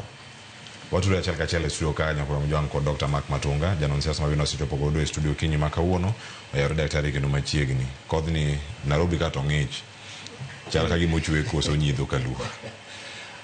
Erokamano Cleo, amor kuom bedo kanie okinyi ma kawuono. Mos mi adeko matin to kendo amor mar riwore gi jotelo mantiere ka, Mheshimiwa Robert Alai ma en jachung' e od bura ma Nairobi kendo amor bedo kode ka. Japuonj mapuonjowa pile pile Mheshimiwa Odoyo Widi, amor mar bedo kode ka. Ipenja ni en nyidho to nyidho ni wakome nade, kose en koth to koth ni wakome nade. An gima dwa loko kanyo mana matin en ni gini ok en nyidho, nikech nyidho ok dikomgo makomre. nikech nyidho ing'eni konyidho to mana wi lo ka nie ma minene to bwo lo ka iyudo ka pod otuo. Koro miyo an ariwore gi jowadwa mawacho ni en koth ma en koth ma nyose chwe kendo bende pod chwe to jomoko pok ochako komo, jomoko winjo kom, jomoko kaka Mheshimiwa Robert Alai gini gin koro jok makonyowa doyo nikech jomoko madoyo sana nikech wang'iyo mbele ka. Kela e wacho ayanga ni wan kaka oganda kachake gi wach nyiego. Nyiego no e gima hinyowa moloyo. Miyo wakawo kata mana cham mane owinjo wakom to ka en oduma to wadwa tede nyoyo kar mondo mi wadwa kome kata warege kuon. Nikech nyiego no ema hinyowa. Ng'eni sirikal duong'. To okowulo ni nyaka ng'ane wuogi, nyaka Robert Alai wuog oko e ka donji. En ot maduong' manyalo rwako waduto. Kaka ineno sani iluonge ni broad based. Broad based en kuma oyaw maduong' mondo jok manyocha ni oko odonji. Ting'eni bende kwa donjo ka nikech nyiego ni an adonjo tadwa ni Alai wuogi, adonjo tadwa ni Odoyo wedi wuogi mondo miye koro ka bede yi. Mano e chiel kuom gima osehinyo ogandawa higni mang'eny to kendo pod bro medo hinyo. To thuolo masani jok madoyo do, jok makomo kom, jok ma bende koro chiegni nikech nitiere bende puothewa moko matindo tindo macham osechiek. Koro sani ji moto, jomoko ritho. Nitiere kuon moko nikech kata king'iyo pinywa mar Homa Bay County nitiere puothewa moko matindo tindo ma bende nyose chiek. Koro gin sani koro wake fish markets nitiere kanyo, Homa Bay Kabunde Airport nitiere kanyo, Homa Bay Paya nitiere kanyo, Homa Bay Affordable Housing nitiere kanyo, ndeche manyolos Homa Bay. Mago gin gik mathoth. Kata mana Mfangano kucho bende sani ferry marwa igero Kisumu manyo asenene osegere ma osechopo nus. Kachopo December en ferry mabro tiyo ndara ma Mfangano nyose losi. Mheshimiwa Odoyo wedi nyocha oseketo no kata mana pi moro e kind Kabondo gi Kasipulka ma mano bende en pi matiyo. Nyiso ni nitiere puothe moko mosechiek ma wasekayo. Koro gini en gima nyaka wang'e nikech kwa keta ni pod en mna nyidho ni pod warito mbele kanyo. Onge gima rito na mbele en watia sani, lakini nyiego makoro nitiere e kind oganda bane makodok chien to kata mana komo makoro komo kata koth machweni bro kelo no resruok. Nikech ka en gima rach kamano ni nyiego no nitiere, iyudo ka ng'ato nyalo kata mana kawo kwalo rapur mar ng'ato mowinjo bino dhi komo. Mano keningene oseduoko oganda wachien. Koro ok en nyidho, en koth manyaka koro jikomie, jok makomo kom, jok madoyo do gi puothe manyose chiek bende warithi. Erokamano ahinya koro mojwanda osekalo 51 kinenda na kaywe masani kaduoko ka oduoko kod mathoth koting'o duond jo county ma Siaya. Gikonwa ka gini en nyidho, koth, jokom, odoye iye koso girit mondo mi gike. Waduoko bang'yo masani kik idhi mabor.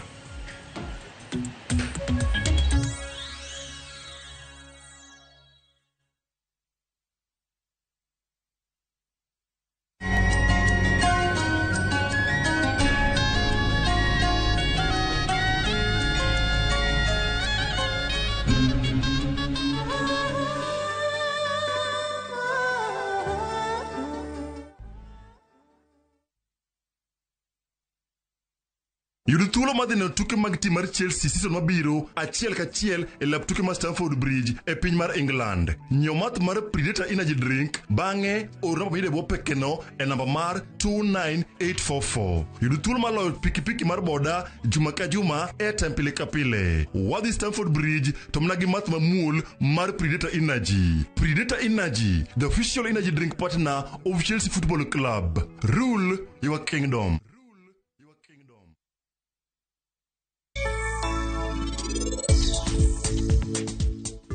ubiro kwalo bengi ni to unudoro mondo wan wakonyu. Bende unwiu be adier. Onge kaka wan wanyalo konyo ukwelo. Winja. Nyako ni mako gadhoga. Seche moko en owuondre ga ni en ofuo, seche moko en mana ng'at motegno. Oja chir. Kara en ang'o ma biki timo kae gi niti? To donge en nodhi timo gimoro e bengi? We an agochni. En mamana. Indier wuoyo kode. Iniwuo gi mamani. Dawe.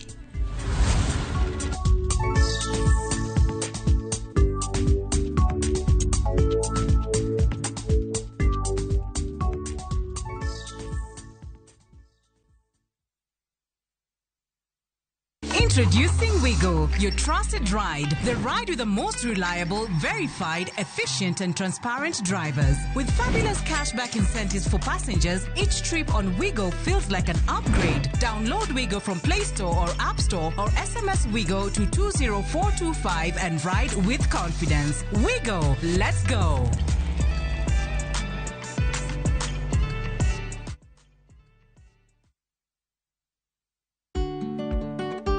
Be ing'eyo ni chudo masano nyiso ni omenda wuok kuom jachudo kadhi ir jayud chudo kuom nyiriri machuok. Ka ioro omenda, ne ni irango gik mondik kanyo maber nyadiriyo.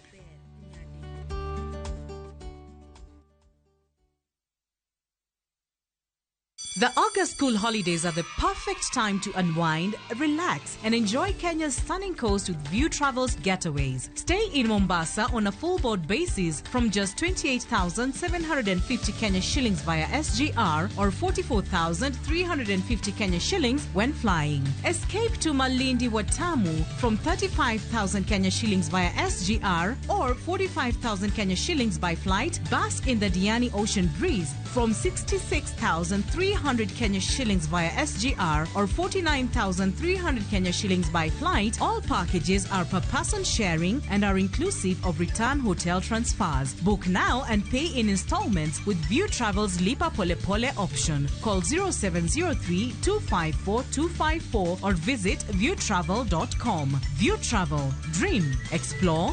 Discover.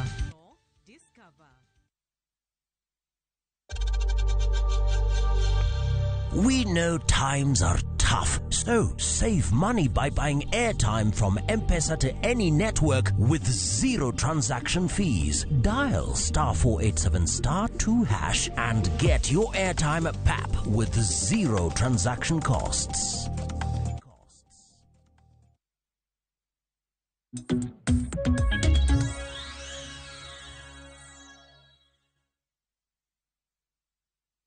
Mecheni kendo nyakoro mogi juangi chenro mar mbakoromo waseduogo kae tielo mar ariyo ka warango chal magwecho mopogore opogore dongruok mabiro kaluo kawuok e sirkal mano mamalo kendo kako nego bene rwakogi mano miwacho sani nyabedo ni en koth kosen nyidho. Jotelo man e studio ka duto osewacho ni oyo gini en koth nyidho noserumo kendo koro sani oganda okome iye odoe iye kendo girit keyo.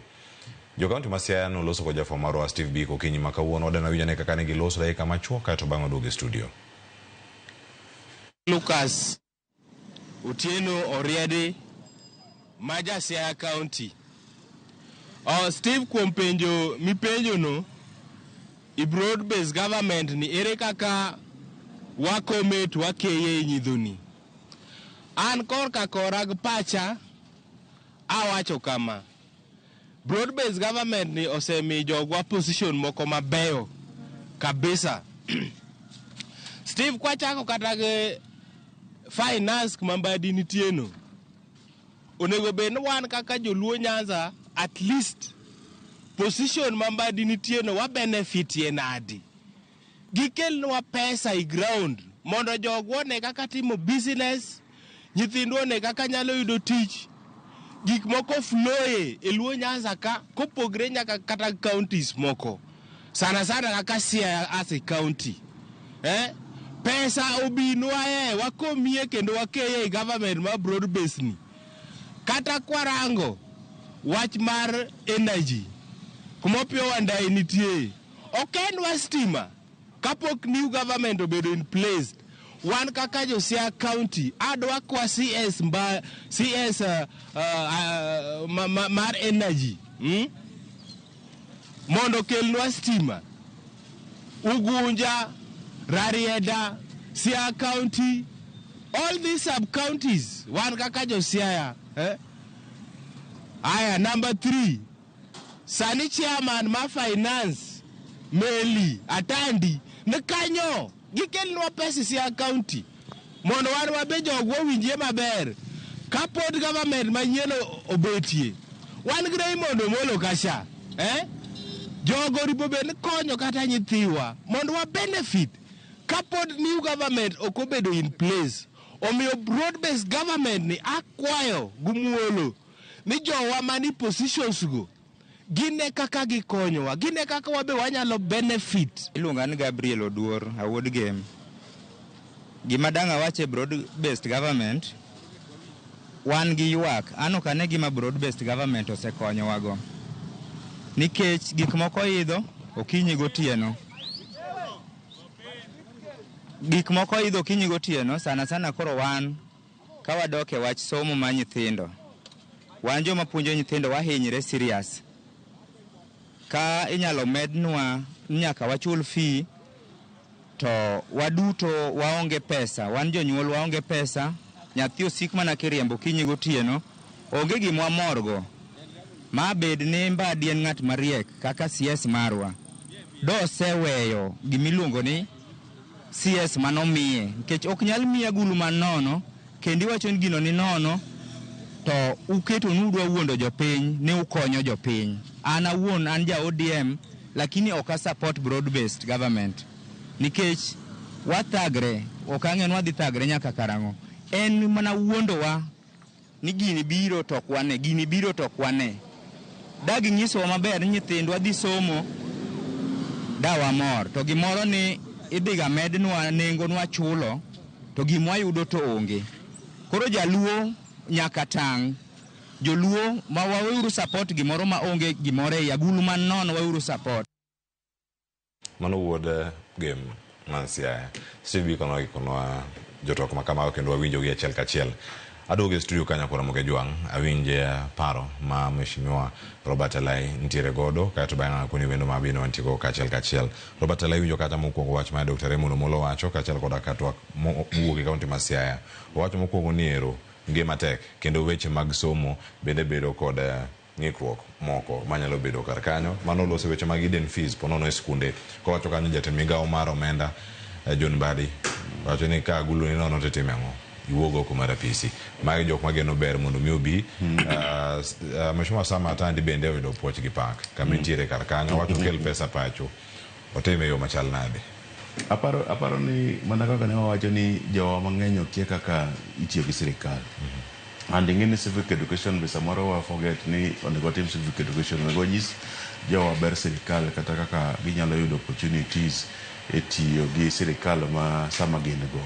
Kiwinjo gima nyawadwa mogik no wacho en ni okia ber moneno ka nikech owinjo ni sani odhi chulo fees to machacha nyocha en miscommunication manyocha ochakore gi gima kaka jasiasa nyocha wuoyo jasiasa samoro nyalo bedo ni nyocha ng'eyo mana kaka ne wawacho ni wasebedo siasa mar opposing wang'e political speak ma very convenient ma samoro en wach adier to adier ma nyocha wacho cha nyocha ko wacho e yo ma japiny mantie piny nyalo understand ko gima wacho kech gima nyocha wacho ni demand mar Kenya ka mondo CBC oti maber en 22,000 per learner to sirikal sani allocate gima nyalo chopo mana 17,000 we have a gap of 5,000 this 5,000 ok nyocha wacho ni wa reduce free primary education nyocha wacho mana ni ntie gap moro kama nyako fill my 5,000 to kaka nyocha package information jio wacho mana ni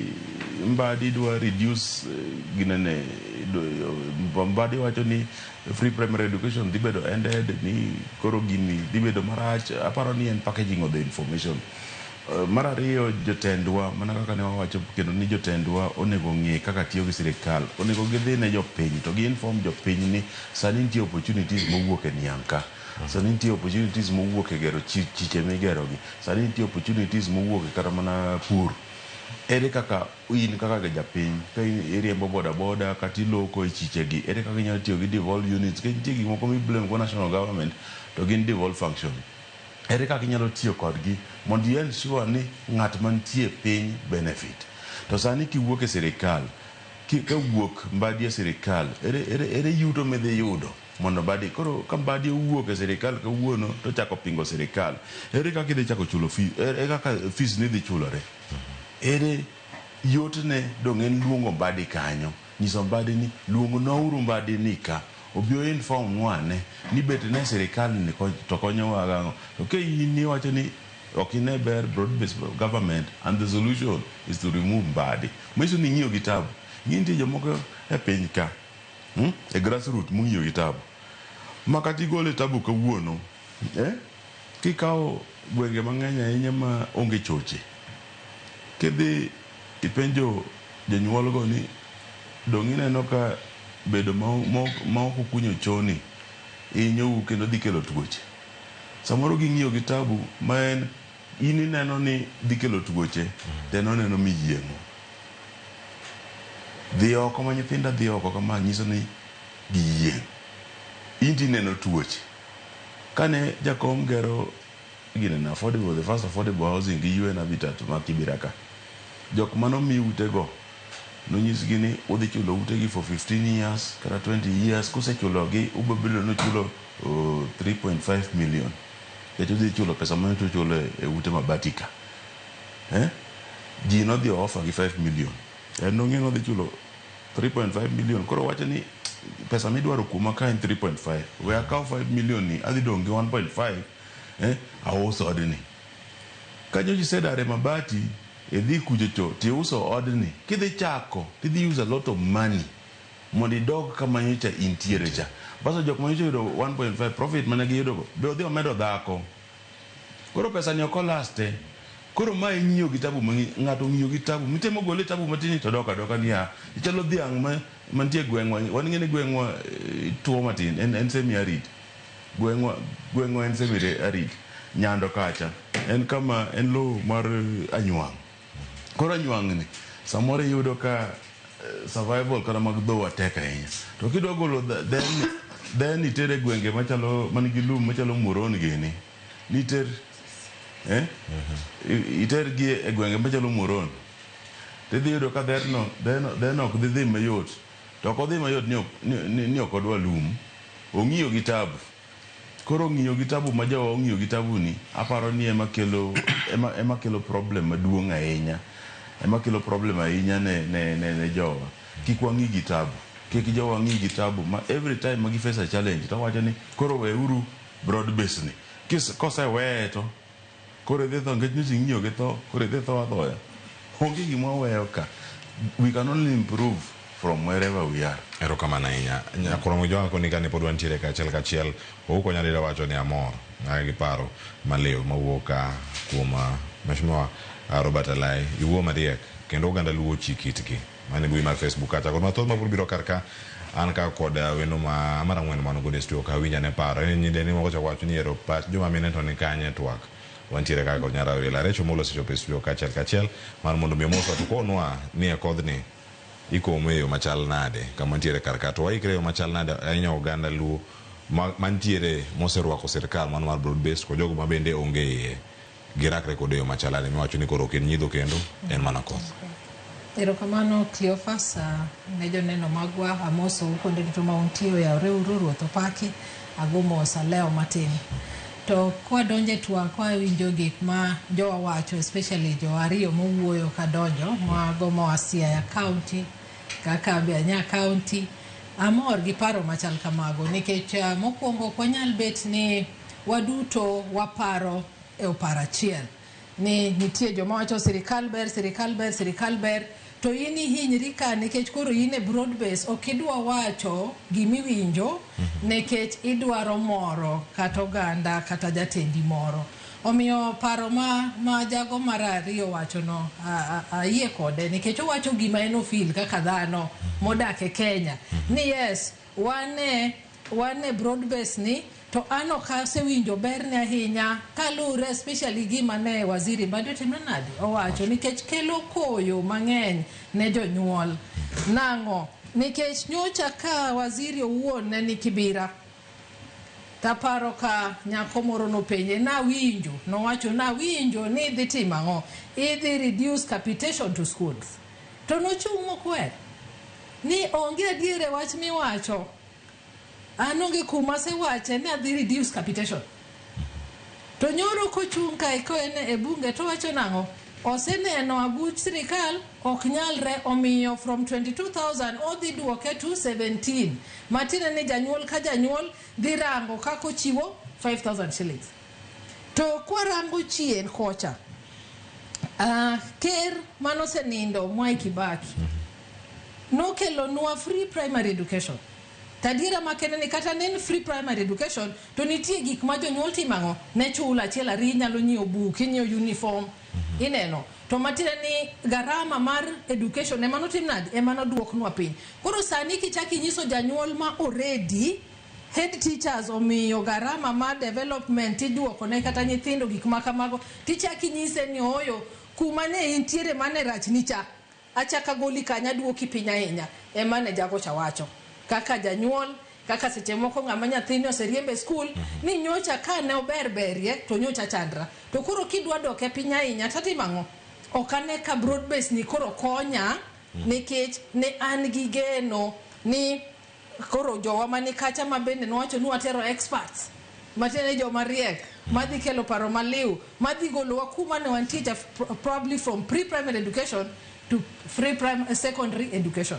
Omiyo paro makamake makonyo sirikal. Kiko wuon sirikal ahinya ni nikech koro wane broad base, koro wamora mora makata gimoro hinyo ganda to atimre nade wamor gi wechego. Ti penjo wach maber mar koth ma wantiere go sani ni. Tado wacho kama ni mondo wakom, mondo wa harvest maber, wake maber, to nyaka watim ang'o, nyaka wakom maber. Matin ma Nyasaye osemiyowa ni wan uyo makucho waluongo ni kodh chwiri. Koth moro machwe nikech uyo ma koth chwe dichiel. To kopo nochwe Disemba to wanyalo timo ang'o, wanyalo keyo bende. Koro mae chalo kodh Disemba ma uyo ma wacha. Matine ni en koth moking'iyogo, oking'e kodo dhi biro, to kobiro to itemo maximize. Kizungu wacho ikiano dhi chwe marom nade. Ikiano dhi chwe marom nade. Nikech sirikal be waseneno ni kawuono ng'ane ni kakinyo gol achiko ita matinta winjo ka mwalimu wacho ni kata ka ne sirikal ni odonjo ne wan gi joluo nokwang'e ni wadhi keyo gi jaluo no for how long. Omiyo seche momiwa ma mwagone migosi mar Raila Amolo Odinga erokamano nokelo nwa kodh chwiri. Matine ni koro wanyalo komo, wang'e ni kothe ndichwe. Fertilizers wan gi jowa e sirikal ka, to jowa ma wan go gi ber mane mwanyalo yude mondo gi kodh chwiri niendi wabende wawache ni wakeyo kaka jomoko mabet ka ni keyo twice a year.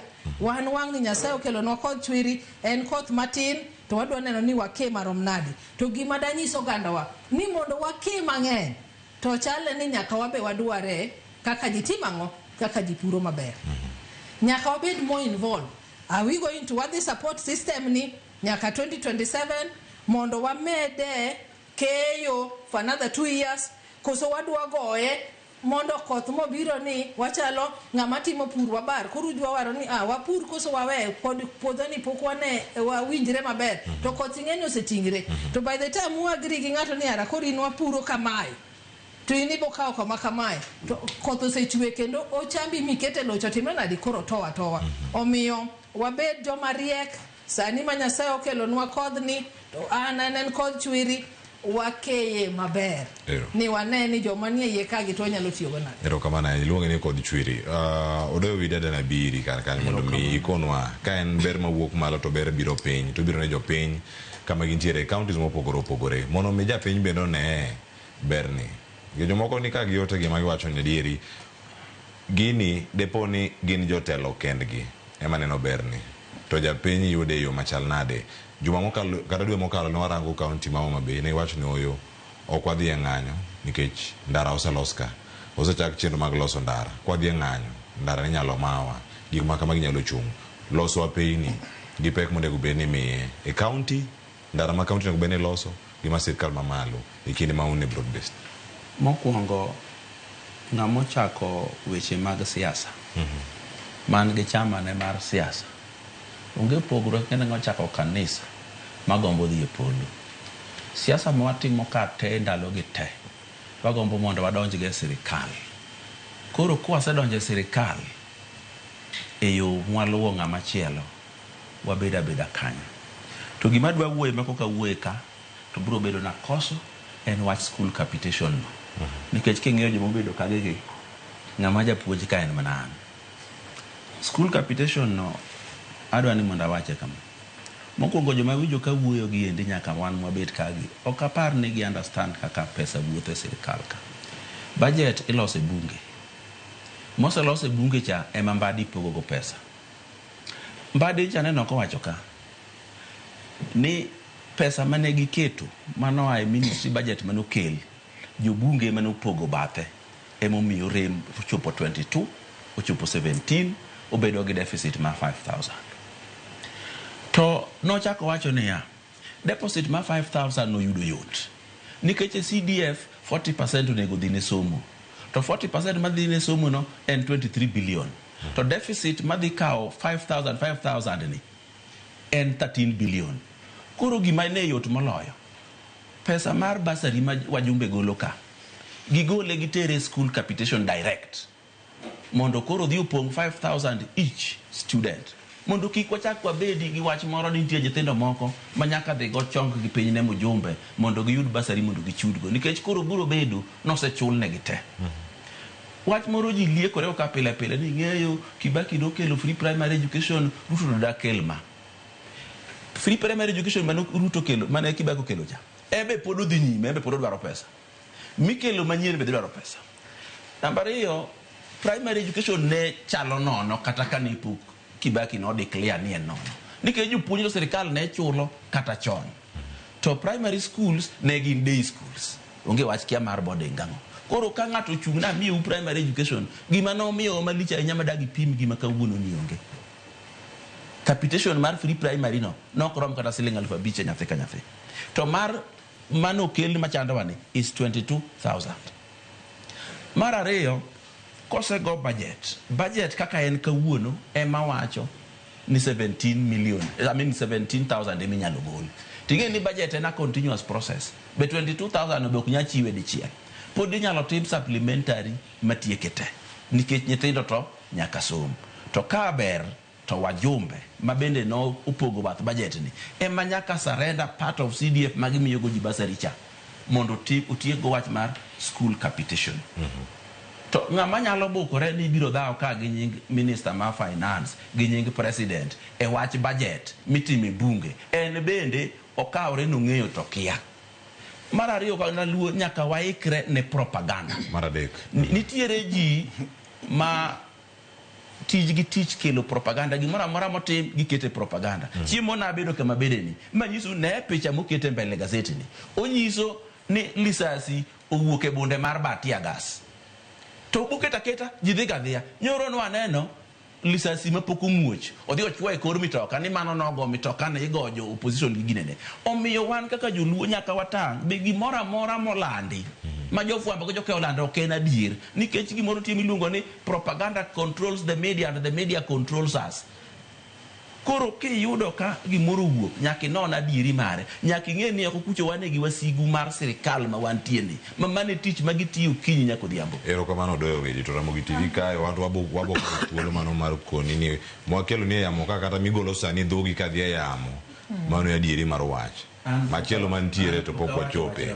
Erokamano nikech en achiel kuom ute fwambo ma wantie go kar to bende alaya gi ndang bede gi wach mar capitation mana ka ngachopo ire gi kaka osego ute fwambo kaka ute fwambo no komako weche gi e yo makare. Abi kuom Daktari Mark Matunga e weche mag somo ta enya ka warango ber gima biro piny ka awinj duondi bende kanya achiel kachiel ni mare wacho ni Uganda luwe ma dowuok e oko mokwongo e tielo manyime ahinya mar kwedo ka dipo nitie paro moro amora mar duoko piny weche mag capitation. Kata kamano jatend migawo mar omenda John Mbadi noselero wach mare wuon gima nowacho gi kaka ne ogeto mondo mi jopiny bende owinje e yo makare. Gini kata ka dipo nodwoke piny gi siling 5,000 to kama wantiere sir michiwo ni jopuonjre mopogore opogore magi dipo ni bero moko bende ma sirkal nyalo bedo ni chwalo ne jowa e kor gwenge. Erokamano Clio. Awinjo kaka japuonj Odoyo olero. Amolo bende ocholore kode ndi. An education ka e pap matuge. Kendo mano bende e gima mora mokwongo. An gi privilege ma asebedo e board mar KICD, mabedo nyaka vice chair. An gi privilege ni asebedo nyaka e board mar NEC. So korka somo ka bet ka bende understand sana e sirikal na malo ka. Kata 22,000 miwacho pod okoromo. Pod en pesa man piny. Badi to kapar ni nowacho, ok ni okapar, ang'eyo ni nokowacho ni koro ni igolo wach free primary kata free education. To bende nyaka wang'e ni kumiwache iwache e level mar primary bende thothne en nono. Kech aneno ka pod an awuon dala kucho pod isuma pesa. Seche moko kadhi dala ni idwaro kia ni set, kia ni idwaro ang'o, kia ni oriembwa, to mano e primary. Secondary to koro ok yot nikech an awuon an nyaka gi secondary schools manasegero ne jopiny kendo mamoko bende dwaro mana by direct support. Arambe bende ola. Kibire e university ka sani tapani an gi arambe madhi mana 18 mowinjo bed ni agoyo dwe mar 8 ka dwe mar 8 ka jitimo jidonjo.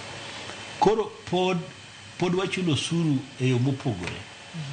Miyo adwa kwanyo wach moro mane Mheshimiwa Odoyo wacho. Wan gi bursaries moko ka ma onge tiende. In fact, mage gik mo e pes mowinjo kaw to oketi education mondo kata mana mwawacho ni 22,000 cha gicha owinjo dhi to 50,000 per child. Kendo pesa kitimo budgeting owinjo tim budgeting per child, ok tim budgeting per school. Owinjo bed ni nyathi ka nyathi e pinje ma oko ka pesa luwo nyathi i budget ne pesa. Koro iyudo ka wan gi bursaries moko maonge tiende. Iyudo ka mbunge nigi bursary, governor nigi bursary, ok ang'eyo ni Mheshimiwa Laigini nigi bursary. To gin bende gidhi mana kwayo bursary kuom akiani speaker, akiani kuom governor. Koro pesa okere ma koro yudo ni chuno ni naneno gini bang' yiero ni jok mane oko support mbunge koro gin jok kocha, koro gin ok giyud bursary. Jok mane oko support governor aneno gino rando kama ka nyithindo mamoko mani wacho ni dong' in dalau nugone ng'ane kura, koro ok nyal yudo bursary. Ma koro bursary kendo bedo used as a weapon against nyithindo ma are innocent. Ma kata kwa wacho ni sirikal onge gima timo, pes ma waketo godo ni wamiyo governors, wamiyo wajumbe ni mondo mi ochiw bursary. Mage ma mondo wagol waket e treasury mondo mi odhine education, mondo pesa mong'adi mobedo budgeted mar nyathi ka nyathi owinjo bed ni en 50,000 cha. Iwe kata mana 22,000 makore wacho. Kech kigo budget mar education malong'o kabisa to mondo mi nyathi oyud quality education. Wawa ni access to education. To wawacho ni access to quality education. Somo manitiere e tieng' mamalo mowinjore ne nyathi ka nyathi owinjo bed ni en 50,000. Mamano en gima nyaka wang'e to pesa no nitiere e sirikal. Pesa no nitiere. Gimomiyo pesa no nitiere mani watemo ni wandiko waketo priorities mopogore. Priorities mwaketo mamoko migepe mamoko maloyo korka somo ka. Ting'eni bende korka somo ka ok wakete priority ma waket ne budget. In fact gimowinjo beni jo wabunge kalo mokwongo. Budget mowinjo beni gidibet mokwongo en mar somo. Kaeto koro ka ging'iyo budgets mamoko go ma are of less priority. Giae somo gidhi e health.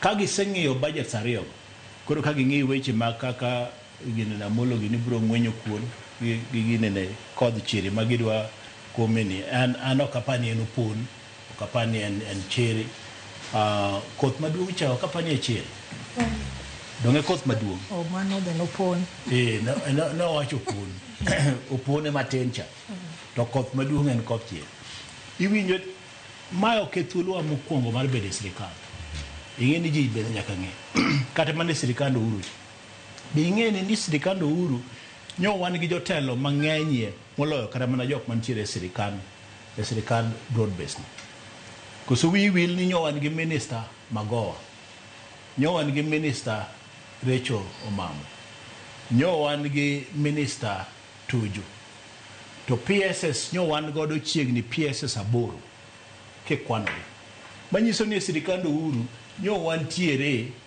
gi jotelo e sirikal moloyo kata mana sirikal masani. To parie ni kanyo bende emanyo ayude mathinie mogik.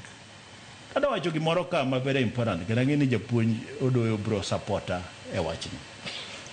King'iyo igni ma wasebede independent igni 62. Mzee Kenyatta otiyo igni 15. Moi otiyo igni 24. Kibaki otiyo igni 10. Uhuru otiyo igni 10. Mago te kiriwo chiegni gin igni malawo 50 gi wiye. Mana 58 gini madhi malawo mana 60. Ruto osetiyo igni 2 gi nus.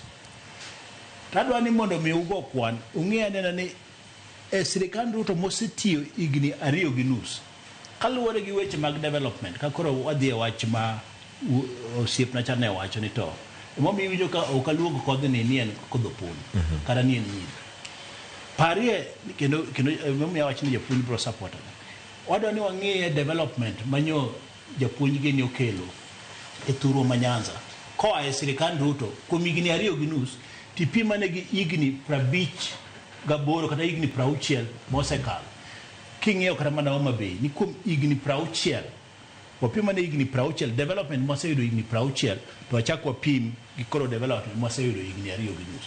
Mane momiyo wach ni sirikal mwantiere sani ni kata loch mwantiere godo sani mar broad based osemiyowa mathothie moloyo kata mana sirikende mosebedo mar Kenyatta igni 15 mar Moi igni 24 mar Uhuru igni 10 mar Kibaki igni 10 to Ruto osebedo mana igni 2 kod nus.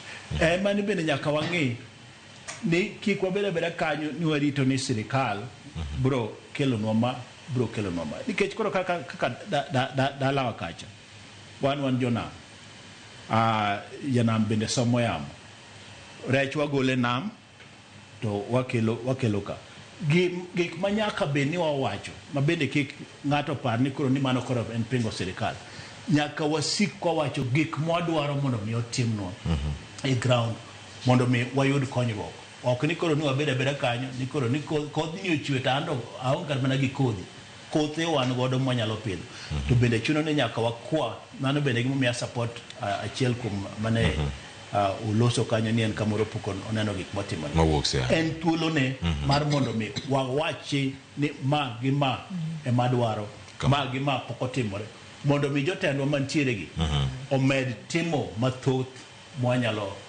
kelo godo yot ni jotugo. Erokamano ahinya. Mheshimiwa Robert Elai, bende iparo ni sani jotelo mantiere ma in bende achiel kuomgi kata ka in Nairobi kae to ang'e nitie jok marangi kata nyando to wacho ni in wuodwa kama untie kanyo achiel kachiel bende iparo ni sani kama ntieni jotendwa nigi ratiro mar chung' kendo wacho ni mae gima ema dwaro kawuok kuom sirkal koso en mana kwaya mano mar pako sirkal ma sani tiyo tiwacho ni nyaka sani ng'ama nigi chiemo e dhoge kik wuo otiek chiemo mondo no aparo ni ngini gimiwacho ne e gima gidho ngere giluongo ni public participation. Public participation nyaka bedi makati support mana sirikal kata nyochugo mana sirikal kata wuonu e president to nyaka itim public participation and mae kama jo Kenya fail. The greatest enemy mar piny Kenya ni jo Kenya. Leaders mwayiero to blame every year, every election cycle.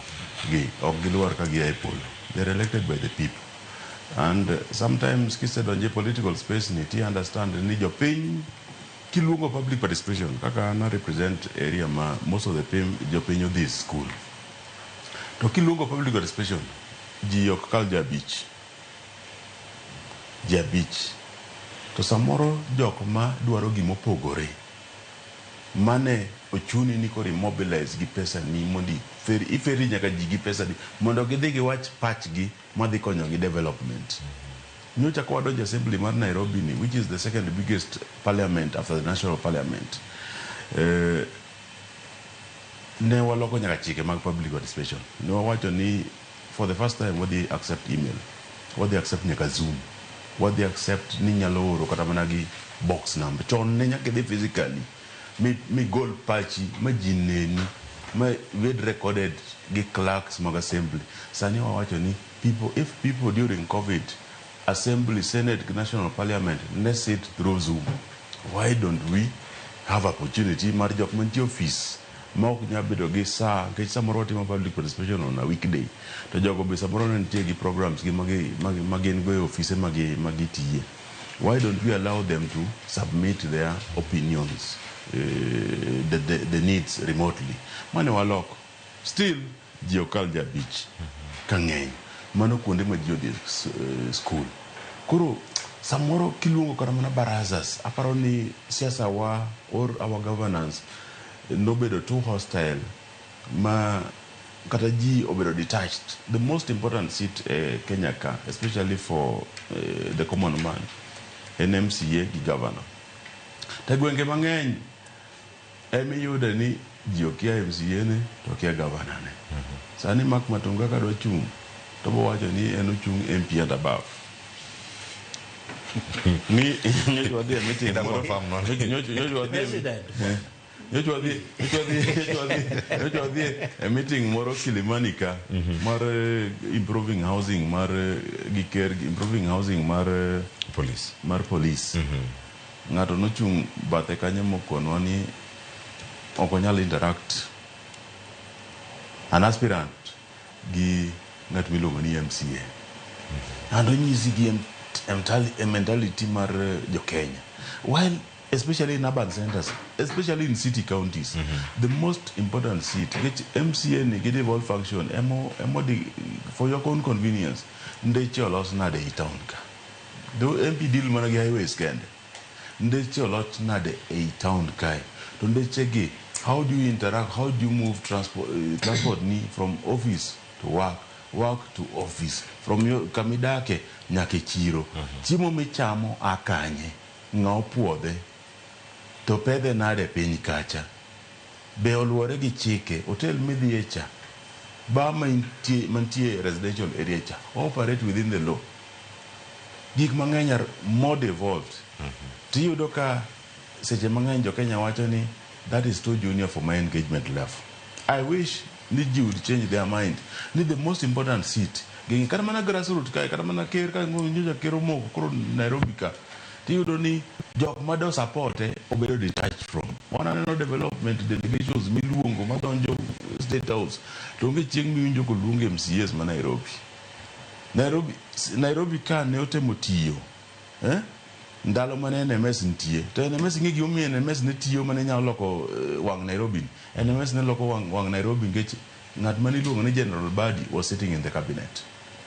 He was sitting in the cabinet. How do you have the governor of Nairobi obeyed independent, but it doesn't align with the national government? Inemi run capital city. To capital city ni compare the economic size, it is bigger than the 30 bottom counties combined. How do you live it? How does it become political parties? They get nomination. Get the discard jok magi paroni koro okone go beni chung kamora mora. You watch any mago koro we wadi ruru wamegi nomination mag capital cities mag MCS. Don't want stagnate growth. Getting any inspiration mar katato rukana work Nairobi ka. Karaman assembly makujecho work Nairobi ka. Koro basari wa manugweni ado wacho nini basari nyaka dong mana kaka entieno. Mane kaka inano governor poge dong. Getting any jokenya ka ogo trust leaders gi. Inano gimomiyo sani ntie tunguni ya piny ka. Getting at miluongo ni governor gi president ji oko trust. Mino kata kidhi timo survey ma piny ka. Jokenya mang'eny majority bo wacho nini CDF nyaka dong. Nkech ogi trust ni ngat madhi bedo president cha. Wang kose bedo president to development mar gero gik matindo tindo manyocha CDF timogi bro timore. Koro sani kinyiso wani ima MP, ima MCA, ima governor basari. Ni miye ng'ata chiel, ni en moa ne piny ka.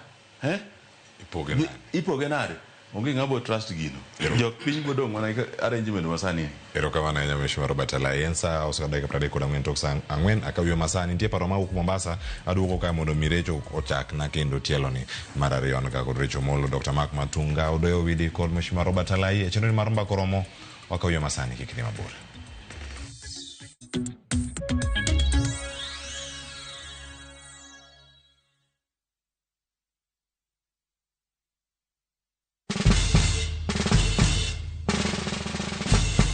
Guess what? Citizen Duca now delivers! Get amazing discount on your favorite essentials and have them brought straight to your doorstep, all for just 200 shillings delivery fee. Go to citizenduca.com, select the product you want, pay, and we'll handle the rest. Citizen Duca, home of discount.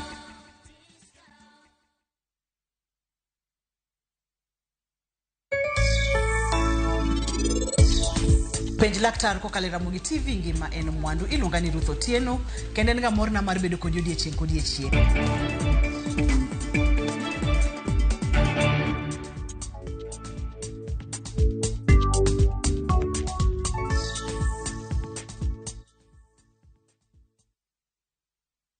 Looking for the perfect getaway? View Travel brings you the ultimate self-drive and staycation experiences across Kenya. Escape to Naivasha, Nakuru, Nanyuki, Kisumu, Mombasa, or Nairobi for a refreshing break. Drive at your own pace or fly in hassle-free. Whether it's lakeside retreat, city escape, or coastal adventure, the choice is yours.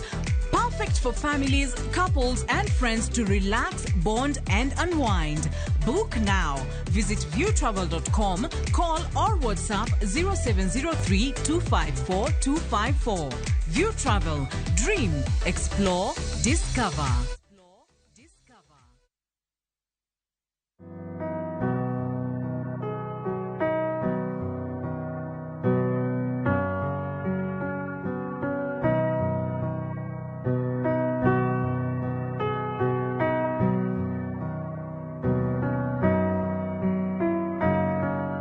Dial *811*404# to get Jesus Paid It All as your skiza tune.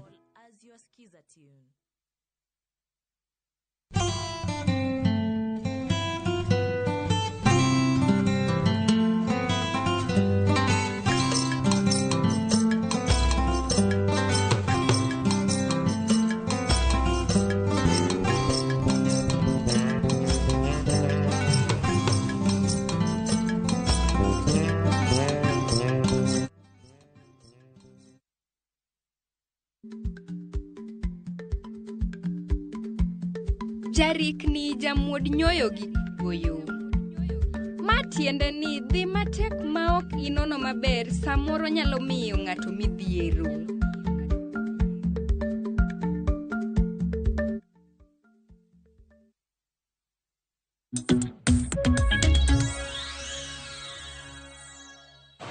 Machini kendo nyakura muge juang chendo mar mbakoro mudo ko kai tielo maradek ka orango weche mopogore opogore matimore kaluwa koda Kenya mangima. Iwacho ni kama ji komeni to ji keyo jirite e yo machal nade. Kaunti ma Mombasa jafamagwa jafamarwa Joja Oko oikonwa jotwak makama ka to bangwa duoge studio karka acha kod Recho Omolo mokongo wadhi ane kaunti ma Mombasa. Ani luonga ni Jared Otieno, ane bunga mar Mombasa kae. Atemo wuoyo ka ndalo mar campaign. Rais notemo wachonwa maber ni gik mang'eny biro timore nwa kaka oganda mag jo Kenya. Kian kipacha, Rais otemo pogo maendeleo e counties gite. To bat kipacha maduong', pesa pod onge lwet jopiny. Mano yidi ni ko donja president ni pap. To pesa biro bedo lwet wananchi ma kawaida. To kimaendeleo to temo pogo e counties gite. Makata mano koko ne kura, gima notimore nade, mano gochone. Koro gima pok otimo, pesa pod onge lwet jopiny. Ka wuoyo korka school day, korka school rach kabisa. Ket naneno ka jaduong' Uhuru mane president wa manokalo, netemo pach matek, nyithindo mane ok nyal, nogi yie mondo riemb skul. Sani riembo nyithindo skul ma kata kaka jonyuol timre onge. Koro watemo kwayo rais opare gik moko aila. Kech kano iriwa, kano campaign, nowacho ni onge nyathi moro amora mabiro bedo oko ni ok dhi skul. To nyithindo ng'eny e gweng'. Erokamano ahinya. An gi nyinga iluonga ni Enoch Nyamunga. An mkaaji ma Mombasa ka. Mada masani wadwa wuoye en keyo joma nopuro gi joma ok nopuro. Adiera kane jatelo Mogai Masani odonje nowacho maber ni obro keto Kenya bed kama ber. To Kenya sani ok wane ber ne yote. Ero waneno ka broadbase ni Mombasa bende neno maber, to kuom wananchi to pod onge kech gimiluongo ni pesa onge kuom wananchi. Mwananchi no oywaka sa yote hii aidie gima ok bichopo. Koro nwakwayo rais olegeza kamba onewach school, because school no emagolo nyathi kuom fuo tutero kama ber. To koro ka kiny riembo nyathi koro mano ere. Wa Mombasa achakar ka achiel kachiel Recho Omolo iwinjo kanyo mokwongo wacho ni pesa ni maonge kadipo ni mano gima de nitiere de koro weche bedo moya inya wache kamano koso koth ni ok gojo Mombasa. Koth chwe to ok ogoji te. Nitie joma pod riwacho ni waneno dalili to pok ochoponwa kaka wadwa mawuoyo from Mombasa no. Tadira makende ni world over economy is not doing so well. Omiyo bet mar pesa e ofuko jopiny to pod nitie gi shida. To mana kaka janeno mokwonga paro wacho en ni rais kano campaign. Ing'eni wajaji based on gima ni wacho gi gima isetimo gi gima idhi mbele kata gitimo. Koro giwacho maler ni no wacho nwa ni kodonjo to nitie kako dhi miyo ngima manosebet matek dhi bet mayot ne oganda mar jo Kenya. To mano kosebedo katimore. To bende ok wanyal wacho ni rais ok nong'eyo gima nowacho nikech ka notimo campaign noyudo ka ne en mana deputy president. Matini nong'eyo ni ere kaka wanyalo loko ngima jopiny. Ere gima wanyalo timo in the short term mamiyo jopiny bende neno ni garama mar ngima odok piny kaka mana kaka janeno no owacho. Omiyo ayie kodgi ni yes, waneno developments mang'eny matimre kata road infrastructure osiptende be waneno kiloso kuonde makamago to pod jopiny to onge pesa magitimo nade what kizungu wacho ni disposable income. Pesa maginyalo nyiewo godo gik magikonyrego ema pod gionge go. Omiyo nadwaro mana kwayo joma advice rais ni nyiseuru ni yes, infrastructural development is very good and very key. But ere gik mwanyalo timo in terms of manufacturing sector, agriculture, manyalo miyo jo wabed gi kaka giloso mwandu gi giwegi. Mokirito ni ni ere pesa makata boluarnwa kaka ndalo siasa kama manjotelo nokalo mamondo one kaka gikonyrego. Ka ngima tek, businesses bende ok dhi maber, to onge kaka oganda boyudo konyruok margi makata ne education en free. To kinyal pidho nyathini e ot to skund ne mokang' odhiye.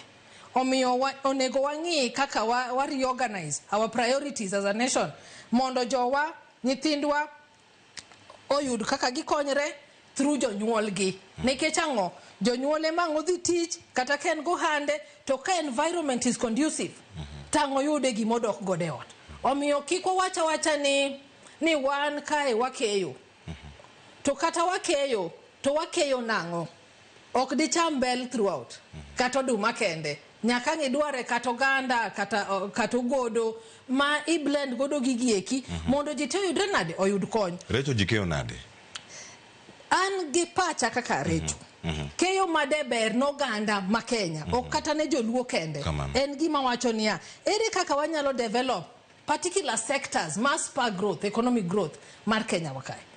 Kik wa focus on particular areas, ma wa neglect other sectors kata mag education kaka waneno koro every other day people are crying over that. Was nyocha nentie shida gi health sector moknu wacha anyalo nyisi adiera ni an be an gi ng'ama na tero hospital Masha did not work.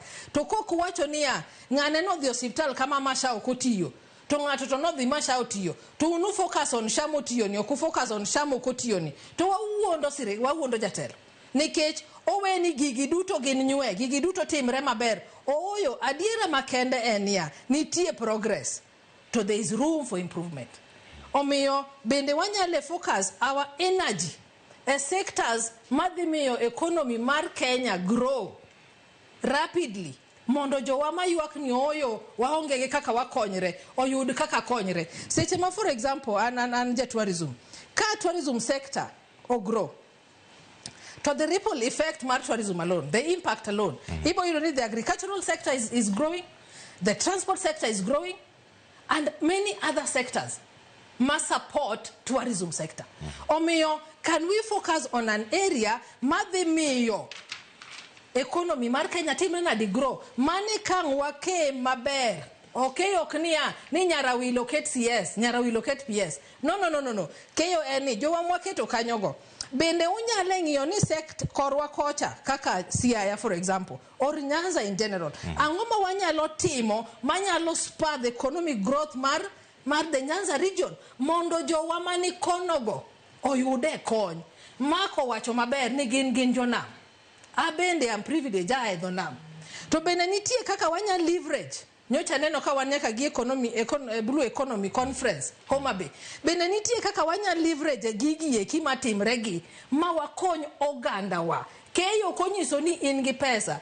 Keyo nyiso ni ya iloso opportunity mondo jowa oyud kaka gikonyre mondo ng'ato ka ng'ato wuok e ode to dhi to uso menane to nitie ng'ama nyalo nyiewo menano. Kamano. Iwuok e odi idhi uso dumbi to nitie ng'ama nyalo nyiewo odumano endo. Mano e ka wacho ni jowa keyo konyiso ni wan duto wane sirkal. Ero kamana ahinya. Ero paro mali wanga duogo irecho mondo idu wach mogik. Tang'eni ka ntiere ira odoyo widi atielo masani. Awinjo kanyo kane recho wuoyo gin gigo mane lombi eye to nitie moko bende miwacho ni ka bende kaka onego bed ni obedo. Penjo mada penji en niya winjo gimowach kawuok e kaunti ma Mombasa kamirange iparo ni oganda luo duto ka osemigi tekono mano mar tiyo gi sirkal e yo mora mora mane yo maginyalo rango ni ginyalo keyo godo koso kanye ginyalo kome e kine mantiere kanyo mana ngimena gi wach mari mogik ka watie kadongi thuolo ma dakika 9 waduroti. Mokwongo nyaka ing'e ni keyo e sirkal en yudo thuolo ma sirkal okelogo mondo imbi lose giri moro. Kamano. Gik miwacho ni mondo tim mondo lose gik mokogo ema kelo keyo. Nyara ilo wacho ni en tourism sector. Adwa ni mondo isen tourism sector no winjo maber kabisa sane. Wasegero pia Homa Bay, wase improve port ma Kisumu, wasekelo the military gero meli Kisumu. Ng'ata madwa dhi bayo Takawiri Island kuonde go te koro biro bedo gi wuoth mayot. Mausenge cha be loso. Mausenge be loso. Sirikal ma Ruto ni bende kelo emergency rapid response ka gimoro amora de timre nam. Onge gima ber manyalo lo mane tourism sector. E wach mar joma ywago chiemo madonje igi ni joma yier go nono. Sama wang ng'anene iluongo ni Mbadi allocate pesa migero go yo mathur gi kuchocho. Joma tiye tich gero yo gin yawuotwa megwen kuno. Kadine Ruto wek tero wach gero yo thurwa. Dikoro nyithindo matiyo kamigero yo mayudo mogo masoyo ufuku gonge. Kidhi kamiluongo ni Homa Bay. Sani no ger chich rech manyasani. Makoro katiny musungu kaka koro nyarawila en musungu ni tinyalo ng'iewe rech kokiparo ni rech no contaminated. Joma uso rech kanyo koro pesa gi omedore gin nyithi thurwa. Omiyo gima kelo dongruok e piny en gimoro amora mitime piny to joma time ichulo. Ohala moro amora mobiro manyien to kendo gik mosegore piny omiyo luo medo dhier. Gin gik manotimore kata ka Ruto pod onge. Gimoro ne nitie miluongo ni Dominion Farms Siaya manondiko ji 4,000. Nogore piny ka Ruto ok jatelo. To kendo nogore piny ka yawuotwa mwageno mwalamo ka Nyasaye manogoye piny. Kidhi Kisumu, chon ne nitie kikomi manonge, nokogore piny nikech Ruto ne president. Omiyo chon kana somo Kisumu ne ilose groceries tema watiyo ge piny luo, sabun ni loso, ket kibrit ni loso, tinde gigo onge nikech siasa duni ma ji parogo ni en kagine sirikal, to sirikal nitie pesa mapogo ji e kor gweng' ni kaw ni an nyaka nudonje broad base onge gimose donjona. Gimose donjoni ni en jaluo ing'e ni nyalo nyisi niya ni an kimiyo ji pesa ato mara kelna ka. Ka koro pesa mimiye moko nyal riedone, to kura obro dhi riedo mogone ng'ama owinjore. Omiyo dwani mondo wang'e ni dongruok mikelo, sirikal kelo mana lwasi ma ng'ato nyalo lose pesa ne, lwasi ma ng'ato nyalo timo ohala, to sirikal kata obed Amerika kata obed kanye ok pog ji pesa ma gichamo e miechgi. Erokamano mwalimu, akaw mano kaka wach mare mogik. Okinyi ma kawuono cheno mar mbaka oromo. Akaw wach mogik bende kawuok kuom daktari. Kirange achiel kachiel gigi duto kamorange wasoro kanyo ni oganda onego bed ni komo kothero chwe gigi duto pesa bende ofuk japiny kaluwore kod lwasi molos kod sirikal ma oganda moko iwuok inje kaunti ma Mombasa lwasi ponono kare kodgi emi ok giyud yuto. An adwa dok e nyawo mar jothurwa. Nyawo mar jothurwa bende momiyo pod wan chien. Asebedo privileged ka fuyo e Nyanza kaneno kuonde ma puothe nitiere kata ka koro wawewe komo madwa kumira. Koro awacho wach pur, weche mag agriculture. Kech mano to ken lo mwadhi golo kuom Ruto, ok en teko mwadhi golo kuom Dr. Raymond Omolo, ok en kodhi moro mwadhi golo kuom Raila dalaka ma koro Recho Molo au Uyoma. Uyoma ka kidwa Kisumu nyaka Luanda, puodho achiel minyalo yudo onge. To ka en puodho miyudo kata mana ndalo chwere, to en oduma moro mothirno mani pincha ma kata diyo nyathi ok onyal diyo. To loto nitiere, pi bende wan gang'o, wantiere. An Mark Matunga ae chula mar Mfangano. Namo luorowa kama. Namo luorowa to e gweng'wa alot wang'iewo mana Mbeta. Alot mwang'iewo Mbeta Akisi. To pi to nitiere ang'o. E tiende ka wablame ang'o. Wablame sirikal. Yar gima sirikal osetimona to onge. Do wachie ni an gima sirikal osetimona onge, an alot na puro kata alot aleo. Nyawo mar thurwa bende nyaka wae. Adwa go igi wach achiel king'iyo malong'o. Odhi chalo ngero. Mogo mane wating'o ne sufuria tinde wan godo. Te e gwenge wakate wawach ni koro jikoro tedo kuon. Ka gitedo kuon ni, ipani kuonde gite gin kuonde mochiek. Gibro chiek gite. To tedo to mogo to in godo. Chuno ni nyaka wadogi e nyawo mar jothurwa ma gichiewo gokinyi gidhi Ramogi Baraza Karapiko kacha gombaka okinyi nyako odhiambo. Penj Mheshimiwa Alai ok oyudwa e public participation nikech wadich wamenyo. To jothurwa ok meny, puothe bende onge to pi to wantiere godo kanyo. Erokamano. Kata kwa wakomo, wakomie girieko. Erokamano Dr. Mark Matunga. Ukageni kare baraza mane kuru kwenye chibula ndera mugi baraza. Awone mara vio jai chakirera mugi baraza. Wane kariza kibuonge. Nyaka warangi makare. Kiwa mole mugi kate Kara mugi nyingelati. Wamako pe. Erokamano. Sa deko kinyi, sa chilo kinyi, Jose bedera mugi baraza. Nyaka ang sa ngwen. Aya. Erokamano. Mheshimiwa Batala, kwa woke watch ma Dr. Mark Matunga tiko. Kwa dada na mi tuolo mara mondi watch mungik, angene ni tuolo madai kachel, ini kachel koda karecho kato bagi malore, adongi tuolo madai kariwo, tiko de babe. Ana lamo mwangichu Dr. Mark Matunga golo, example kanya to golo gi uyoma, lungo ni nyao, jako describe bandama uyoma. Mako ni ya, to neno nejo uyoma matek mwa. Kuna kini bando, ni en bando, mabando kusen bando machielo. Kuna lemone Mark Matunga muro log pache, jo wak nyapa mondo Mark Matunga bedding out duong kama. To take the community, to bring up ngat machalo kamano. Koro ntie nyao manyalo bedo ni gin factors mobedo contributed ki society ma mwadake ni. Isewinjo ka ji mang'eny ywak ahinya ni kaka ojendewa matimo boda boda.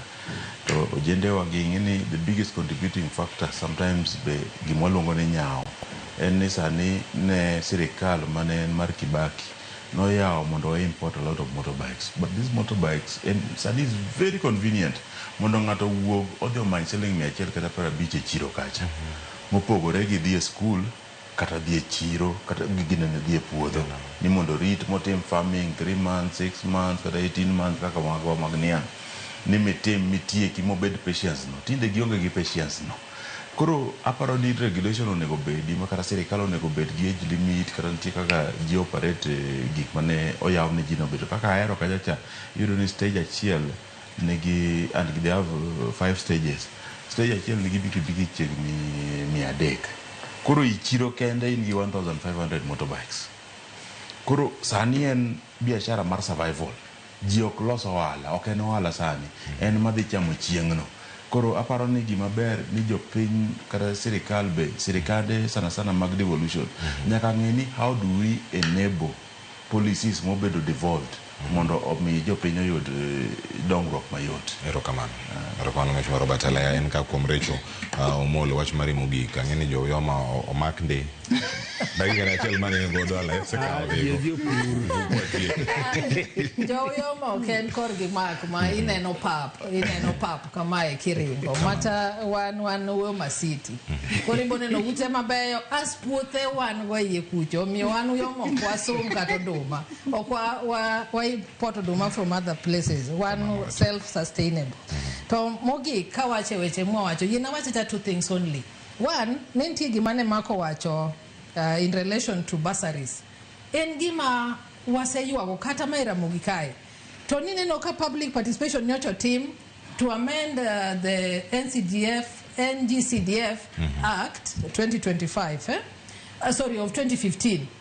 Makoro to asto alaibo chako wache mana matin to eno wache cautiously nekech gine magitime. Iyudo ka gidhi public participation with a target ni gini nyaka kal. Koro wadwaro ni basari kae instead of miyo alai basari through the governor miyo nyarawila basari nekech ochung bondo miyo governor moro basari aso Ministry of Education nigi basari and every other person has basari. Gini duto mondo timango oriw kamoro achiel mondo nyithindo som. To mogi kawacho ni mondo wake maber kako ganda. Nyaka wapithi maber bende kwang'iyo 2027. Kikwa beda ni wanjo mauket ni wadwa goyo kata sirikal to nyaka wang'eni wanto wadwa komo nango mondo wabi wake maber 2027. Erokamano ahinya recho molo Dr. Mark Matunga kachiel koda ka odoyo widi kod Mheshimiwa Robert Alaya kombedo kodo kiny makone chenro mar mbaka romo ote muoro nyakora moge joma somo gi waketo gi chuny wabudu kar twak mar koth gi nyidhoni wabogolo gi chunywa kendo waket gi achiel kachiel ote man wuoro ka osomo gi kendo ang'eni twak ma kama dhi nyime.